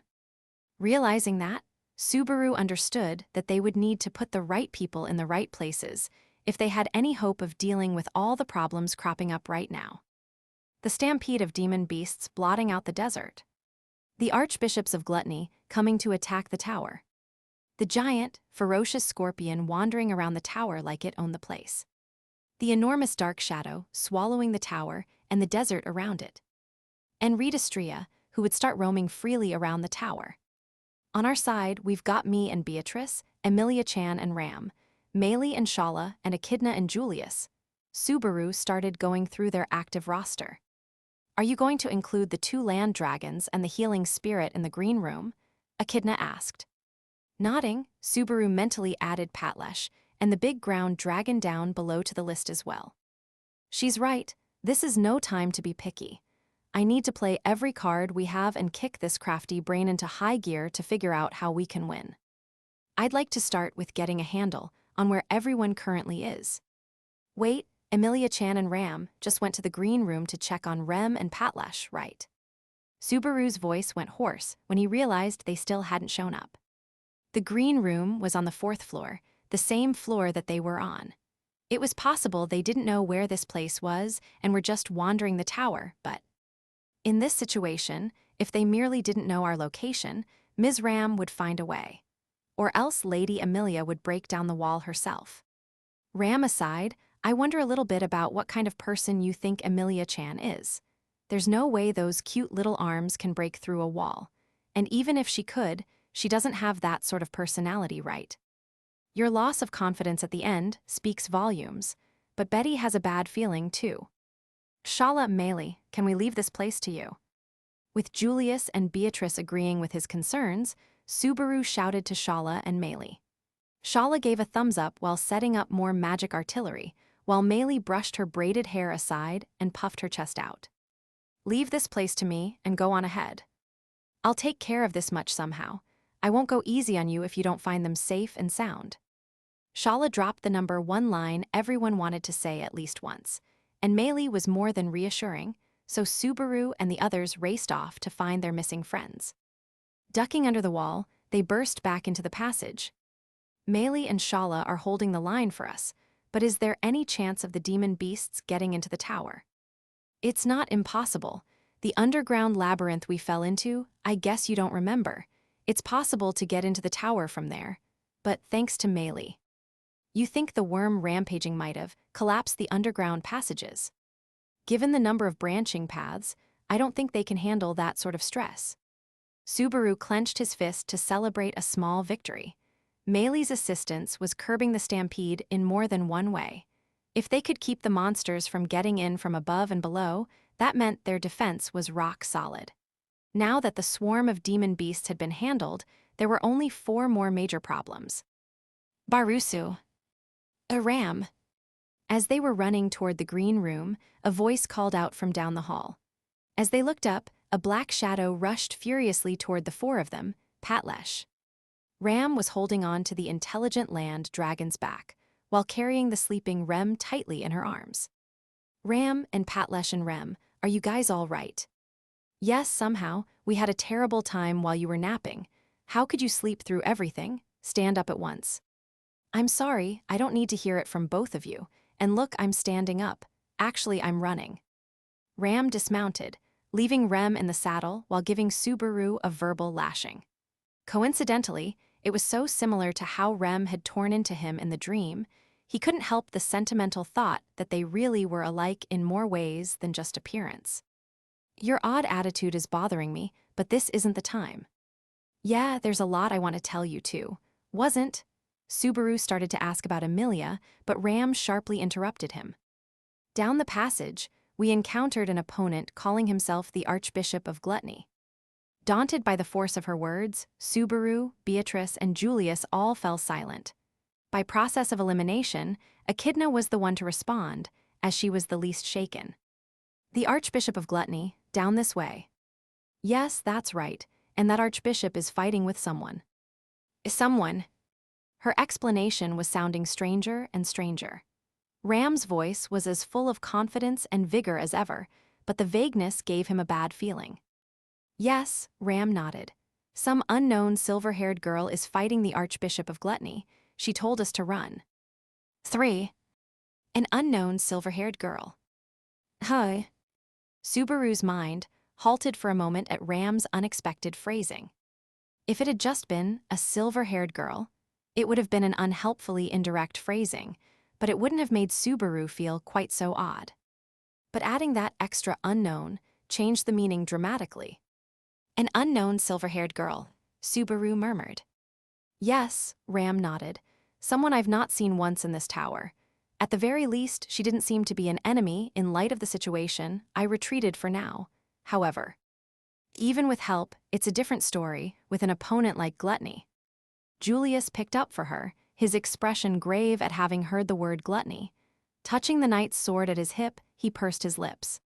It is an unexpected encounter, but if we are to meet him here as an enemy, we cannot allow him to escape. Our goal is to find a method to undo the damage done by gluttony and lust. If one has appeared, then we should ask directly. Agreed, I have no intention of letting him leave alive, either. We have to make sure he regrets so casually showing his face before us. Wait a second. I get the enthusiasm, I get it, but... Subaru suddenly pulled the brakes, as they let their powerful animosity toward gluttony fly. Julius, who was cut off from the world, and Ram, whose memories of her beloved sister were stolen, both had a lot of motivation to go after gluttony. But the problem here is, Emilia's name is missing from your conversation. Why? Getting a bad feeling, he just came out and asked. Ram's unnatural description and Julius's lack of reaction had tipped him off. Looking around, Beatrice and Echidna didn't seem like they noticed anything strange either. They just accepted Ram's statement about an unknown silver-haired girl. Who is Emilia? Ram furrowed her brow. Subaru's throat clenched in shock. Looking around, Julius, Beatrice, and Echidna were all staring at him in confusion. He couldn't hide his shock. But it was barely just a minute. Seconds ago, we were talking about Emilia. Wasn't the whole reason we left the balcony specifically to meet up with Emilia and Ram? Subaru is. The first to notice the change was Beatrice, who was holding his hand. But the others quickly realized that the name he'd said had to be crucial. Emilia, is that the silver-haired girl's name? That's right, if there was a silver-haired girl, then she's Emilia, our comrade. Subaru's voice was wavering. That's why she told you to run and stayed behind. That's why she's still fighting. That is possible. It is a feeling I've experienced myself. Julius touched his hair, as if hearing something difficult to believe. He couldn't hide his surprise, and Subaru was reminded again just how terrifying gluttony's power was in its reach, effect, immediacy, and vileness. Honestly, even though he was aware that his own memories had been stolen, it still didn't feel real. It was impossible to forget the misunderstandings and paranoia he had felt in losing his memories, as well as the negative feelings he had directed at all of them. It was a dark moment he would rather never think of again. But even with that, it didn't feel quite real. There was something indefinite, hard to describe about searching for something you didn't have, like fishing out at sea on a moonless night. That was why it had not really felt quite real, but not this time. Forgetting Emilia, someone they had just been talking about, a comrade they had struggled through adversity with until now, in just an instant. Is there anything this disgusting? Mowing through other people's bonds in search of their own happiness was an unforgivable sin. NGH. Ram. As Subaru grasped the shock he was feeling, Ram suddenly fell to her knee. She was breathing heavily while leaning against Patlash's leg. What is it? Are you all right? Just a little headache. Ram shook her head, thinking about that unknown person. About Emilia.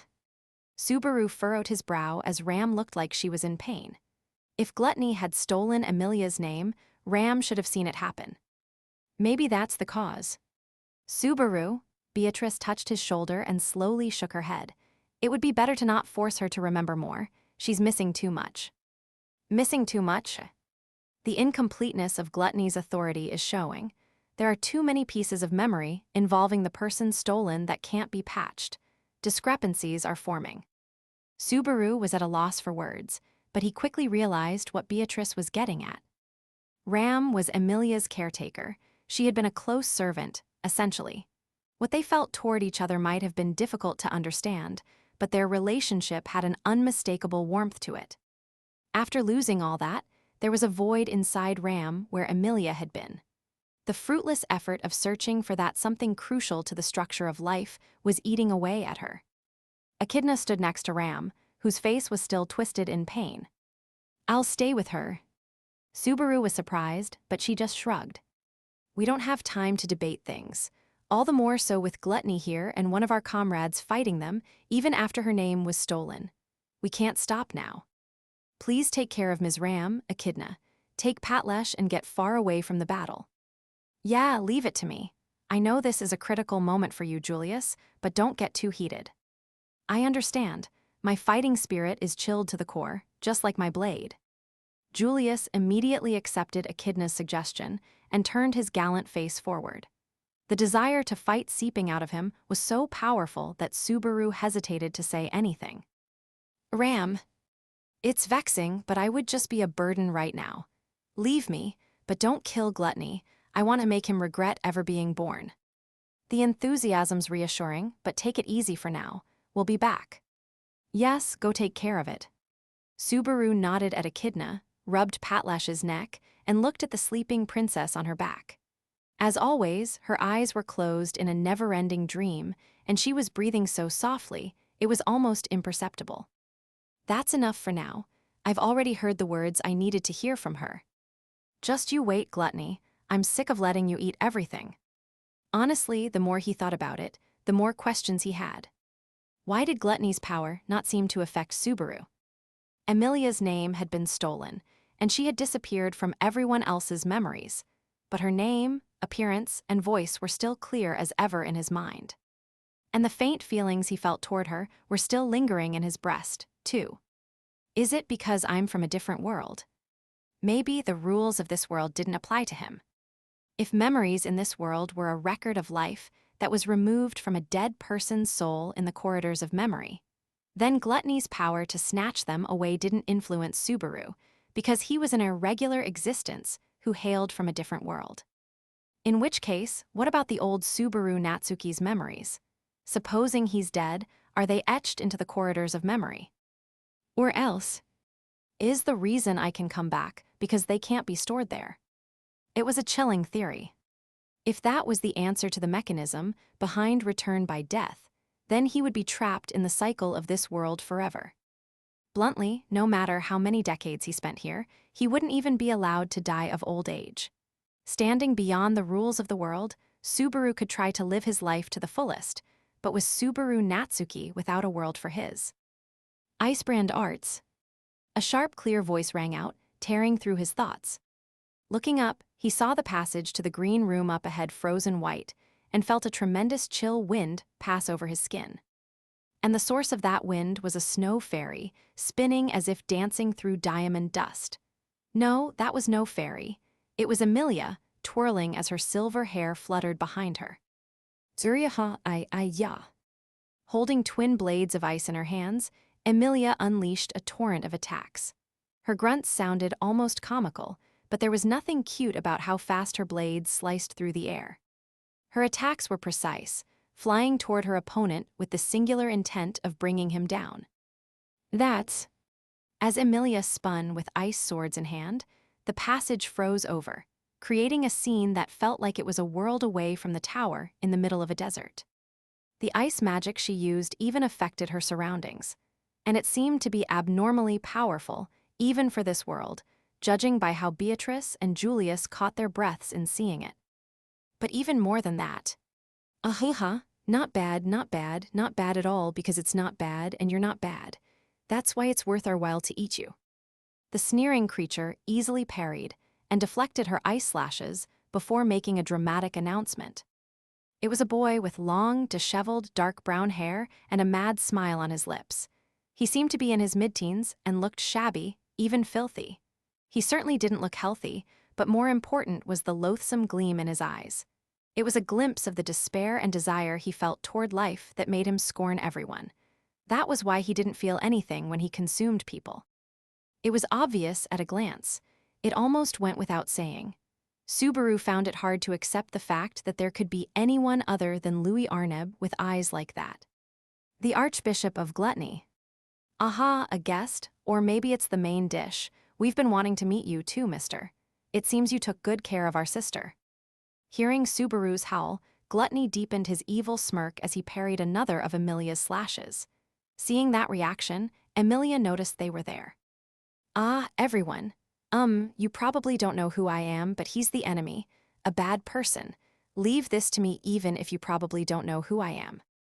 Emilia understood the position she was in as she spoke with her comrades. She surely had experienced the shock of Ram's memory of her being lost. It was an experience Subaru couldn't even begin to imagine. But even so, she not only courageously bought Ram enough time for her to escape, she was also concerned for Subaru and the others who rushed over, even as she continued fighting gluttony. With a flood of emotions in his heart, Subaru shouted, "It's okay, Emilia-chan, I haven't forgot. I'm never going to forget again. No matter what happens, I will never forget you." Raising his fist, he shouted at her back. Emilia's eyes widened when she heard it, but they creased an instant later. NNN. Subaru couldn't say for sure what sort of emotion she felt in that moment. But seeing the smile that crossed her face and how she eagerly charged at gluttony, he was fairly sure that at least it wasn't a bad feeling. Watching the same scene from behind Subaru, Julius had a smile on his face. "I doubt you are aware just how powerful your words were just now." Hi. Subaru turned to him because it sounded like it had some sort of deeper meaning to it, but Julius didn't respond. Instead, he drew the sword from his hip, and tracing a beautiful arc, he held it at the ready. "It goes without saying, but she is our ally, isn't she, Subaru?" "Yeah, that's right. There's no way someone that cute would be our enemy." "Understood." Julius nodded, and then his shape faded. No, it was just an optical illusion. The next instant, he accelerated with a single step, leaping into the icy melee with a thrust that Gluttony caught by crossing his arms in front of his chest before being flung backward. "Whoops, mister. I have been waiting for this moment, Gluttony." Julius's intense attack slammed into the smirking Gluttony, but the archbishop leaped backward, mitigating the force of the impact. He landed with his feet on the frozen wall as his gloomy voice called out. "Whoa, don't be in such a rush. Sorry, but we don't share what we eat. We don't remember you. Whatever it is, it's something Roy did not us right." Well, saying it doesn't much matter is one way to look at it. Roy aside, we don't really have much interest in you, mister. You don't really meet our standards for food. Your standards? Yeah, that's right, and... Gluttony let his arms hang limply, the short blades fixed to his wrists biting into the floor.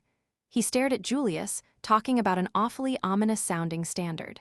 Then, "Here ya." Emilia lowered her hands, blasting a chunk of ice at the cultist without hesitation. It was a merciless shot, and the hall wasn't very wide, so she was about to crush the enemy. Interrupted in the middle of his speech, Gluttony showed a changed expression, and he leaped to the side, just managing to save himself. "We know, since we ate you, but you really don't hesitate, do you, Emilia? If you attack like that, people will think you're scary." "Just be quiet. You should know I'm used to people thinking I'm scary. The important thing is what I think about everyone. And..."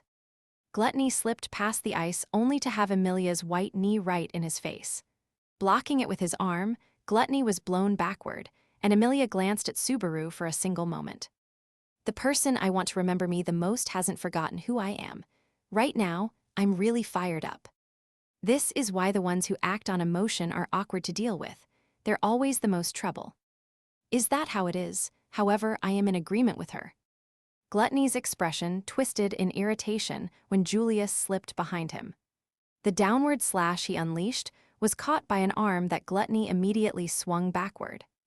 However, an incomplete block couldn't completely stop the blade, and it bit deep. The cut reached his elbow, spilling blood.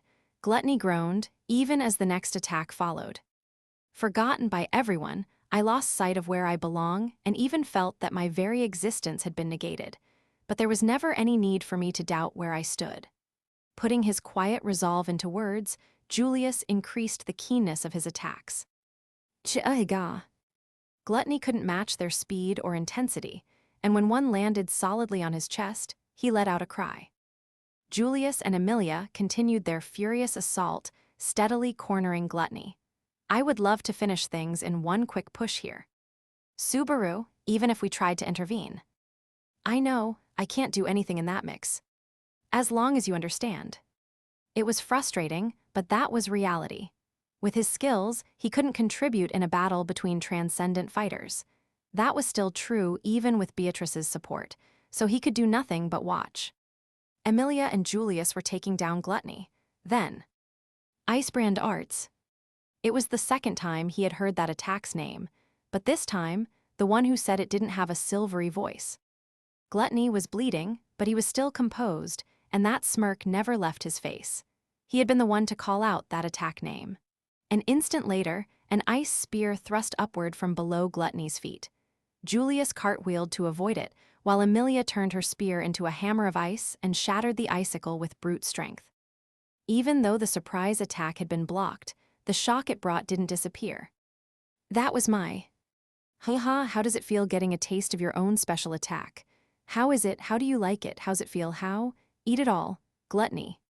Before Emilia could even get the words out, Gluttony drew another weapon of ice from the floor. The shape of it left Emilia and Julius confused and left Subaru mind-boggled.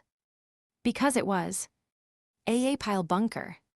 Icebrand Arts itself is Emilia's technique, but the one using it is us who have eaten you, mister. Knowledge is a weapon.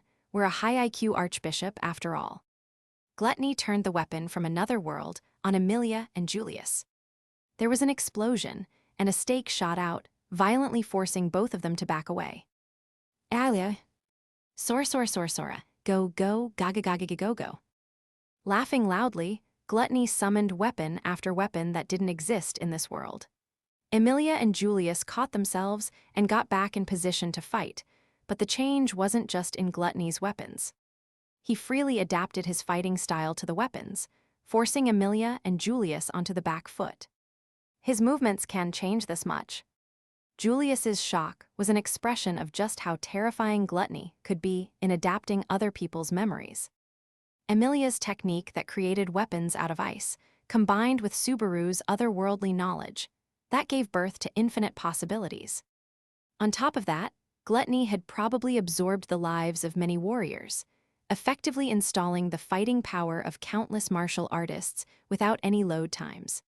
Because of that, just by pulling out the most effective memory from his stock, he could immediately become an expert with any weapon, freely blending offense and defense. And there was another reason why things were looking bad for them. Julius not there. NGH. Julius stumbled as Emilia cried out. Even though they both wanted to defeat the enemy more than anything, their teamwork was clumsy. Their fighting styles were poorly suited to each other. Emilia's style relied on intuition, while Julius was a schooled fighter who had honed his skills with endless training. Of course, if they at least knew each other's habits, it would have been relatively simple to adjust, but... How unfortunate. Did you really think you could work together? Knowing someone and trusting them run along the same lines, but they're totally different things. Because you don't know each other's thoughts, there's no unity. Because you don't know each other's habits, you can't adapt your moves. And then you crash into each other and get in each other's way? Haha, that's no good at all, you two. NGH. Knowledge is power, memories are bonds. By sacrificing memories, we grow stronger, spreading our wings, flying high, and going wherever we want. Leaping up, Gluttony hit both of them with kicks at the same time. His frame was small, and his legs were not particularly long, but his soles landed solid hits on both of their shoulders, sending them flying. Dangerous, saucy, a hard fight. What do you think of what we've got? And the mister who's just watching over there, are you satisfied just feeling frustrated on the sidelines? You talked a big game about not forgetting, but how much will that actually help? In the end, experience tells the tale. Gathering superior knowledge grants abundance to life and sets people apart as winners. In other words, we're the greatest. Spreading his hands and baring his fangs, Gluttony sneered while his words tore into them. So that's his philosophy? It's a bit different from what Louis talked about, but the essence is the same. They use other people's lives as stepping stones and gorge themselves, just the worst stuff. From the bottom of his heart, he thought it was a loathsome. What are you getting cocky about? Gluttony had been laughing like the whole world was his oyster, but the moment he heard that voice, his eyes went wide. Subaru and the others were no less surprised. A titan of carnage had suddenly broken into the space, like it was the natural thing to do. There was a crunch beneath his sandals as the towering red-haired man stepped onto the ice. Appearing from the other side of the passage, he hemmed Gluttony in with a ferocious smile on his face. "The greatest ain't some twisted little brat like you. The greatest and the strongest, the highest and the best, those are all words that exist for me." The man, who shouldn't have been able to descend from the second floor, stood there with the grin of a villain. "For." Reed Estrella appeared before them with a commanding presence. His sharp blue eyes paid no heed to anyone's shock at his arrival. His bearing alone left everyone, even Gluttony, speechless. "What's with the stupid faces? It's obvious I'd be here, ain't it?" Reed tapped the patch over his left eye and tapped the floor with his sandal. "It's gotten so noisy outside and insane that I can't nap in peace. And there ain't any booze either, so it's boring as hell. There's no way I can take that." "Sucks for you then, we're kind of busy here. Shouldn't be that hard to see." "Ha, what are you spouting, small fry? Sorry, your voice is too quiet. I can't hear you." "Well, not like it'd matter if I heard it or not." "Stubborn ass." It wasn't just that, the timing was bad too. Subaru's shout had been weak, not forceful enough to be a real objection. And silenced by that merciless, rough comeback, he clenched his fists, acknowledging he was scared of Reed. Now that he had come face to face with Reed, his soul was trembling, but not out of fear and terror. It was trembling with excitement. "Deep down, I've already acknowledged you as my enemy." "Heh, not bad, small fry. I still ain't promoting you past small fry, but I'll give you credit for not mistakin' me as some convenient reinforcements. Not like I just believe you even if you did say you're here to help." "Ha, listen to the kid go." Subaru hid the cold feeling he had in his heart as Reed grinned like a sinister shark. In one sense, his announcement just now was despair-inducing. But Subaru had never counted on Reed as an ally. That would have been a mistake, and the man himself had just confirmed it. Gluttony had immediately returned to his senses, and as their exchange ended, he spoke. "Hey, Reed Estrella." The Archbishop of Gluttony was standing right in the middle of the frozen hall, right between both sides. Reed snorted in annoyance. "Yeah, what is it, kid? You're a dirty little rug rat, aren't you? What is it? You're the first-generation sword saint, right? So how are you here? From our memories, as the examiner you shouldn't be able to come down the stairs." Gluttony ignored the insult and questioned Reed. It pissed Subaru off that the memories he was talking about were clearly his own, but everyone there had the same question. It had happened in the last loop, too, but Subaru still had no clue why Reed, who was supposed to be the examiner for the second floor, was roaming freely around the tower. He didn't want to think it was simply because Reed was that irrepressible. Is there some odd trick, or have the tower's rules themselves changed? Either way, you being here is outside the plan, so we'll have to rearrange the courses now. Appetizers first, then the main, and then dessert is standard, right? Blah blah blah, quit spewing that babble, you little shit. I can't come down, peel your eyes and take a good look. The hell are you saying? You can see the truth right in front of you. Reed leaned forward in annoyance. The way his white teeth flashed, the way he glared at Gluttony with his one eye, the man was a thug. But unfortunately, the pressure he unleashed was nothing like that of a simple street tough loitering outside a convenience store. It already made Subaru feel like his life was in danger. It was like a beast that blended a tiger, a bear, a lion, and a dragon in one body had shown up. Reed bristled with an aura that threatened every possible sort of violence as he bared his fangs. "Screw you, I do what I want, how I want, I don't take orders from no one, this ain't some joke. And who the shit gave you permission to start flappin' your jaw, huh? Tell me, I dare ya." "Ah ha ha ha, wow, this is amazing, there's no point in talking to you." Turning the holy sword of ice in his hand into fragments of ice, Gluttony pushed back his long bangs. Even Gluttony had trouble dealing with someone who so adamantly refused to interact in any meaningful way. He had seemed to be struggling to deal with Amelia's lack of interest in discussion, but Reed was orders of magnitude worse. "But you're first-rate as prey.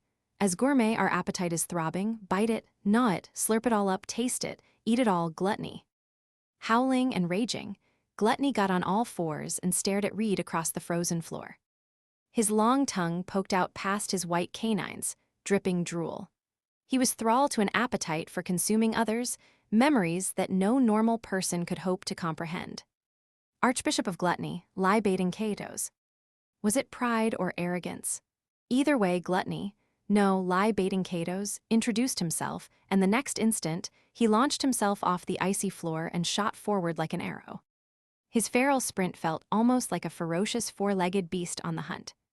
What a pain in my ass. Watching baiting Catos charge from head-on, Reed poked a finger in his ear, sounding bored. Thanks for the meal. If a hot babe was saying it, that'd be one thing, but no one wants to hear that common out of you. In an instant, baiting Catos, who approached with his mouth wide open, violently shifted to the side. Reed's right foot was sticking out haphazardly, his kick catching baiting Catos right in the torso, slamming him straight into the wall with terrific force. Gay. Keep that strangled chicken croak to yourself. At least when you strangle a chicken, the meat tastes good, but you're not even food. Whatever that crap about gluttony was about.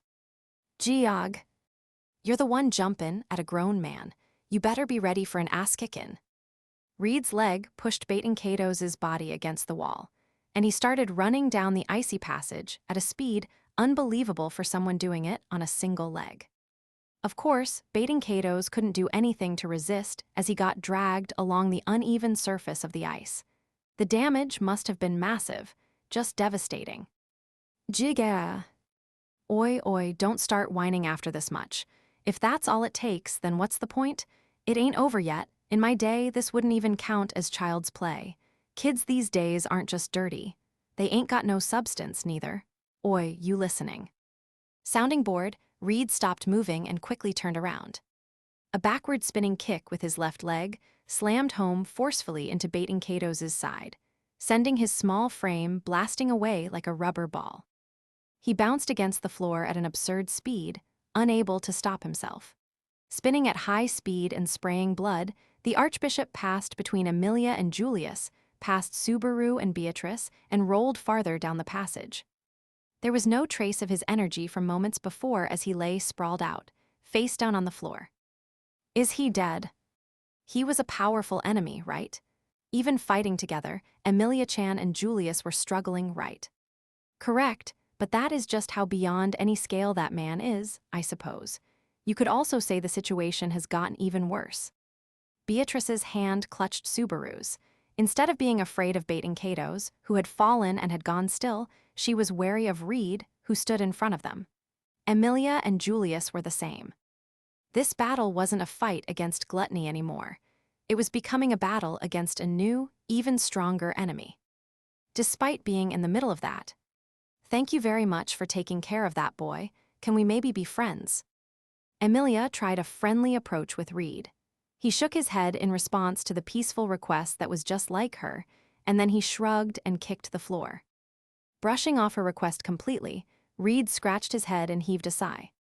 Ha, don't go saying crap like that. Actually, what are you even? You're way too hot. What the hell? You're a straight-up babe. What are you doing in this shithole? Why are you here? Quit playing around in this crazy sandbox and drink with me tonight. This is the second time. Unfortunately, she will be unable to accompany you for a drink this evening. Oh. There shall be no tranquil night for a phantom such as yourself. Interrupting his crude ramble, a man with a knight's sword at the ready stepped forward. Julius Juculius faced off against Reed as if protecting Amelia. His eyes were sharp, and his sword was ready for action. Looking right into those yellow eyes, Reed showed a slight change in his expression. Ho-ho, your face has gotten a tiny bit better. Something good happened. A woman. It was a woman, wasn't it? I won't deny that several things happened that affected my mindset. However, if a woman's embrace can heal a wounded heart, then a friend's merciless words can be just as good. I see you're still a wordy bastard. Spit it out already. The reason I am standing here with my sword in hand is thanks to my friend. As he said that, Julius advanced while swinging his blade upward, tracing an unbelievably beautiful arc with the tip of his blade as he unleashed an attack aimed directly at Reed's neck. It was the optimal choice. Given Reed's calm, composed demeanor, trying to take him down immediately was definitely the correct choice for defeating the first-generation sword saint. The problem was, do you understand what calm and composed means? It means never losing control, no matter what happens. It means tricks don't mean anything. It means you're an idiot. Reed caught Julius's preemptive attack with the two chopsticks in his hands. It was an absurd technique, almost like the reenactment of a story about Miyamoto Musashi. No, even Miyamoto Musashi didn't stop an opponent's sword with nothing but chopsticks. NGRGH. Well, it wasn't bad, I guess. Anyone other than me would have bought the farm. Welp, let's go. Reed grinned like a shark at Julius. And then, with one chopstick in each hand, he stepped forward while brushing aside the tip of the sword and unleashing an attack. The impact hit the side of the knight's sword with a loud crack. The short, wooden stick was incomparable to a sword, but in the hand of a master like Reed, it became a lethal weapon far greater than its size implied, sowing destruction wherever it went. Right after the ferocious crack, the resulting shock wave blasted Julius's hair and clothes, shattering all the frozen ice coating the passage. It was completely absurd, utterly unreasonable. It wouldn't be wrong to call it a glitch in real life. Despite seeing it before, Subaru was still speechless and struck again by a stark realization. A monster like this existed in this world, and they had to overcome it if they wanted to clear the tower. The malicious nature of the person who designed this damned place made Subaru sick to his stomach. I'm actually a little impressed.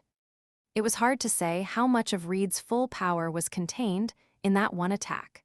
But he apparently had not expected Julius to be able to withstand it, and he even complimented Julius for managing to redirect it with his whole body. A drop of blood trickled from the corner of Julius's mouth as his eyes narrowed. As it happens, I have to win against you, or our calculations will be ruined. You want to win, listen to you talkin' big. Indeed, however, I shall have you accompany me. Julius's sword flashed, but Reed's two chopsticks wildly deflected it. As his sword's momentum got diverted, Julius's stance didn't waver. He spun as if even that parry had been woven into his calculation, unleashing the next attack without any hesitation. He followed up with more, chaining the attacks together seamlessly. It was an elegant, practiced blade dance that flowed without a single wasted movement. If Reed's sword was like a roaring flame, then Julius's was like running water. In simple affinity, water would extinguish fire. But if the flames were strong enough, then it was more like a burning stone that could boil away the water, rendering it meaningless. Most likely, many flowing water swordsmen had been evaporated by Reed's blazing force. But in this moment, Julius showed no fear as he continued his unwavering attack against Reed. Don't think Julius is the only one here. I didn't forget you, hotness. Your face is too good to forget. Thank you for the compliment, but there's only one person who really remembers me. Emilia joined Julius's blade dance with an armory full of ice weapons. Because of that, Reed pointed one chopstick at Julius and the other at Emilia. His swordsmanship shattered any pedestrian questions about whether that would be enough to keep them at bay. A chill frost descended upon the sword dance, composed of flowing water and raging flame, vividly transforming the battlefield. There had only been a single change of cast, switching Reed out for baiting Kato's as the prime antagonist, but Emilia and Julius's awkward teamwork started to find links. In fact, even that was changing. Maybe because the enemy was stronger, or maybe because they had adjusted their fighting styles in an impossibly short amount of time. But their breathing was starting to sync up, and the initially unsteady coordination was becoming more and more certain. Julius is matching Emilia. You can tell. It's a matter of personality, too. Emilia is moving decisively, and Julius is moving more like himself. It makes sense for Emilia to stop trying to match him. That's them, all right. If that was what it took to make it work, then that was the right choice. In the end, letting go of everything and going at her own pace was Emilia's style. Meanwhile, Julius was obviously skilled at aligning himself with other people's movements and still maximizing what his skills brought to the table. Nice. This is startin' to get fun for me. I say ya, Toria, aria. Reed burst into laughter, enjoying himself as he matched their improving teamwork with force. Emilia's silly shouts were accompanied by unbelievably deadly attacks, but there was no decisive blow. Water and fire and ice intertwined beautifully in a mystical ballet of violence. It was so beautiful, someone might mistake this for a real dance. Shalia. And so the intrusion of dissonance stood out immediately. You. Lie-baiting Catos rudely crashed into their dance. The boy who had been struck by Reed's kick and who had tumbled away on the verge of death rejoined the battle as if nothing had happened. Baiting Catos swung the blades attached to his wrists, using his short arms and legs to lash out at the three of them with a flurry of lethal attacks. Emilia and Julius and Reed all defended in annoyance. You do not know when to give up, Archbishop. Ha ha ha, leaving us out of the fun, don't be so mean, brother dearest. Always keeping things to yourself. Don't be so stingy. Reed, you can see, right? There's no point in us fighting here, can you help us? Or at least be patient and wait. You just don't get it, do you, hotness? I'm having fun right now. I wouldn't change my mind even if the stars fell out of the sky. The four of them traded blows as they crashed their determination into each other. It was a battle soaked in blood. This was not something to approach lightly, and there was no simple or obvious point of compromise. It was hard to tell from the sidelines who had the upper hand and who was at a disadvantage, who was winning and who was getting pushed back. All he could do was at least pray for his friend's victory.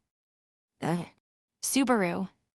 Unable to do anything but watch in frustration from the sidelines, Subaru clutched his chest and fell to his knees.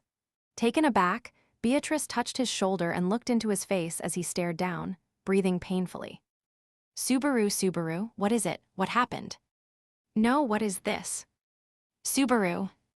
Subaru clutched his chest and blinked over and over as Beatrice desperately called out to him. There was no point in trying to hide it or dodge the question, but Subaru didn't know what it was either. It was strange. Something was off. There was an unbelievable heat coming from inside his chest. His heart raced until it felt like it might explode. Every drop of blood in his body seemed to be pleading as a bright red warning bell rang in his head. A terrifying feeling that he couldn't bear was coursing through him. He didn't know what was going on with his body. This isn't something that has happened in any of the loops. Is it some kind of sickness? Or is there some sort of magical interference? Using what little intelligence he could muster, he considered the worst possibility and then shook his head. No, this probably isn't a bad thing. The alarm is just telling me something's changed. Hiya. He exhaled slowly. What had seared his mind just now wasn't only concern for Emilia and Julius as they fought Reed and baiting Catos. He had been powerless to do anything besides stand there and watch. What seared his mind were the two remaining obstacles that were, in all likelihood, approaching even now. While Emilia and Julius were fighting so hard in front of him, the moment he considered the possibility of the tower still being destroyed, his pulse started racing, and he had to take a knee. He could feel his heart pounding in his chest. The sound resonated in his mind as he slowly breathed and closed his eyes. That just felt right. Obeying that feeling, he kept his eyes closed. Seeing Subaru move with such deliberateness, Beatrice stopped calling to him. She couldn't have possibly known what was happening. Even so, she held fast. Subaru was blessed to have such understanding comrades. And behind his eyelids, he felt something strange emerging. An oh-so-faint light looming in the indistinct darkness. Faint, warm, glowing lights. There was one right beside Subaru and two more in front of him, a short distance away. And mysteriously, even though he didn't turn around, he could tell there were some behind him, too.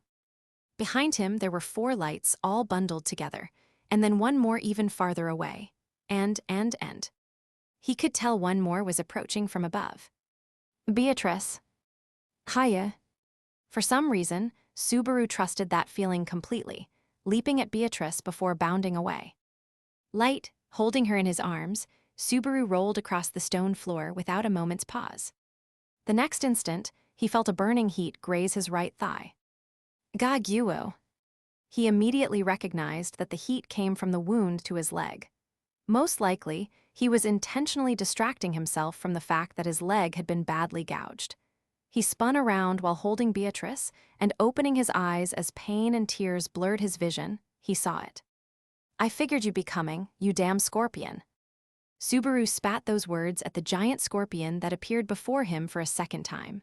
The scorpion with a black carapace and eyes like red lights crawled along the wall with its multiple legs, glaring down at them. Beatrice's eyes widened when she saw its large, ominous form. Her eyes focused on the scorpion's pincer that had left such a deep furrow in Subaru's leg.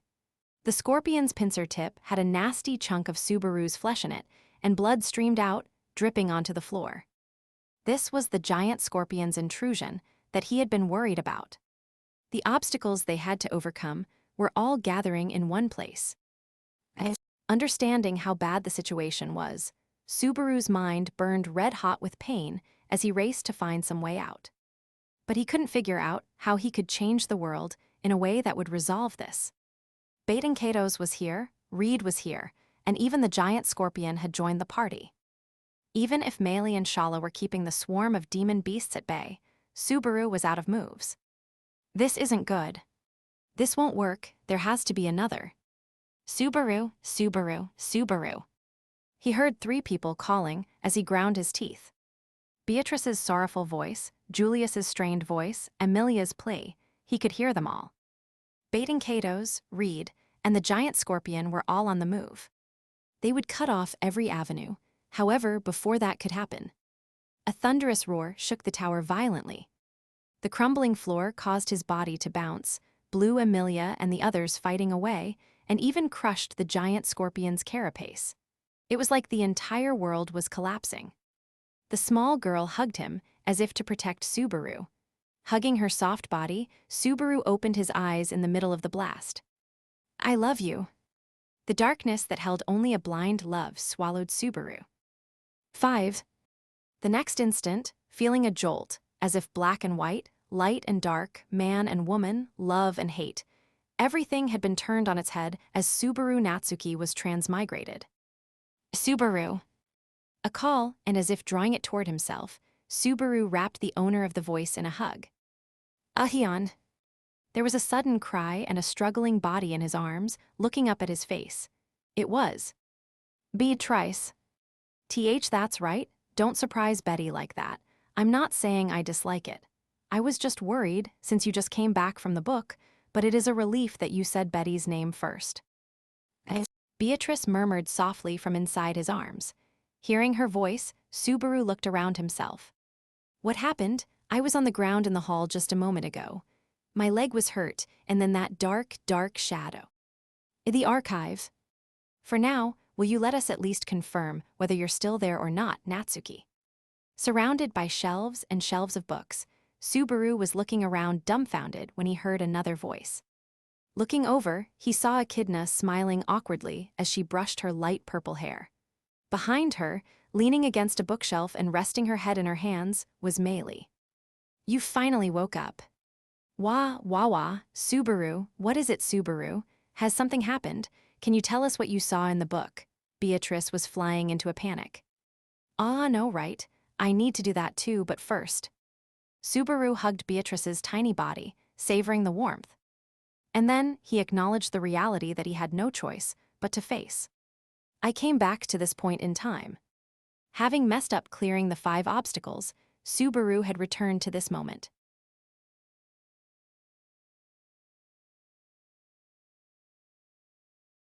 Chapter 5. An Unreasonable Swordess Judgment. 1. The first thing he had to do was really come to grips with the fact that he had died and returned. They had failed to deal with the Pleiades watchtower's 5 obstacles in time, and in the end, that terrifying black shadow had destroyed everything in the heart of the tower. And in dying there, Subaru gained a chance to redo things, but this time was completely different from the other loops. The checkpoint is different. His 5th death, in and of itself, that was something worth grieving over, but the biggest problem was the new reset point. It had been updated to right after he returned from Reed's Book of the Dead, from the corridors of memory. He had expected this. The Subaru Natsuki, before he lost his memories, must have used his return by death ability in the same sort of way. So the starting point being right after he had lost his memories obviously stood out. Unless the save point updated somehow, the current Subaru couldn't have restarted from the green room.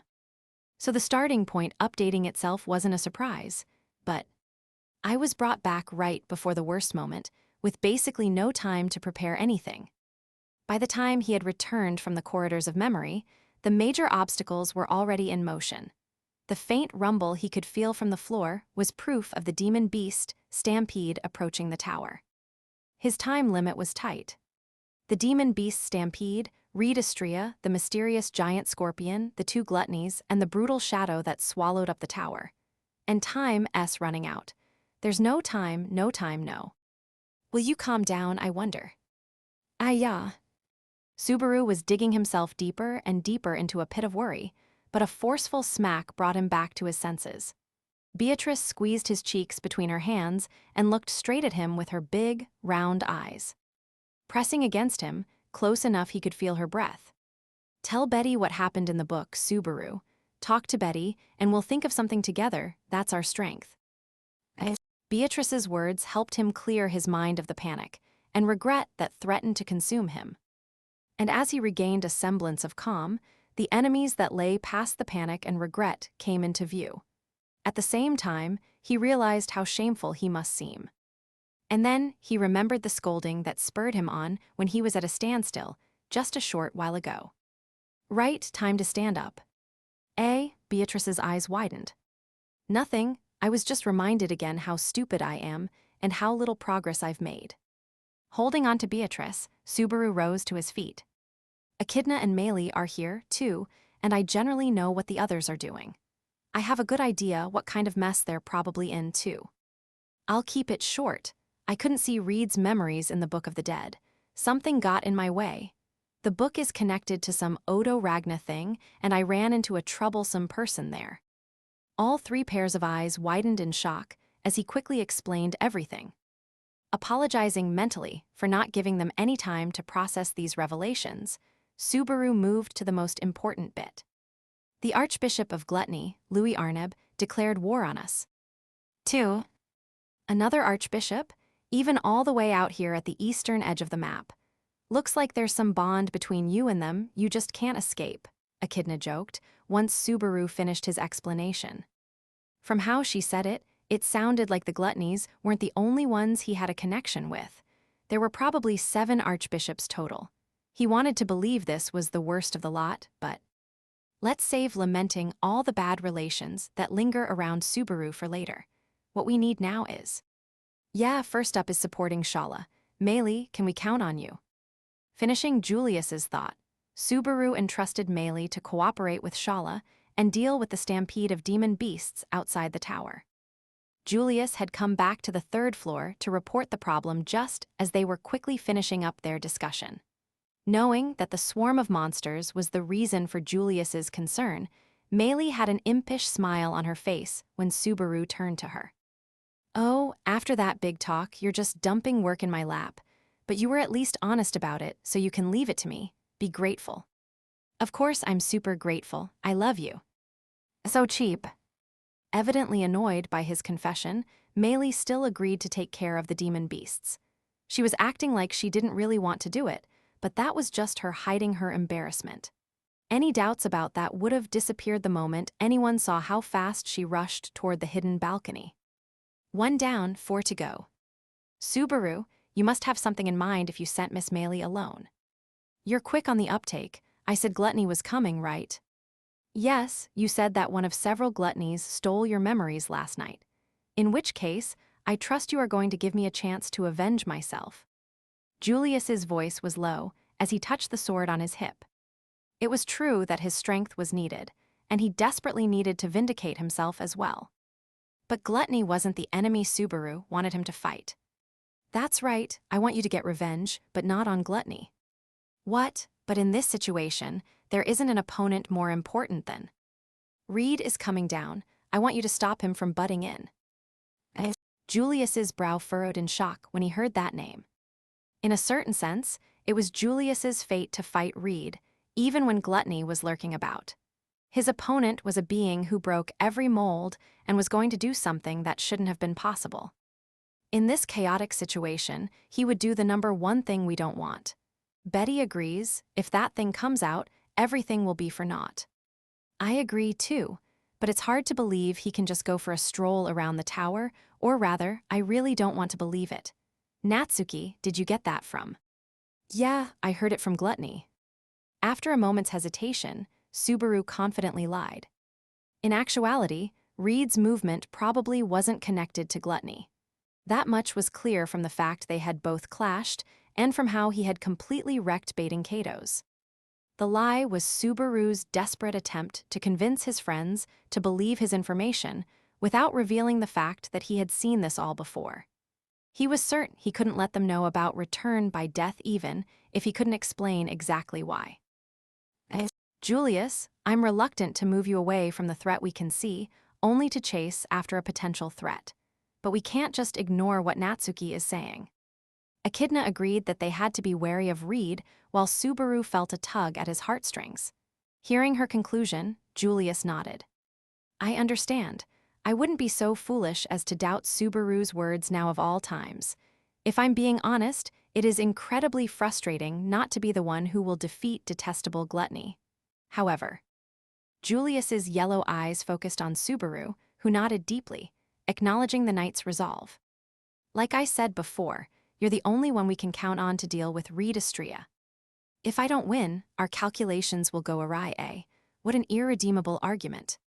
If everything didn't go as planned, their failure would lead directly to a massive tragedy. Sensing that in Subaru's serious black eyes, Julius heaved a deep sigh. You have my word, I will handle Reed. However, if it turns out that he cannot move from the second floor, I shall come to where you are at once. Any objection? Nope. If Reed can't come out for a stroll, then that frees you up. I couldn't ask for anything better. I'll let you be the judge of that, but beating Reed is your role. Then we have an understanding. Echidna, Lady Beatrice, I'll leave the rest to you. Do me the favor of including my name, at least, come on. Subaru grimaced at being left out, but Julius simply flashed a pompous smile. Then, with a flutter of his cape, he headed toward the second floor. After watching him go, Subaru turned around, only to be met by a sudden whisper. I won't ask how you can be so sure, so long as you don't betray his trust or mine. Subaru gulped slightly at Echidna's words. As pragmatic as she was, it was only natural she would doubt how he could possibly know with such certainty that the Sword Saint would start roaming around the tower. Especially when there was so little connection between Gluttony and Reed. The only reason she hadn't burst his bubble in front of Julius was because she placed some level of trust in Subaru based on what he had done so far. I have to live up to that trust. When his mind got that far, he felt a stinging heat in his chest. It was the same strange heat that he had felt just before the shadow had swallowed him at the end of the last loop. His pulse started racing, and he closed his eyes as the impatience swelled inside him. What appeared behind his eyelids were faint, pale lights in his arms, right beside him, and here and there in the distance down the passage. Subaru. I'm okay, we need to get to Amelia-chan and Ram, let's hurry. Beatrice peered at Subaru's face as it tensed. Shaking his head, Subaru took her hand and started running to meet up with the others. No, more precisely, it wasn't to meet up with Amelia. Because at this point, it was Amelia they would run into down this passage, but... Barusu, you're awake. Ram. What appeared around the corner was the same group as last time, Ram holding onto Rem while riding Patlesh. She dismounted with a flourish and tossed the reins to Subaru. You're too slow, take care of Rem. If she's hurt, or if you touch her in any strange way, I won't forgive you, so protect her like your life depends on it. Wait, too fast, I get why, but calm down, you. The Archbishop of Gluttony is here. Lady Amelia is fighting, but she's at a disadvantage. I have to get back at once, or it will be too late. The emotions that Subaru felt in that moment were complicated. Concern for Ram, who was going to fight, anger at the confirmation that the foul baiting Kato's had arrived, and above all, relief that Ram had said Amelia's name. the biggest reasons he had been hurrying were to prevent Taygeta from eating Emilia's name and to keep Ram from dropping out of the fight because of that. Getting confirmation that he had made it in time, Subaru took the offered reins and pushed them into Echidna's hands. Echidna, get Rem and Patlash to a safe area. The balcony and second floor are no good. You can't get to the green room now. Taygeta's probably the best choice. Natsuki, what about you? Me and Beatrice are going with Ram. Echidna's eyes widened as Subaru fired off directions. He quickly rubbed Patlash's neck and seared Rem into his eyes. You said it before. Don't betray your trust, right? I'm asking you the same thing. Take care of Rem. She's vital for Subaru Natsuki. That's a weird thing to say. You're Subaru Natsuki, aren't you? I have a little hope that you can maybe understand a bit of what I'm feeling. From what he had heard, Subaru had gathered that Echidna was inhabiting a body temporarily, but her goal was to return it to its original owner. In a sense, that was similar to the connection between the current Subaru and Subaru Natsuki. Echidna's eyes widened. Natsuki, are you? I'm counting on you. Not letting her finish, Subaru started running. He only had Beatrice, who was determined not to let him be alone, and Ram, who had started running first. Ram glanced back. Why are you coming, Barusu? Rem is. Rem told me to go take care of things instead of just worrying about her. She gave me a lecture inside the book. Rem, what? What are you talking about? Ram's pink eyes quivered at the news as Subaru ran alongside her. But there was no time to get into the weeds about what happened in the corridors of memory. So he simply told her the most important part.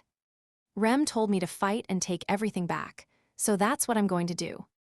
Of course, don't forget Betty is here too. That's enough for now. I will cross-examine you 100 times over later. 100 times. Subaru shuddered. When Ram said that, it didn't sound like a joke. But since he couldn't explain anything right now, maybe that response was a sign of her benevolence.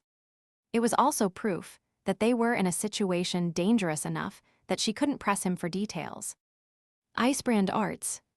The next instant, down the white, frosted-over passage, he spotted Emilia's back as she danced with weapons of ice in her hands. She was facing off against the small archbishop, lie-baiting Kato's. Lady Emilia. Ram's shout was a final confirmation to Subaru that they had avoided the worst-case scenario. At the same time, Emilia noticed them when her name was called. Ram, why did you come back? And Subaru and Beatrice, I'm glad you're safe, but it's really dangerous. Get away, leave. Rem has been moved to a safe location. Now I may assist you. Ram pulled the small wand, strapped to her thigh, while answering Emilia. It was a short wand, sort of like what a wizard would have. At a glance, it looked entirely normal, but when Ram held it, it suddenly felt powerful. Seeing Ram intended to join the fight, Gluttony sneered while putting some distance between him and Emilia. Haha, what, you came back, sister. Ooh, so dashing. Why are you so cool, sister? You're so wonderful. Silence, I'll kill you, Archbishop. Her voice was dripping with raw hostility as Ram advanced on baiting Kato's. Subaru immediately reached for her back. Hey. It was clear from the last loop that Gluttony was incredibly powerful, able to match Emilia and Julius blow for blow. If Ram lost control here, they would end up losing the advantage they had gained from safeguarding Emilia's name. Worrying about that possibility, he tried to grab Ram's shoulder, but... Who do you think you're talking to, Barusu? Fall back at once. His fingers touched nothing but air as Ram disappeared. Whoa. In a flash, Ram reappeared directly in front of baiting Kato's. Seeing the wand thrust at his forehead, baiting Kato's widened his eyes, and he shouted rapturously as he crossed the swords on his arms to catch the imminent blow. Ah ha ha ha ha, are you serious? Creating wind beneath your feet? You're lucky you didn't blow your legs off. Most people would be too scared to try that. Don't use such a pointless standard to judge me. Also, you thought this would be the end. You've underestimated my anger. Ram's eyes narrowed. A blade of wind flew from the tip of the wand. Expecting that, baiting Kato's twisted his body, but he didn't make it in time. The blade of wind cut through everything in its path, tearing into Gluttony's evil countenance. Gee Gaia. Taygeta cried out as the left side of his face was torn open. He pushed Ram back with a desperate kick. Unfortunately for him, even that had been accounted for. "I'm here too." Emilia rushed at Taygeta from behind, wielding a greatsword made of ice. Because Ram had been pushed away, Emilia didn't have to hold back.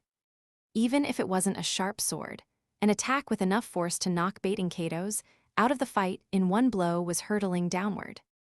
Ultimate palm. Kaya. A black fist shattered the ice sword mid-swing, like it was made of glass. The unexpected destruction ruined Emilia's balance, and Gluttony's hind leg swept her pivot foot out from under her, sending her spinning with a cry as his fingernails thrust toward her face. Just as the cutest face in the world was on the verge of being mauled. Lady Emilia's face is one of her few traits that is completely flawless. Ram's foot stomped down on his claws, and then her left elbow sent Taygeta flying, while Emilia quickly recovered by extending her right hand. "Wah whoops, thank you, Ram, I almost bumped my head on the ground there." "Please be careful, Lady Emilia, he can use some troublesome techniques." "Yes, it looks like it. That palm attack made my neck really tingle." "That is formidable, however." Joining forces, the two of them spoke while warily watching Taygeta, who had retreated to a distance of about 30 feet in an instant. It had truly been in the blink of an eye. Leaping Dorkal's teleportation. That's quite the gaudy name for a simple trick for moving here and there. Ahaha, are you serious? Figuring out the gist of it after a single glance, how is that fair? Licking the blood dripping from his gouged face, Taygeta let out something between a shudder and a sigh of admiration. It didn't look like his wound was very deep, but the psychological effect of that short exchange seemed to far outweigh the physical damage. And it was the same for Subaru, who could only watch in awe at the back and forth. That was. Ram is someone who can do that much if she does not have to worry about anything else. Gluttony's queer authority is the sort that can be crushed by a sufficient difference in strength, Beatrice explained as she held Subaru's hand. Her perception of Gluttony was correct. In fact, even though Taygeta had absorbed the skills of all sorts of masters and freely wove them into his fighting style, Reed had defeated him in a single blow. I didn't think Ram had the sort of strength to match that. In leaving the stampede to Shala and Melee and entrusting Julius to settle things with Reed, it was a given they would have to fight Gluttony with whoever was left. But Subaru had envisioned Emilia as their core fighter, while he, Beatrice, and Ram acted as support. He had miscalculated, but it was a happy mistake this time. Poo, coo, ahahaha, as expected of sister, a wound this severe, while replicating carnivore Heinelga, good, eat it all, Gluttony. Just as Subaru was about to clench his fist, feeling like their odds of victory were high, Gluttony started cheering.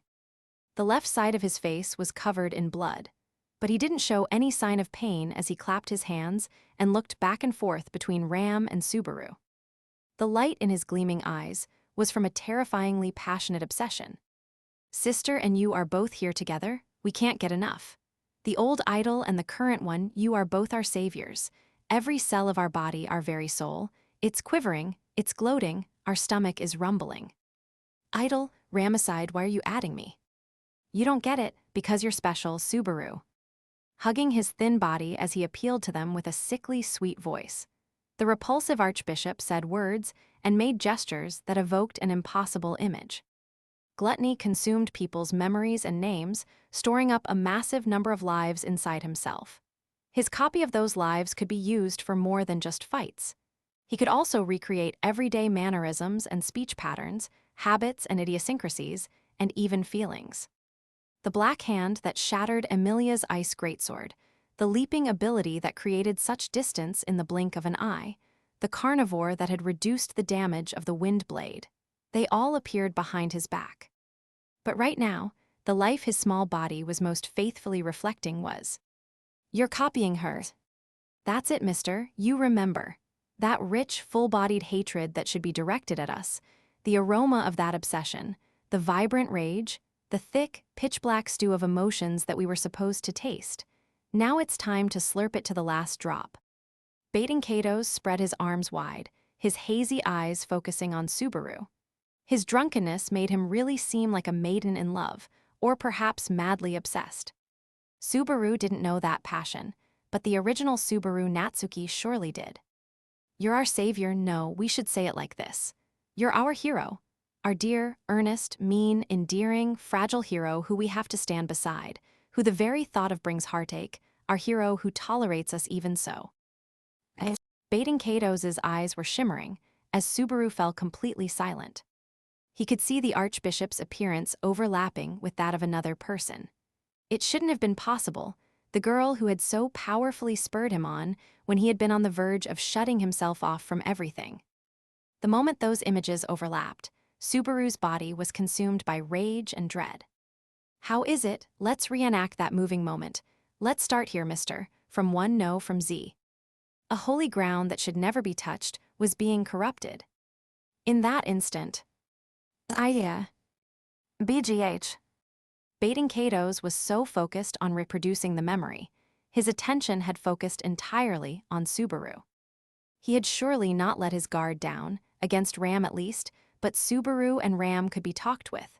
His attention should not have been focused on them. Murak, I suppose, and sneak up and wham. Beatrice and Emilia nodded to each other. As a result of their teamwork, Baiting Kato's had been knocked unconscious by a blow to the back of the head. The Archbishop of Gluttony had been hit by a heavy swing of Emilia's ice hammer after she snuck up on him.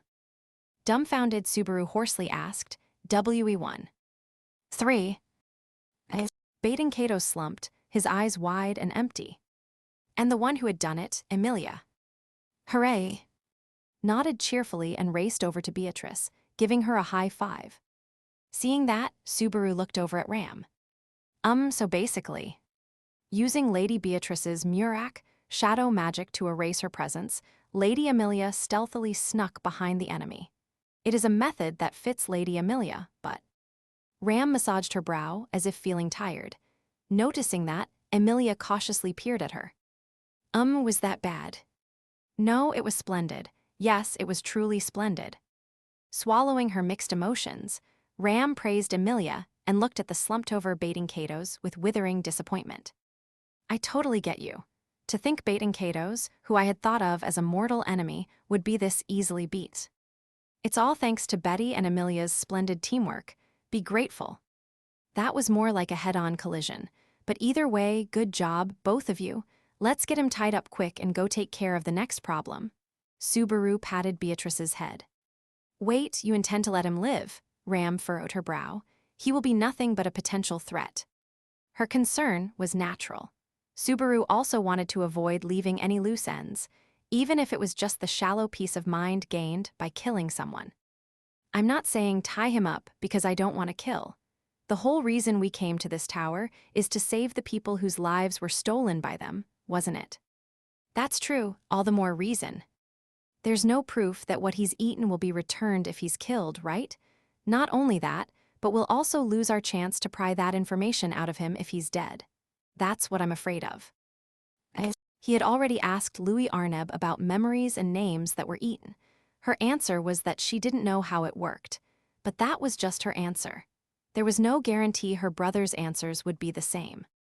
If you have a way to get the answer out right now, then fine, but without that, we don't have the capacity to deal with him now. There are plenty of problems besides him. The tower rumbling, and Julius and the others being missing are concerning. Ram scrunched up her face in thought as she listened to Subaru's argument. Ram, I agree with Subaru. For now, I'll make ice shackles so he can't move, and we can ask him more later. While Ram was thinking, Emilia chimed in on Subaru's side. She swung her arms, and there was a crackling sound as ice formed around Baiting Kato's hands and feet, binding him tightly. See, that should be enough, right, Ram? Understood. However, when it comes time for discussions, please allow me to handle it personally. Okay, got it. I'll let you talk to him. Emilia's and Ram's understanding of the word discussions were not quite in sync, but Subaru couldn't find a reason to explain the difference or to stop Ram from handling the interrogation. There was no reason for him to feel sympathy for Gluttony. So Subaru, we've taken care of Gluttony here, but what next? Reinforce Shala and Meili? Or, yeah, about that, just give me a moment, I'm thinking. Subaru put his mind to figuring out what their next steps should be. Of the 5 obstacles, they already had party members set out to deal with the demon beast stampede, and with Reed, and unexpectedly, Gluttony's intrusion had been beaten back by Amelia and Beatrice's teamwork. The remaining obstacles were the mysterious giant scorpion and the specter of demise that crushed the entire tower, and of course the remaining Gluttony, who had not shown himself yet. Louis said the names Lai and Roy, so if baiting Kato's is Lai, then the other should be Roy. He hasn't shown himself once yet. There was trouble happening all around the tower. It was hard to imagine there was yet another obstacle he wasn't aware of, and he didn't want to dwell on the possibility. If nothing else, it didn't seem like the shadow of the other Gluttony was lurking around any of his comrades who were scattered around the tower. Meili was currently fighting the demon beasts swarming around the tower. Echidna was moving Rem and Patlash toward Taygeta, and Julius was moving violently around the 2nd floor. Julius is having a rough time, that must be Reed. Subaru, what are you talking about? Where are you looking? What are you talking about, Beatrice? I'm. Glancing at Beatrice, who was peering up at him, he suddenly realized the weirdness of what he was saying. He couldn't say what exactly he was looking at, and how he knew. What is this? I can tell where everyone is and what they're doing. I can see. Clutching his chest, Subaru confirmed the feeling, the inexplicable sight that allowed him to sense something like faintly glowing lights. It was the same feeling that he'd noticed in the middle of the last loop. He didn't know how to describe it, but it was a sort of 6th sense that let him feel the presence of his comrades in the tower. The way he had managed to find Ram and the others on the way here with unerring accuracy was a sign of his subconscious knowledge. He had just accepted it as naturally as if he'd been born with a 3rd arm. But Subaru didn't know anyone who naturally had a 3rd arm since birth. Subaru finally realized how unnatural this all was and groaned. The repulsive, incomprehensible sensation was physically nauseating. Subaru. Beatrice steadied his shoulder as he stumbled. Noticing something was strange, Amelia raced over too, but he held his hand up to stop them. It's okay, I'm just a little lightheaded. Are you sure? You look awful. It might be because you read Reed's Book of the Dead. Maybe you should hide somewhere. Don't bench me like that, please. I'm just in the middle of upgrading. Upgrading? Amelia cocked her head at the unfamiliar word. Even as he was thinking that her gestures were cute, Subaru desperately tried to get his newfound powers under control. I don't know how this happened, but I can't let this 6th sense slip away. With all of his comrades scattered right now and virtually unable to fight himself, this was an authority that Subaru wanted more than water in a desert. Quit acting up and become mine. The unnatural 3rd arm had emerged in response to the cry of Subaru Natsuki's soul. So it should answer my call now.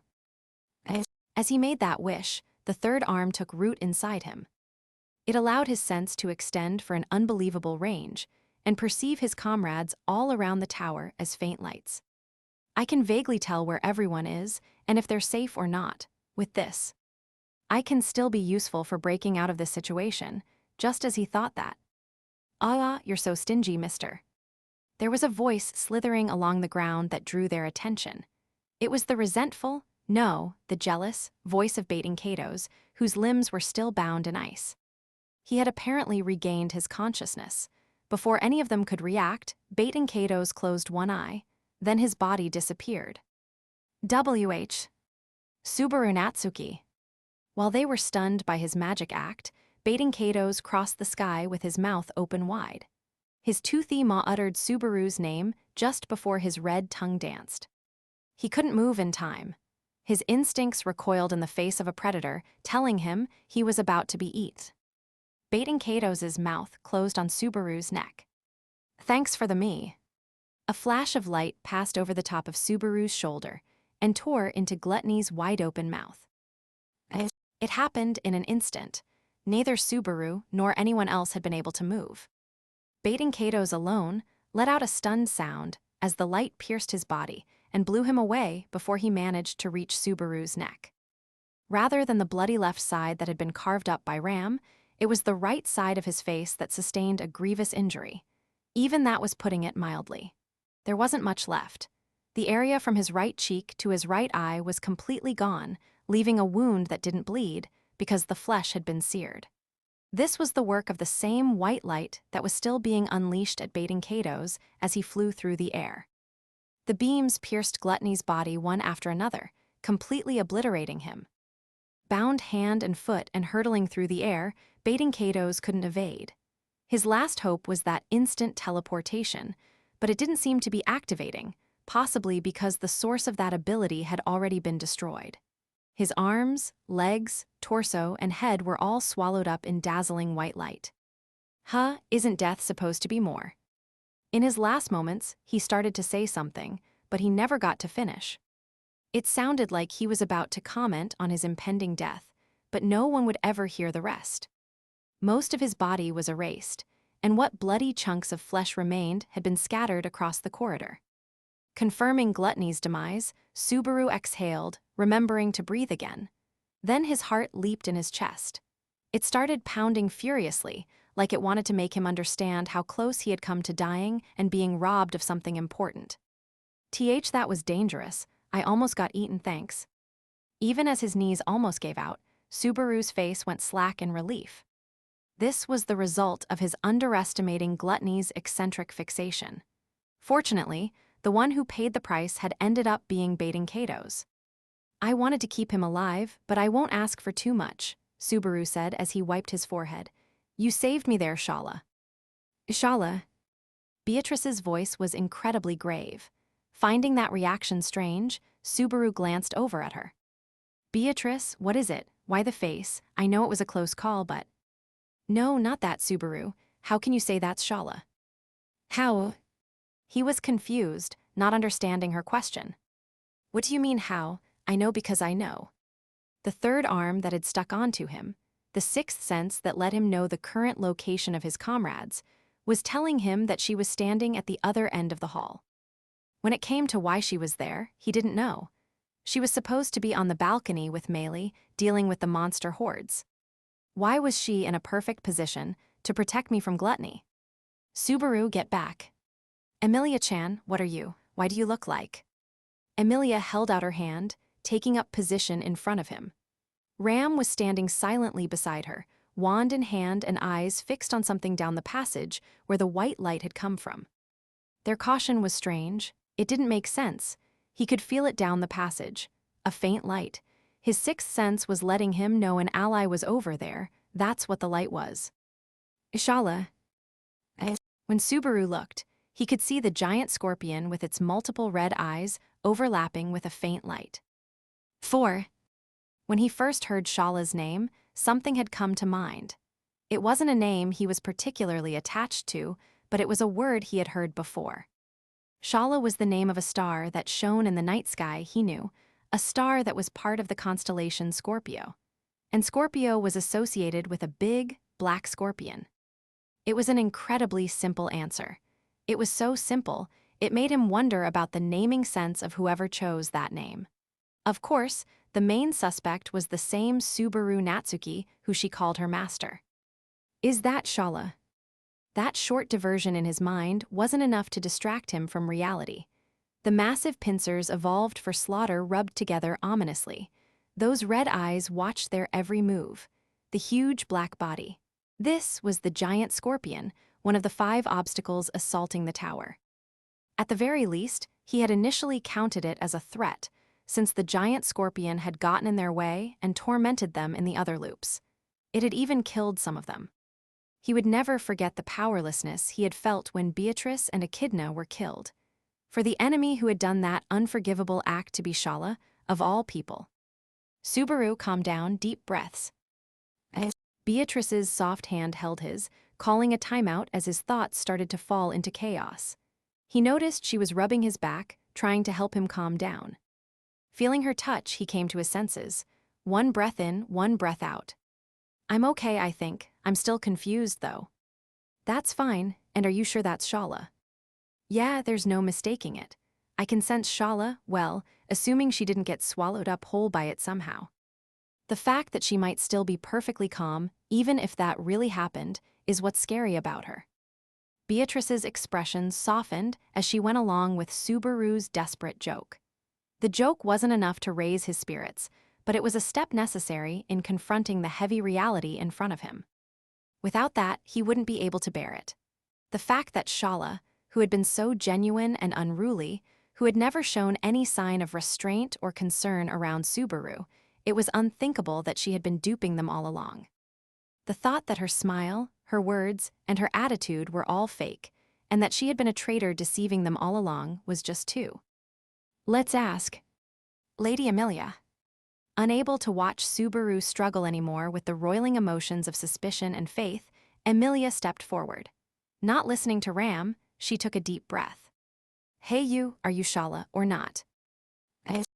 Right, you might not be able to talk. Then raise your right hand if you are Shala and raise your left hand if you are. That way we can tell. Out of consideration for the silent scorpion, Amelia tried to talk first. She could unleash a completely merciless attack on baiting Katos, but she was fundamentally a pacifist, so perhaps it was more accurate to say her personality was full of mystery. The response to her request was, Lady Beatrice. I know. Immediately sensing danger, Ram looked over her shoulder, but Beatrice was already reacting. Light streamed from her raised arms, and a crystal clad in a purple light appeared in the air. The next instant, the crystal was shattered by a white light that hit it directly, creating a furious dance of light in the passage. Woo-ah. Get your head down, it'll be bad if it hits. The shimmering white and purple lights flew wildly, as the peal of shattering glass echoed in the air. Behind that magnificent, eye-searing spectacle, Subaru could see that the beam of light that had laid Gluttony low had come from the scorpion's sharp tail. Beatrice used her magic to protect Subaru, deflecting, redirecting, and batting aside dozens of shots aimed right at them. Moreover, an overwhelming amount seemed to be targeting Subaru specifically. Does she have a grudge against me or something? Maybe it's because you were always so cold to her. Try apologizing. I'm sorry, my bad, it's my fault. Please forgive me, how's about now? The shock waves rolled over their bodies as Beatrice and Subaru clung together. He tried following her valuable advice and apologized, but the white flashes didn't abate. But if the focus of the attack was still trained right on them? Just aiming at Subaru is mean. Don't bully the weak. Amelia shouted and ran down the passage, slashing at the scorpion with a long sword of ice. Parrying the attack with its giant pincer, the scorpion skittered its legs as it retreated at high speed. However, Amelia gave chase with a beautiful ice attack, determined not to let it escape. Tea I Urya. A long sword, twin blades, a spear, and a war hammer that Amelia summoned shattered one after the other with a high-pitched sound. Silver hair fluttered amid the countless resulting ice fragments. In response to that waltz of ice, the scorpion's strategy was simple. Flailing wildly with its pincers and tail, it shattered Amelia's weapons and tried to tear her apart. A person and a monster, a fairy and a beast. A martial arts contest was unfolding between the two, creating a deadlock that went back and forth. If it's a deadlock, then the balance is easy to break. Just as he was about to say that, he noticed something. The asset who ordinarily would have joined the fray by now was missing. The reason was plain to see. Ram was leaning against the wall for support.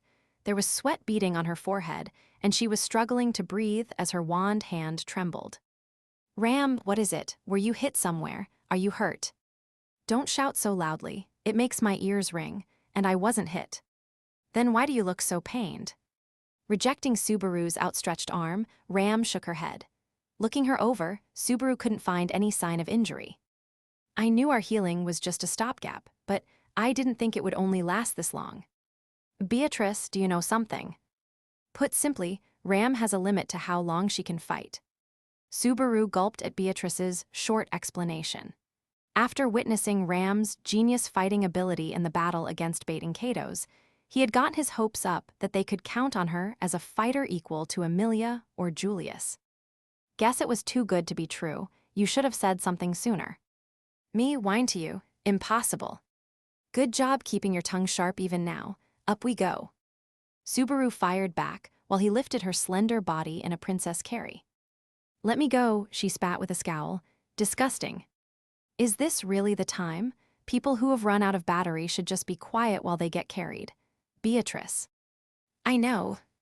Shutting Ram up as she weakly resisted, Subaru shouted at Beatrice. Realizing what he wanted, she pointed her palms forward and unleashed her magic power. The gleaming purple crystals that had caught the impending white flashes of death expanded again.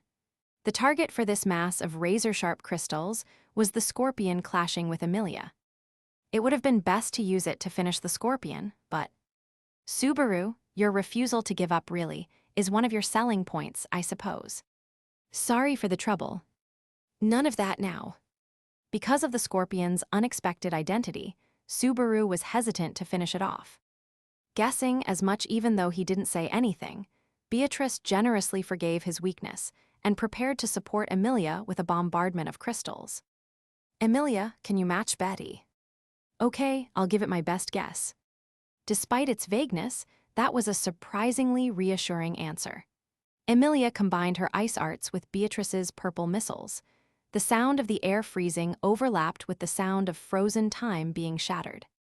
The passage peppered with purple bolts hardened with an almost indescribable sound, drastically limiting where the scorpion could go with its massive body. Leaping forward on pure instinct, Emilia formed her thinnest blade, made of delicate ice, and slashed.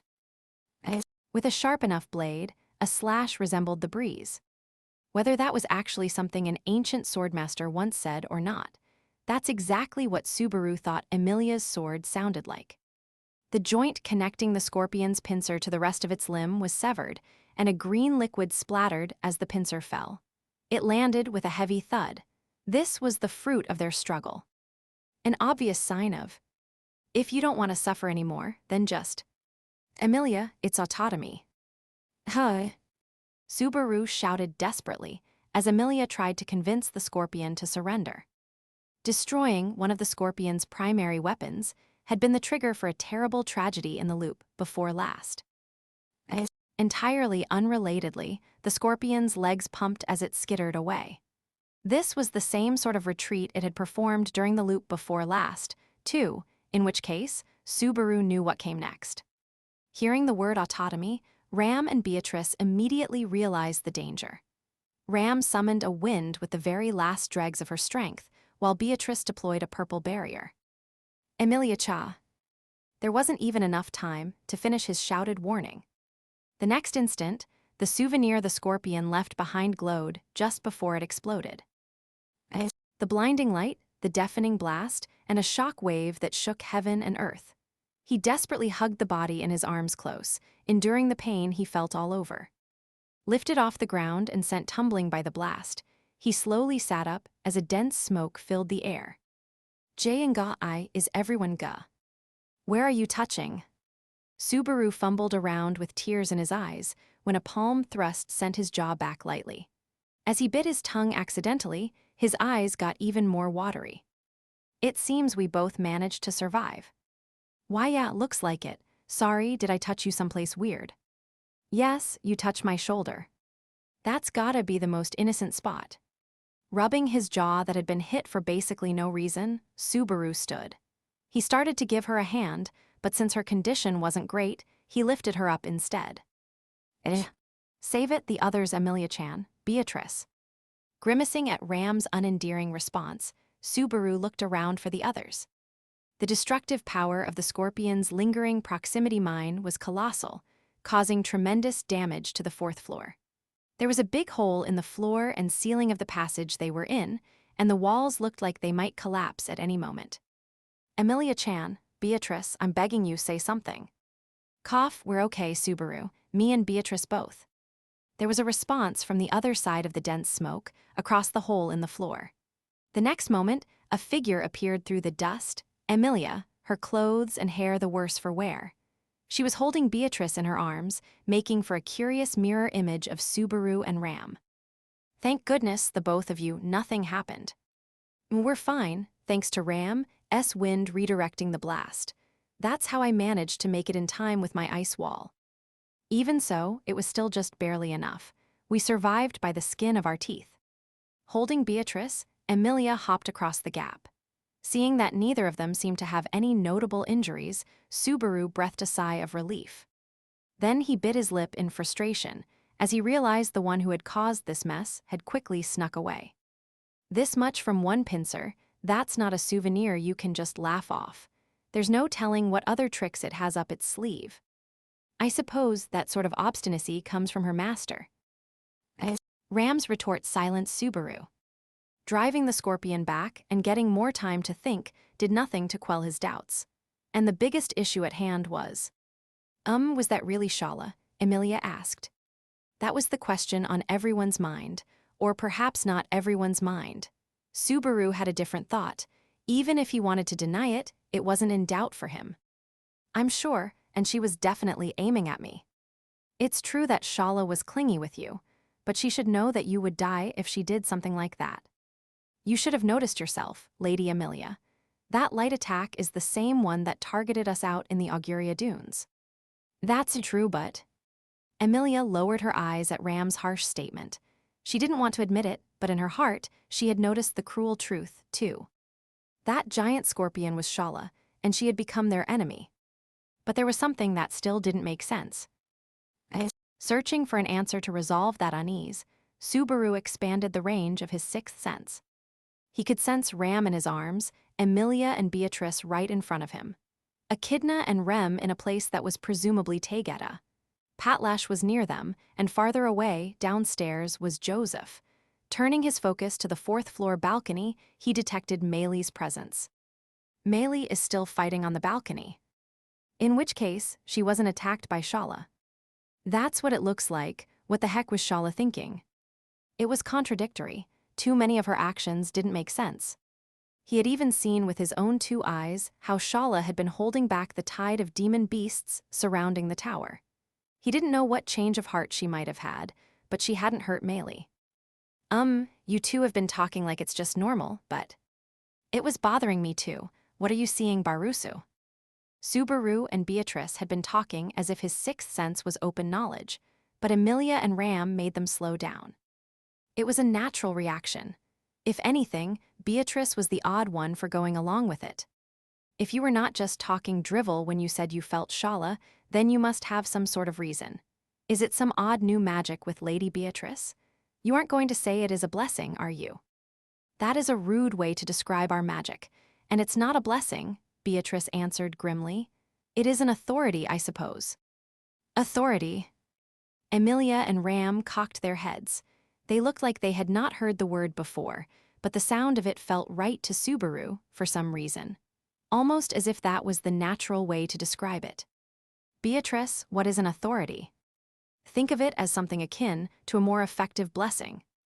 What? Ram had a pensive look on her face as she glanced up at Subaru's, but Subaru couldn't tell what thought might be lurking behind her pink eyes. All he could say was that Beatrice's explanation was probably not wrong. I don't know the details, but Beatrice is right. The effect of this authority, or whatever, lets me generally tell where everyone is inside the tower. And... Amazing. Is that power why you thought that big scorpion was Shala? Pretty much. There was a mixture of concern and astonishment in Emilia's eyes, as Subaru nodded emphatically. Authority, sixth sense, whatever it was called, Subaru could use it to sense that the light that was presumably Shala had taken up a position quite a distance from them. Whether that was to heal the damage of losing its claw, or for some other reason, he couldn't say. There was one thing he knew for cert. It was probably after me. He felt oddly confident of that. It had taken time to accept that the giant scorpion was actually Shala, but it wasn't hard to swallow that its target was Subaru. As long as it wasn't after any of his other comrades, then there was plenty to take advantage of. Right, and speaking of authority. He didn't know the origin of the authority he possessed, but that wasn't important now. What mattered more wasn't Subaru's authority, it was Gluttony's. There was no trace left of the remnants of Baiting Katos's corpse in the hallway after the explosion. There was no need to confirm it, though. Gluttony had died before their eyes. In which case, what about the scars gouged into the world by his authority? Ram are your memories. If you mean Rem, I still can't remember her. Ram shook her head, rejecting Subaru's faint hope. Looking over at Amelia and Beatrice, she surmised there wasn't any change in their memories, either. There was still the possibility that the missing bits might gradually return with time, but doesn't seem like defeating gluttony is enough to recover what we lost. A troublesome enemy, vexingly so, Ram grimaced bitterly. This was what Subaru had been afraid of, but there was no changing the fact that baiting Kato's was dead. It was a simple fact that one of their options for recovering what gluttony had stolen had disappeared. No, don't get depressed. Amelia-chan. Amelia took a step forward and shattered the darkening mood. There was an earnest light in her purple eyes as she looked between Subaru and Ram. We have to keep it together, all the more so in a situation with such a hodgepodge of terrible things. Echidna and Julius and the others are doing their best right now. And we have to have a proper talk with Shala, too, right? Amelia was single-mindedly positive, incapable of standing still, managing to pull Subaru up whenever he was on the verge of stumbling. And not just this time, last time, and the time before, and not just Subaru. It had probably been the same for the other Subaru Natsuki as well. All right, let's get fired up. Beatrice, cheek me. Cheek you, what would you have Betty do? Give me a slap. Horya. While Subaru was feeling moved, Amelia had an unreasonable ask for Beatrice. Beatrice went along with the request and gave Amelia a solid slap with both hands. There was a crack, and Amelia groaned a little bit. All right, thank you, Beatrice. Do you want me to do it for you? If you did that, Betty's neck would be torn off, so thank you, but no thank you. Ha, silly Beatrice. Amelia laughed like it was just teasing, but Beatrice's eyes were serious. Either way, though, watching the two of them, Subaru realized that some of the tenseness in his shoulders had slipped away. It wasn't as if it was okay to relax completely, but getting too tense was also a problem. Lady Amelia is relaxed, not that she ever isn't, though. I don't think you're one to talk, though. Stop saying such rude things, so what now? Pinching Subaru's neck from ultra-close range, Ram already seemed like she was back to her usual self. Subaru's eyes watered a bit as he nodded and focused his attention on his perception again. He also wanted to talk things through with Shala. Unfortunately, that wasn't their top priority. Should we rendezvous with Echidna and the non-combatants, or check on Meili to see what happened when Shala left? Subaru was dumbstruck as he expanded the range of his sixth sense to search for contacts around the tower. The ones who had not moved from their holding positions were fine. He could understand that the Shala giant scorpion was probably healing its wounds, too. But a different entity was moving through the tower at an absurd speed. Above. Get back, Barusu. The goosebumps he felt turned to confidence when he heard Ram's warning. Obeying, he leaped backward while still carrying her. At the exact moment the ceiling he was looking up at, the cracked ceiling almost destroyed by the explosion, split diagonally. An instant later, a shock wave turned the stone that made up the tower into dust. The dust and rubble that had finally settled burst into the air again, blocking their vision once more. There was no trace of the supposedly solidly built tower that was supposed to be indestructible. The scorpion's explosive autotomy, the pitch-black shadow's pressure, and this current destruction. Subaru, and Lady Amelia and the others, too. Julius. Breaking through the dust cloud flying toward them was Julius, his white uniform stained red with blood. Immediately kneeling and wiping the red stain at the corner of his mouth with the back of his hand, he looked at Subaru, who was also covered by rubble and dust. I believe it was just a few minutes since we parted ways, but I can see you have also had some excitement. Not as much as you, cutting straight through the tower, Subaru fired back. Julius had appeared after crashing through the tower floors at a savage speed.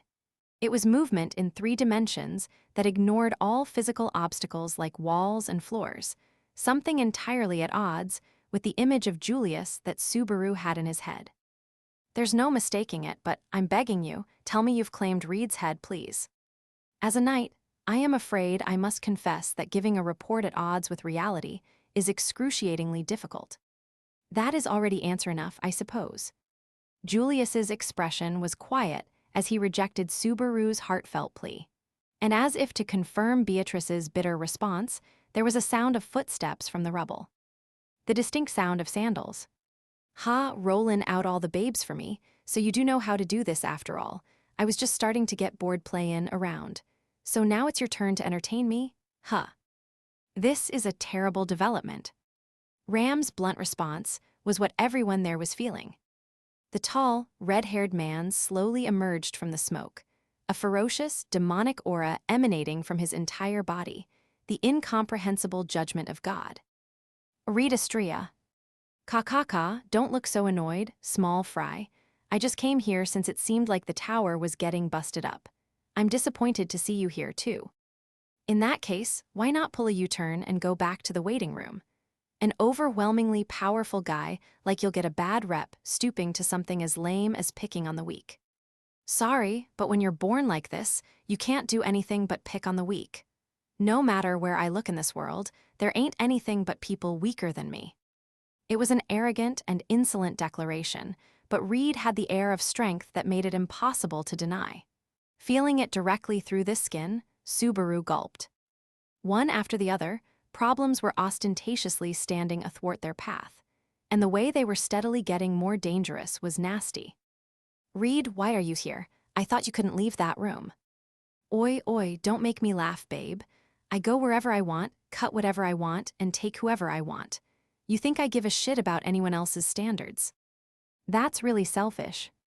But as Subaru gritted his teeth at the tense situation, Emilia stood up to Reed. Gentle and pacific, and maybe a little too calm. That was Emilia's nature in a nutshell, but even she couldn't help being put off by Reed's outrageously arrogant philosophy. And Reed didn't seem to mind talking to Emilia, thanks to her pretty face, judging by how he answered her in a noticeably better mood than when he was talking to Subaru. Meanwhile, "The situation looks awful, Julius, but I have good news and some more bad news." "That is one piece of bad news extra. Then let me hear the good news. One of the gluttonies who snuck into the tower, baiting Cato's, is dead. The corpse is all over the place." "That is..." Julius caught his breath, but his yellow eyes widened at that news. And then he immediately touched his own chest and closed his eyes. "Then one of the pieces of bad news is that the stolen memories have not returned." "That's right, the memories don't come back, even with gluttony dead. That goes for me, Rem, and you too. The second piece of bad news is that Shala is an enemy now, or at least tentatively. She has changed appearance, so it is easy to distinguish," Ram added. "If you see a very large scorpion, that's an enemy." I rather wish my ears were deceiving me. Julius's refined visage tensed at the barrage of information. Standing beside him, Subaru kept his voice low in order not to draw the attention of the wild red beast. "Anyway, given that, we're going to have to be careful with our anti-gluttony operations. Step 1 is gonna be searching for the other one that should be around here, but regarding that, I have both good news and bad news of my own. You two are the same." Subaru didn't want to let Ram's comment slide, but he didn't have much choice and focused on Julius's almost vengeful retort. "Then I'll also have the good news first. I know the location of the other gluttony you are searching for." "Seriously, then where is he? We have to take care of him before he gets to the others." "The answer to that question is the bad news, I'm afraid." Subaru leaned forward, latching on to Julius when he mentioned the as yet undiscovered gluttony, but Julius shook his head grimly and slowly raised the sword in his hand. "The Archbishop of Gluttony, Roy Alfred, is right there." "Huh?" Julius pointed the tip of his knight's sword straight forward.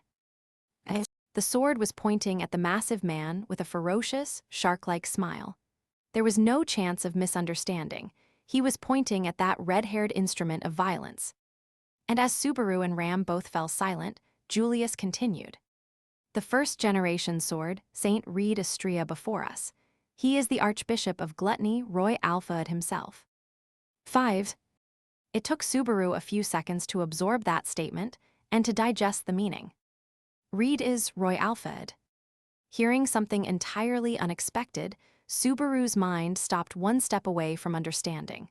like reading a book in a foreign language and not being able to decipher it, no matter how he tried.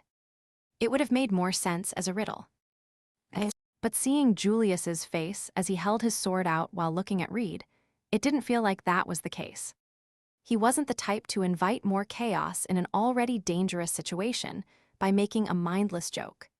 Subaru was sure about this evaluation after getting to know the man again after losing his memories. If his claim was neither a lie nor a joke, then the situation was grave. So the most straightforward assumption is that Alpha Guy transformed into Reed and... Hold on, wait up. Reed wrinkled his nose. That misunderstanding ain't funny. This ain't some stupid joke, bastard. Don't go thinkin' stupid shit like I'm some other dumbass in disguise. Subaru couldn't tell if that annoyance was genuinely Reed's or a performance by the transformed gluttony, but it at least didn't look like he was trying to hide his identity. Simply put, this was just a childish temper tantrum. I'm me, nothing'll change that. That's why I'm here. Hear me, who's gonna disagree? Huh. Touching the patch over his left eye, Reed declared his identity like he was baring his fangs. While Subaru's confusion deepened after hearing that, Ram shifted in his arms. There was a faint surprise in her pink eyes. Could it be, she murmured softly, Lady Beatrice, you mentioned it before, that the Archbishop of Gluttony we fought in the Watergate City could freely change his form. Betty was thinking the same thing as you. Beatrice's adorable cheeks tensed as she nodded at Ram's question. The two of them seemed to have reached an agreement on something, but neither Subaru nor Amelia could follow their logic. Irritated at their reaction, Ram sighed a little. The gluttony we cited previously in a different location could change his form freely. No, I suppose it was probably limited to the form of someone whose memories he had eaten. An absurd ability to reproduce not just the victim's personality, but even their physical form. It wouldn't be strange if in the course of doing something like that, the Archbishop's soul became disassociated, and they could no longer return to normal. So it's not just techniques, they can even copy bodies. That would definitely be ideal for someone with a copying ability. Defeating someone with the ability to imitate other people's abilities, because they couldn't fully control those powers, was a fairly common trope. So Ram and Beatrice's theory, replicating the original owner's physical body to better accommodate the stolen abilities, made a lot of sense. And that gluttony is making use of that, or perhaps made use of that is more accurate. Past tense, you don't mean. Subaru's eyes widened as he grasped Ram's implication. Looking at Julius for an answer, he slowly, elegantly nodded. Julius's yellow eyes focused again on Reed. Ms. Ram S. and Lady Beatrice's conclusion is correct. The man standing before us, his flesh is indeed Roy Alfred S., but his mind is not. His mind. Roy Alfred consumed Reed Estria's memories and then had control of his own soul wrested from him by those very memories. And that is how he descended from the second floor and is standing here without any restrictions. Subaru stood there speechlessly as Julius confirmed the most preposterous possibility. Can something like that really happen? But it explained everything about the mystery surrounding Reed, including how he had suddenly gained his freedom and could walk around the tower in all this chaos, even though he was supposed to be confined to the second floor as an examiner. It made perfect sense if he had taken over Gluttony's body. So he fell into the most terrifying trap of replicating memories. In other words, the strongest ego won out. What a risky gamble. Ram subtly mocked Alfred's rashness to challenge someone with an ego as powerful as Reed S. Can't say I disagree. However, while it wasn't obvious who was the more difficult challenge to defeat, Reed or Alfred, as far as which was more inconvenient, the answer was clearly Reed. With his strength and the lingering question of whether he even knew what they wanted to learn, he truly was one of the 5 obstacles in their way, and nothing less than a calamity. Why did Alfred want to do something so reckless? Roy Alfred said it was his nature, as gluttony. You talked to him. As I reached the second floor, I arrived just as Roy Alfred and Reed were facing off with each other. Julius explained all that he had seen. Reed and Alfred facing each other in that white space on the second floor. How the anomaly that was Reed Estria was consumed, and how Alfred's soul was also consumed in the process. I'm amazed you just let yourself get eaten. You should be amazed he actually had the balls to try and eat me. In the end, no one can go against their nature. The rugrat sacrificed himself on that altar. But you didn't resist being eaten by Alfred, either. Is that because you were sure you would be able to take over his consciousness? It wasn't anything smart like that. There's just one thing I'm sure of. Scowling at Julius's question, Reed scratched his ear with a finger, and then he flashed a ferocious grin. That I'm me.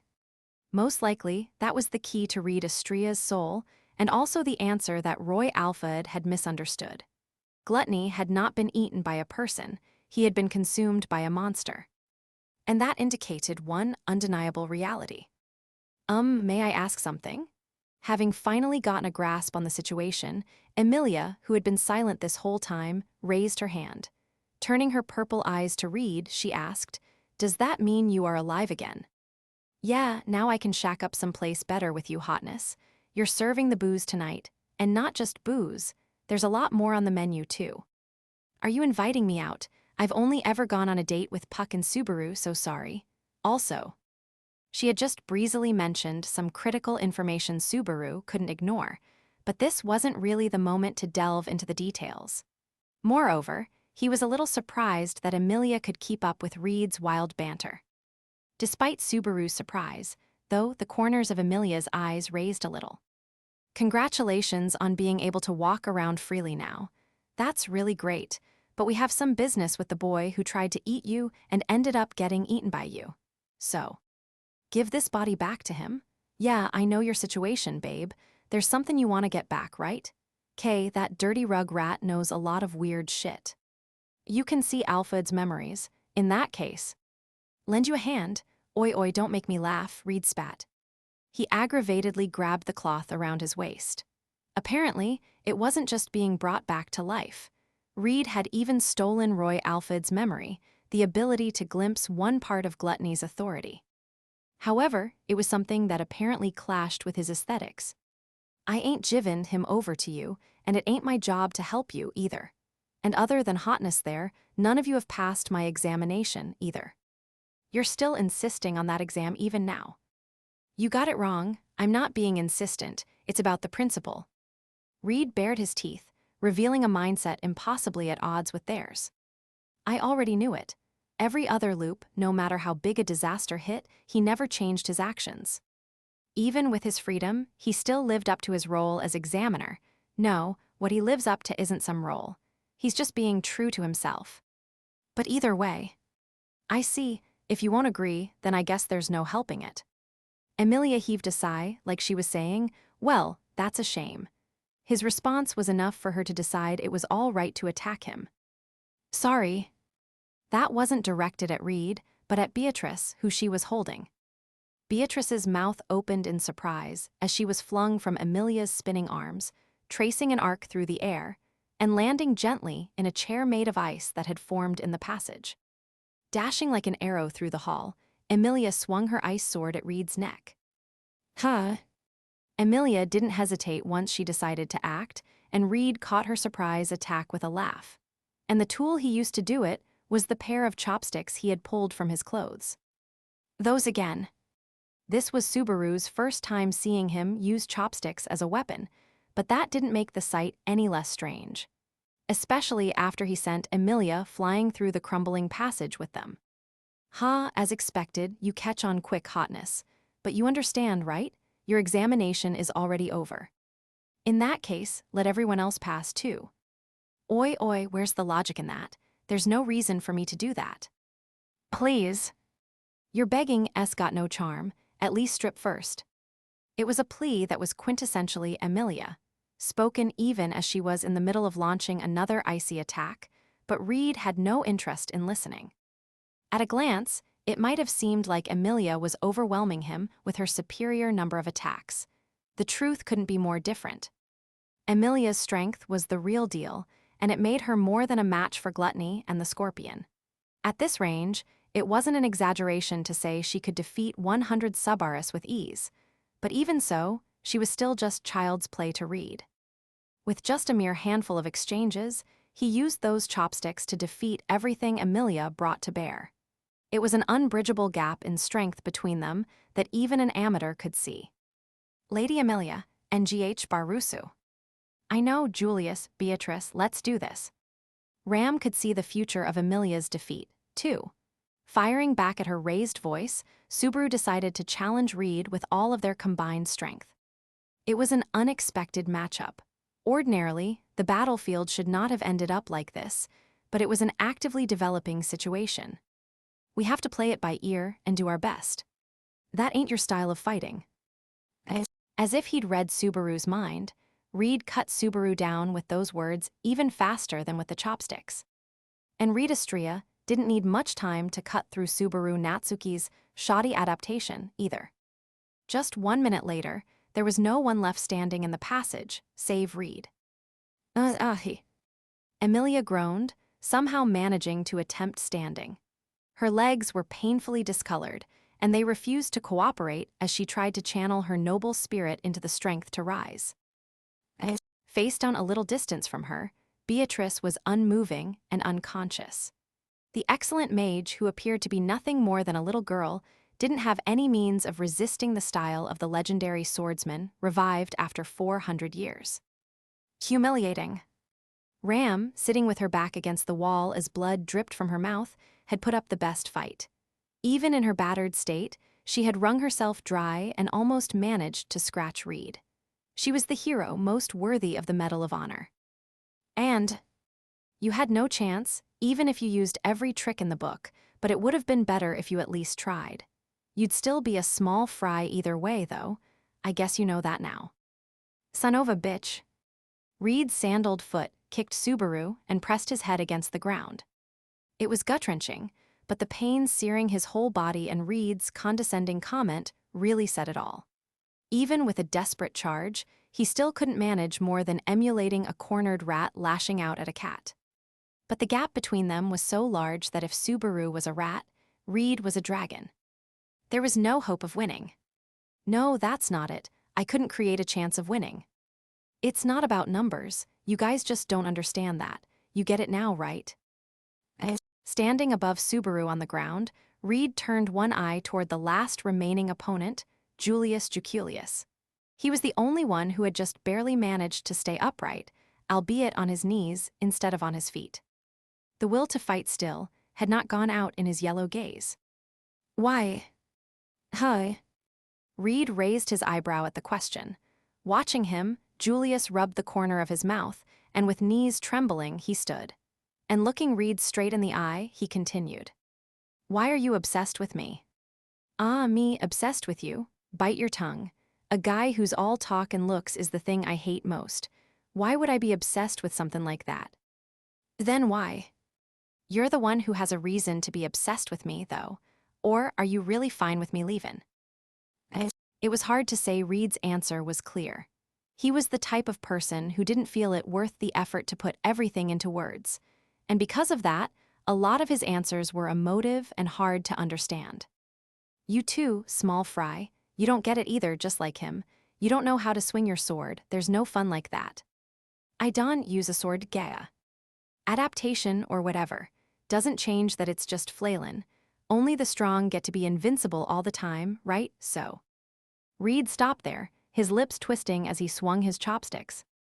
The next instant, there was a shrill noise, and the white flash closing in on the side of his face was deflected by the chopsticks. Usin' your enemies ain't a bad idea, but it was too slow. Glancing toward the source of the flash he deflected, Reed snorted. At the other end of the passage, the multiple red eyes floating in the gloom were proof of the menace that they had driven back once before. Subaru had thought to use the light that tripped his sixth sense as at least a possibility of recovery from this hopeless spot. But an annoying one's just arrived. Gah. Reed kicked Subaru away out of the attack's path. The next instant, a downpour of white lights rained down, turning the area where Subaru had been moments earlier into a charred field. Reed batted aside those arrows and took aim at the unwelcome intruder. Subaru. Subaru landed, just touching Beatrice. As Beatrice regained her consciousness, her face was pale as she said his name. Watching her go through this tugged at his heart. He wanted to do something, anything to help relieve the fear and unease on her strained face. "It's not over, Beatrice. We'll find a way to recover somehow." "No, not that, it's coming." "What?" He assumed she meant the big scorpion. But in the sense of menace at least, Reed and the giant scorpion were matched. What else could come in this terrible situation? "You do." "Like I said, an annoying one's just arrived." As the thought flashed through Subaru's mind, Reed confirmed it. His tone was serious, almost as if he felt the situation would be difficult to digest. The next instant, the Pleiades watchtower jolted upward. The massive shock knocked Subaru off the ground as the world spun around him. Subaru was helplessly rolled away, as the residents of this fantasy world all demonstrated stunning reactions. In midair, Emilia gave up trying to put any weight on her broken legs and used her magic from a painful position to defend Subaru from the concentrated barrage of light aimed directly at him. Julius dashed across the tilting world, answering Reed's challenge with a thrust that contained everything he could muster. And Beatrice immediately pointed her small palms toward Subaru to cast a spell. "Murak." The instant she said that, Subaru was enveloped by a weightlessness that was obviously different from the sensation of being caught in a shock wave. It felt like he'd been freed from the shackles of gravity and let loose into a weightless world. The world being flipped upside down didn't have much effect on the situation. They all still did whatever they thought was best. And they were swallowed whole by the massive wave of black shadows that laughed at their efforts. The deafening sound of an implosion rang out. The watchtower, made of a material that boasted more strength than any simple stone, was being ground to dust. This was an atrocity committed by a shadow that shouldn't have had any mass. It wasn't a simple harbinger of destruction, but a natural disaster that swallowed up even those who possessed superhuman strength in this world. Even Emilia, who had struggled against the scorpion, praying that she might protect her comrades. Even Julius, who had answered Subaru's request with his sword. Even Beatrice, who had used her magic to protect Subaru before herself. They were all entwined by the outstretched shadow in the blink of an eye, disappearing into the darkness. There was no sound, no reverberation as their figures were erased. Subaru couldn't find the words in his mind to describe what had happened to them in the span of a split second. But there was one thing he could say for sure. "I failed. I love you." The murky words of love were uttered at the same time he accepted reality. Like a whisper in his ear, like a murderous touch, like a full-body embrace, like a caress on his soul, that world-altering love felt terrifyingly close. He understood immediately. This was the greatest of the 5 obstacles, the all-consuming shadow. It wasn't even clear whether there was a way to deal with it. It was his 3rd time seeing this shadow, and every time he had lost his life. And this isn't any different, the moment it appears and reaches me. "The hell are you daydreamin' about, huh?" All of a sudden, the black shadow swirling around Subaru was swept away by a single rush of movement. "No way." "Peel your eyes and look. The hell you mean no way? Are your damn eyes still workin'? Open 'em and take a good look," Reed roared. "You think I'm lyin'." Swinging the knight's sword carelessly, he cut back the shadow. He was holding the blade that should have been in Julius's hand. Ironically, having lost its owner, it was being swung freely in the hand of the sword saint. But there was no time to feel anything about that fateful irony. The effect of Beatrice's magic persisted, and Subaru's body was still untouched by the influence of gravity. He watched as the floor and walls and ceiling disappeared and the tower lost all form. He saw Ram, who still had not been swallowed by the shadow. Twisting his body, kicking against a fragment of ground, he desperately flew to her slender body. His fingertips just managed to reach her, and he frantically pulled her into his arms. The structure of the watchtower was already actively collapsing, and he had lost track of what was ceiling and what was wall. There was nothing but an unending black sky and an unending black floor, a black world. The only thing that felt real in that world that had lost all meaning was the warmth in his arms. Arg! The warmth from Ram's unconscious body. Gnashing his teeth, he bit his lip to anchor himself. Just now, as the darkness threatened to blot everything out, I gave up, not even trying to understand the situation. I was just waiting for the end. It was unforgivable, not when this life in his arms was even now struggling to survive. Not yet, there's still. Something could be gained from this situation. Subaru had been swallowed up by the shadow's evil influence and had lost his life twice before. But both endings had been sudden. He had never been given any time like this before. This time was different because of Ram, whose frail life carried on and because of the help he got from Reed, who wore a savage grin as he floated in the darkness, just like Subaru. Of course, he wasn't going to thank him. Subaru's whole body was groaning from Reed's rough touch, and the main reason he had run out of time before the shadow swallowed up the tower was because Reed had inserted himself into this whole mess. You're gonna go down too. One of us is going to make it happen. At least say it's gonna be you to the end, small fry. Glancing down, Subaru saw Reed holding the sword in a backhand grip and taking aim at him. There was some distance between them, but a few yards was nothing to Reed.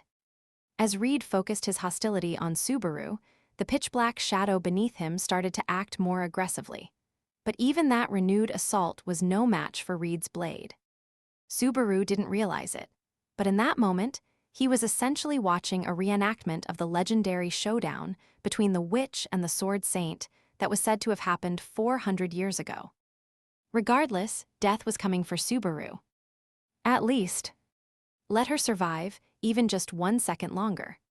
With that plea, Subaru held Ram's body tightly in his arms.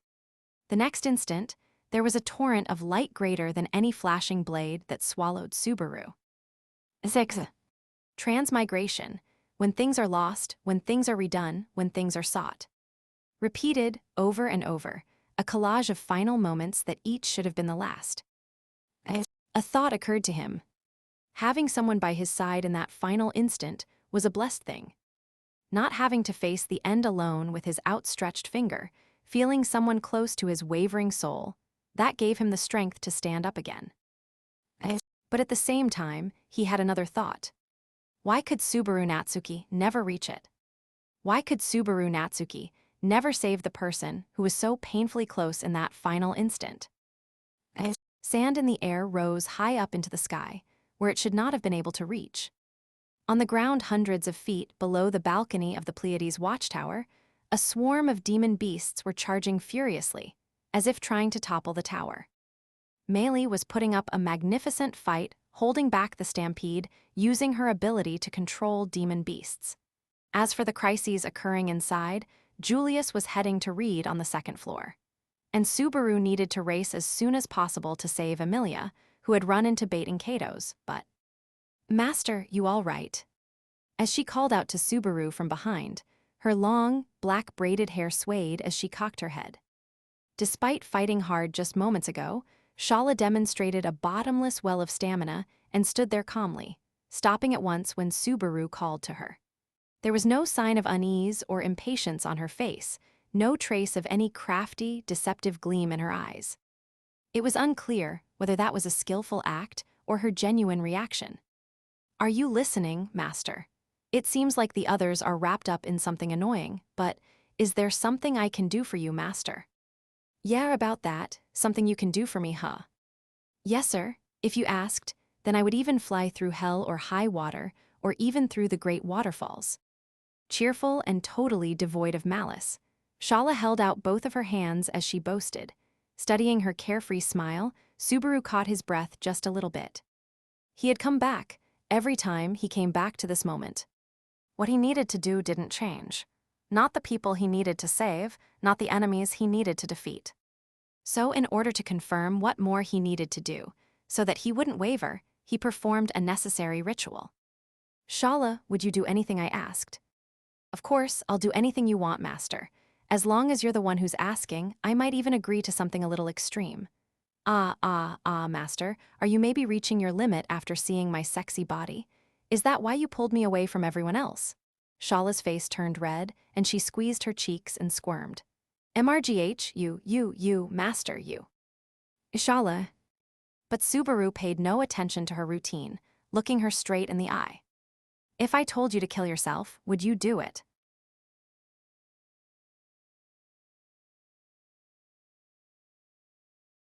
Chapter 6. A Single-Minded Star. 1. As the tower collapsed, as Reed's flash washed over him, Subaru Natsuki's life burned out. His final moments completely evaporated. There were a lot of questions Subaru had, like how had he kept his foothold in the crumbling tower, or how had he resisted that all-consuming shadow, or what did he intend to do next? But he set all that aside. The one sure thing was that, as Reed's final flash consumed Subaru, he evaporated. Most likely, he didn't even have time to feel any pain, if he had to guess. Of course, he wasn't about to convince himself that was an act of mercy on Reed's part, but not experiencing any pain or fear in his final moments was a rare experience for Subaru, who had died multiple times in such a short period.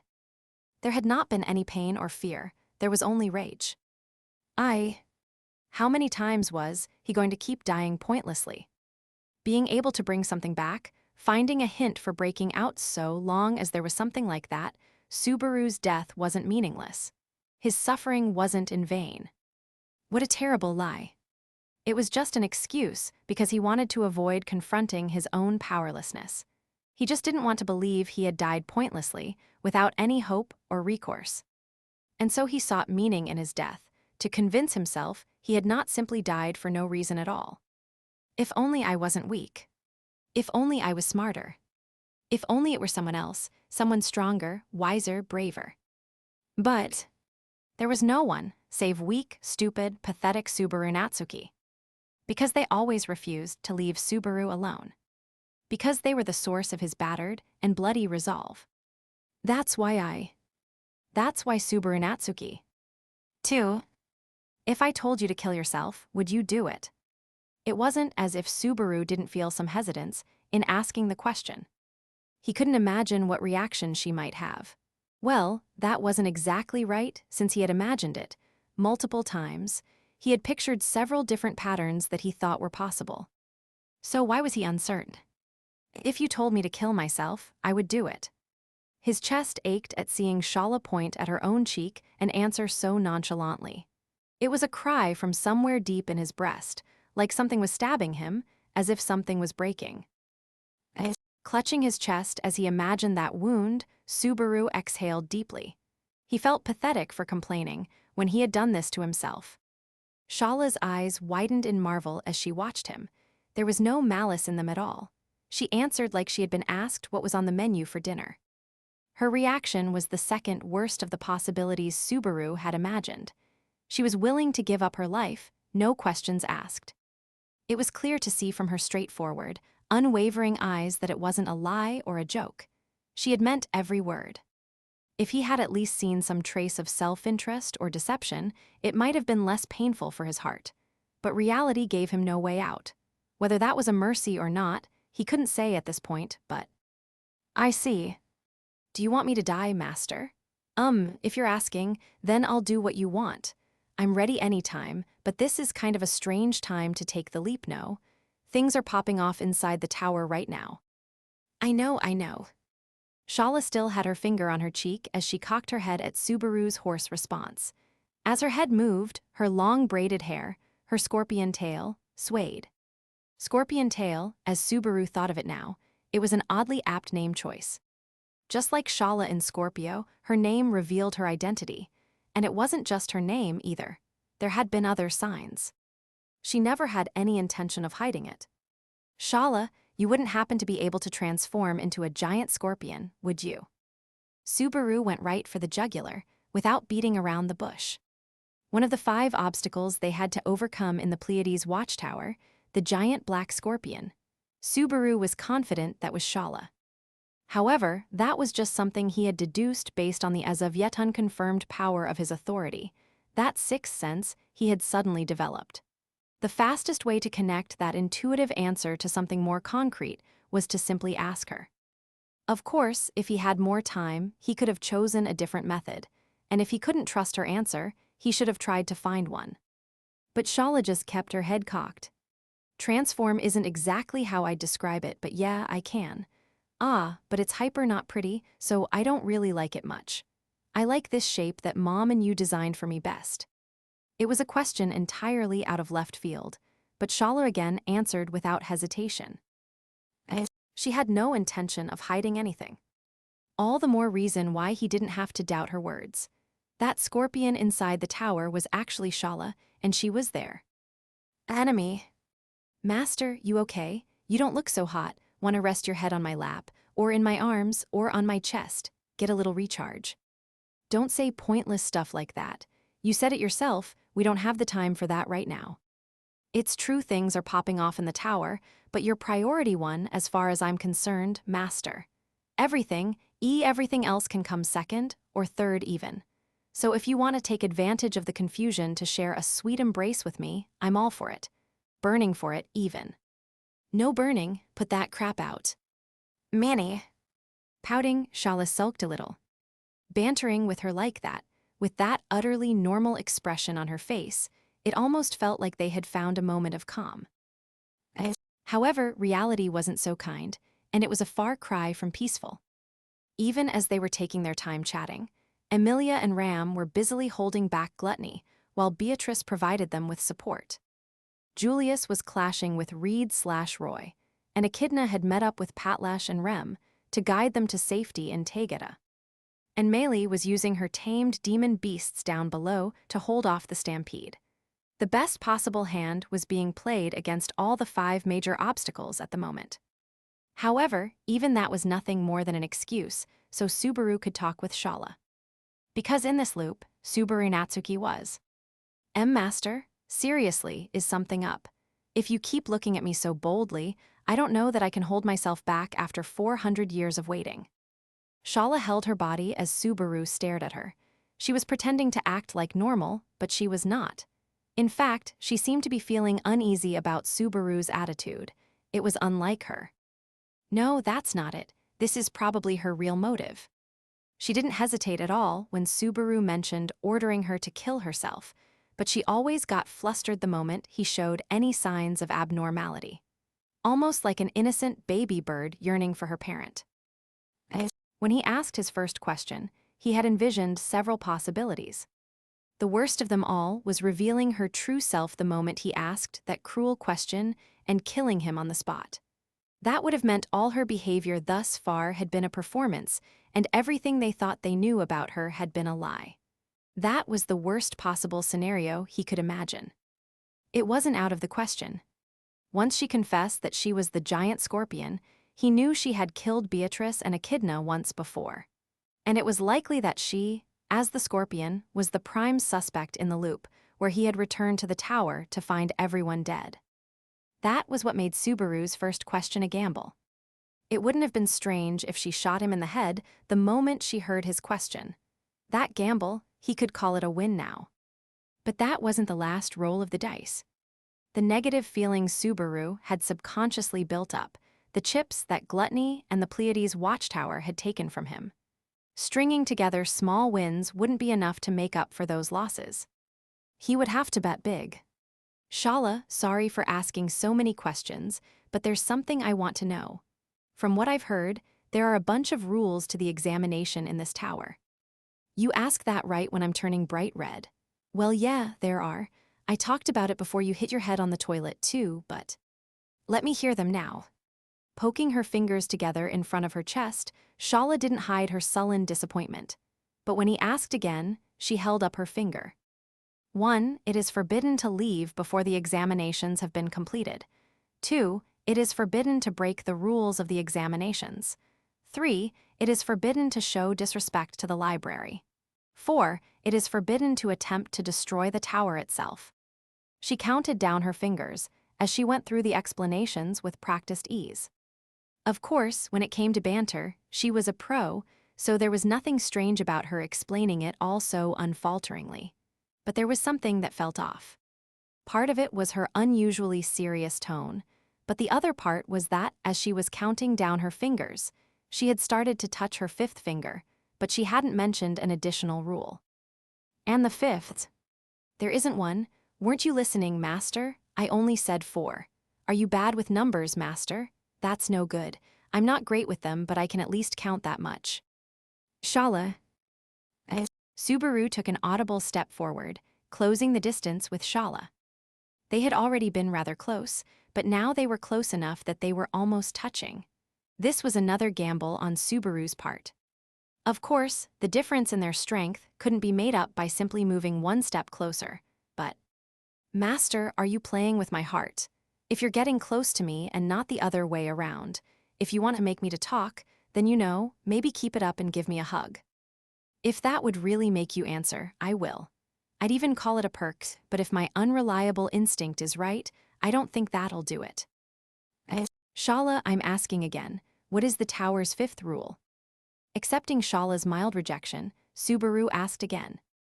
It wasn't a matter of physical distance. He had to step into her heart. Whether the result was a present or something more painful, he had to ask the question. Seeing Subaru steel his resolve and clench his fists, Shala inhaled slightly. Inala. Inala.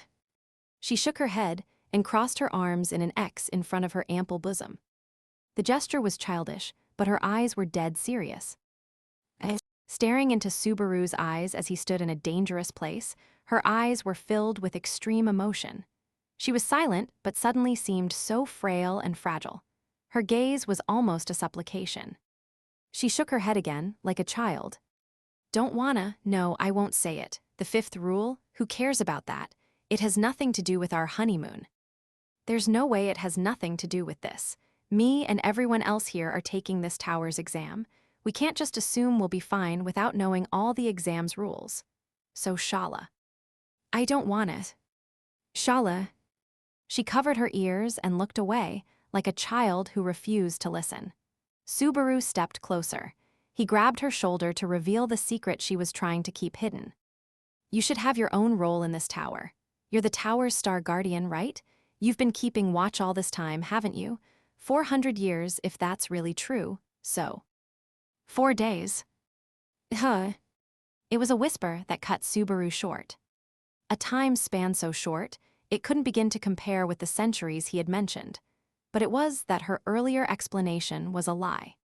4 days? What are you talking about? You've definitely been here longer than that, and... It's only been 4 days. You've only been here for 4 days. Duh. A hoarse rasp left his throat when he heard Shala's weak voice. The loneliness she was feeling was something he had not imagined, had not even tried to consider. And more than anything, the fact that he had not even imagined that might cause her to. It's 4 days. The entreaty in her eyes was still there, as her lips trembled again. It's only been 4 days since you came to this tower. And of that, you were asleep for the first 2 days, so it's only been 2 days that I could see you, talk to you, be at your side even though I waited 400 years. Just 2 days. Shala. I thought a moment, even just a glimpse would be enough. Shala looked down, but she quickly stopped. It was like she didn't want to waste even a single moment with him out of her sight. No, thinking back, it had always been like that. As best he could remember, whenever she was in the same place as he was, she was always looking at him. Not because she was observing his every move, but because. I waited for you in the tower all this time, Master. 400 years. I thought I would be satisfied if I could just see you once. But that was a lie. You're my everything, Master. All of you, all of my feelings for you, that's all of me. Even if I had 400 years, it wouldn't be enough to tell you everything. But to only have 2 days, I don't want that. That's why you won't tell me the fifth rule. Emotion coursed through Shala's whole body, making her who she was. 400 years. He had just thought of it as a number. But now, it felt like he finally understood a little of the weight of what that number truly meant. Her attitude had seemed so frivolous, next to the heavy weight of 400 years. He had convinced himself that maybe she just didn't have the ability to feel pain or bitterness or sadness. He had thought maybe she was just as cold and inhuman as that scorpion, at heart. I don't want to talk about the rule, nah, 'cause if I do, you'll realize how to clear the exam. So if I say it, my time with you will be over. Shala hugged herself as she bared her heart for Subaru. Her voice, holding back sobs, tore at Subaru's heart. This was an answer he had not anticipated. Just like with the first question, he had imagined several responses Shala might give him. The real reason she was hiding the rules that governed the Pleiades watchtower. If she was an accomplice of whatever nasty asshole designed this tower's rules, then he figured she would have some ulterior motive. Or maybe it was nothing so sinister, and she had simply not mentioned it on a whim, or because she had forgotten, and it didn't have any deeper meaning. But the truth was neither. Shala had an ulterior motive for not telling them the tower's rules, but her motive had nothing to do with the plans of the sage or whoever created this place. It was a much more earnest wish than that. She longed to reunite with the person she had been waiting for in absolute solitude for the past 400 years. That wish had been fulfilled at long last, and she was happy. All she wanted was for that time to last just a little longer. She had held back for the sake of that humble wish. "Master, do you hate me for lying? Do you hate me and not want to see my face?" Why did she look so much more heartbroken now than when he'd asked if she would die for him? Why was she acting like whether Subaru hated her or not was more important than her own life? Why, after waiting 400 years, did she think that was her goal? "I don't hate you.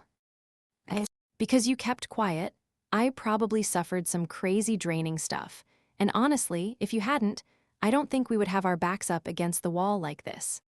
Subaru answered honestly, as Shala listened in silence. He didn't feed her any lies, only the truth. Because she had hidden that information, he hadn't been able to investigate properly and had failed to reach an answer. As a result, he had suffered several miserable deaths. And not just him, Emilia and Beatrice and everyone else too. He couldn't forget the despair, the disappointment, the powerlessness he felt in those moments. He was sure that, if those moments had been caused by some evil mastermind, then he wouldn't have been able to forgive them. Could he feel the same way about Shala? No. He couldn't hate Shala. Shala, who had spent 400 years in solitude, and at the end of that long watch simply wanted to enjoy a mere 2 days feeling like she had fulfilled her meaning in life. Subaru couldn't bring himself to think of her as some evil mastermind. If there was some evil at the root of all this, it was the unreasonable world itself, and the master who gave her the order 400 years ago, who created this situation. Duh. Suddenly, a soft gasp escaped from Shala's lips. "Shala. She didn't respond, she just covered her face with her hands.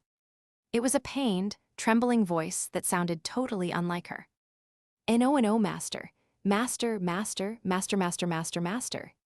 Shala, what is it, Shala? Why are?"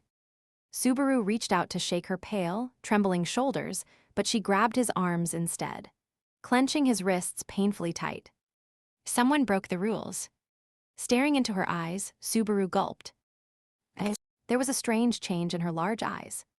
Her pupils had split into 3 and started pulsing with a red gleam.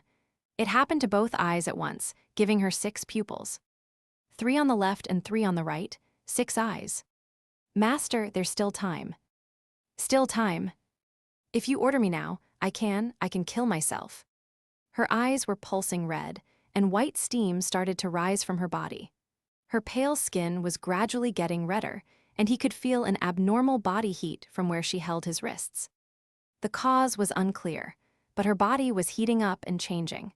This was probably the initial stage of her transformation into the giant scorpion. "It's too late if I change. I'll become a heartless killing machine and kill you, Master. I want you so much, Master. I want you so much, I can't bear ITSO. Before that happens, please tell me to kill myself. If you do, I will have to kill you." That was what she couldn't bring herself to say. But instead of words, her eyes, her trembling voice, her very soul said it all for her. An incomparable dread welled up from inside Subaru. It was his human instinct in the face of a terror that seemed worlds apart from reality. The human Subaru Natsuki was scared of the monster in front of his eyes, Shala. And so Subaru. "Shala, tell me the 5th rule." "This isn't the time." "If you tell me then." Subaru shouted, interrupting her. Her shoulders trembled and he grabbed them. They were hot enough that he thought they might burn his hands. Her body felt like it was on fire. "Don't let go. don't let go of what's burning her body and mind.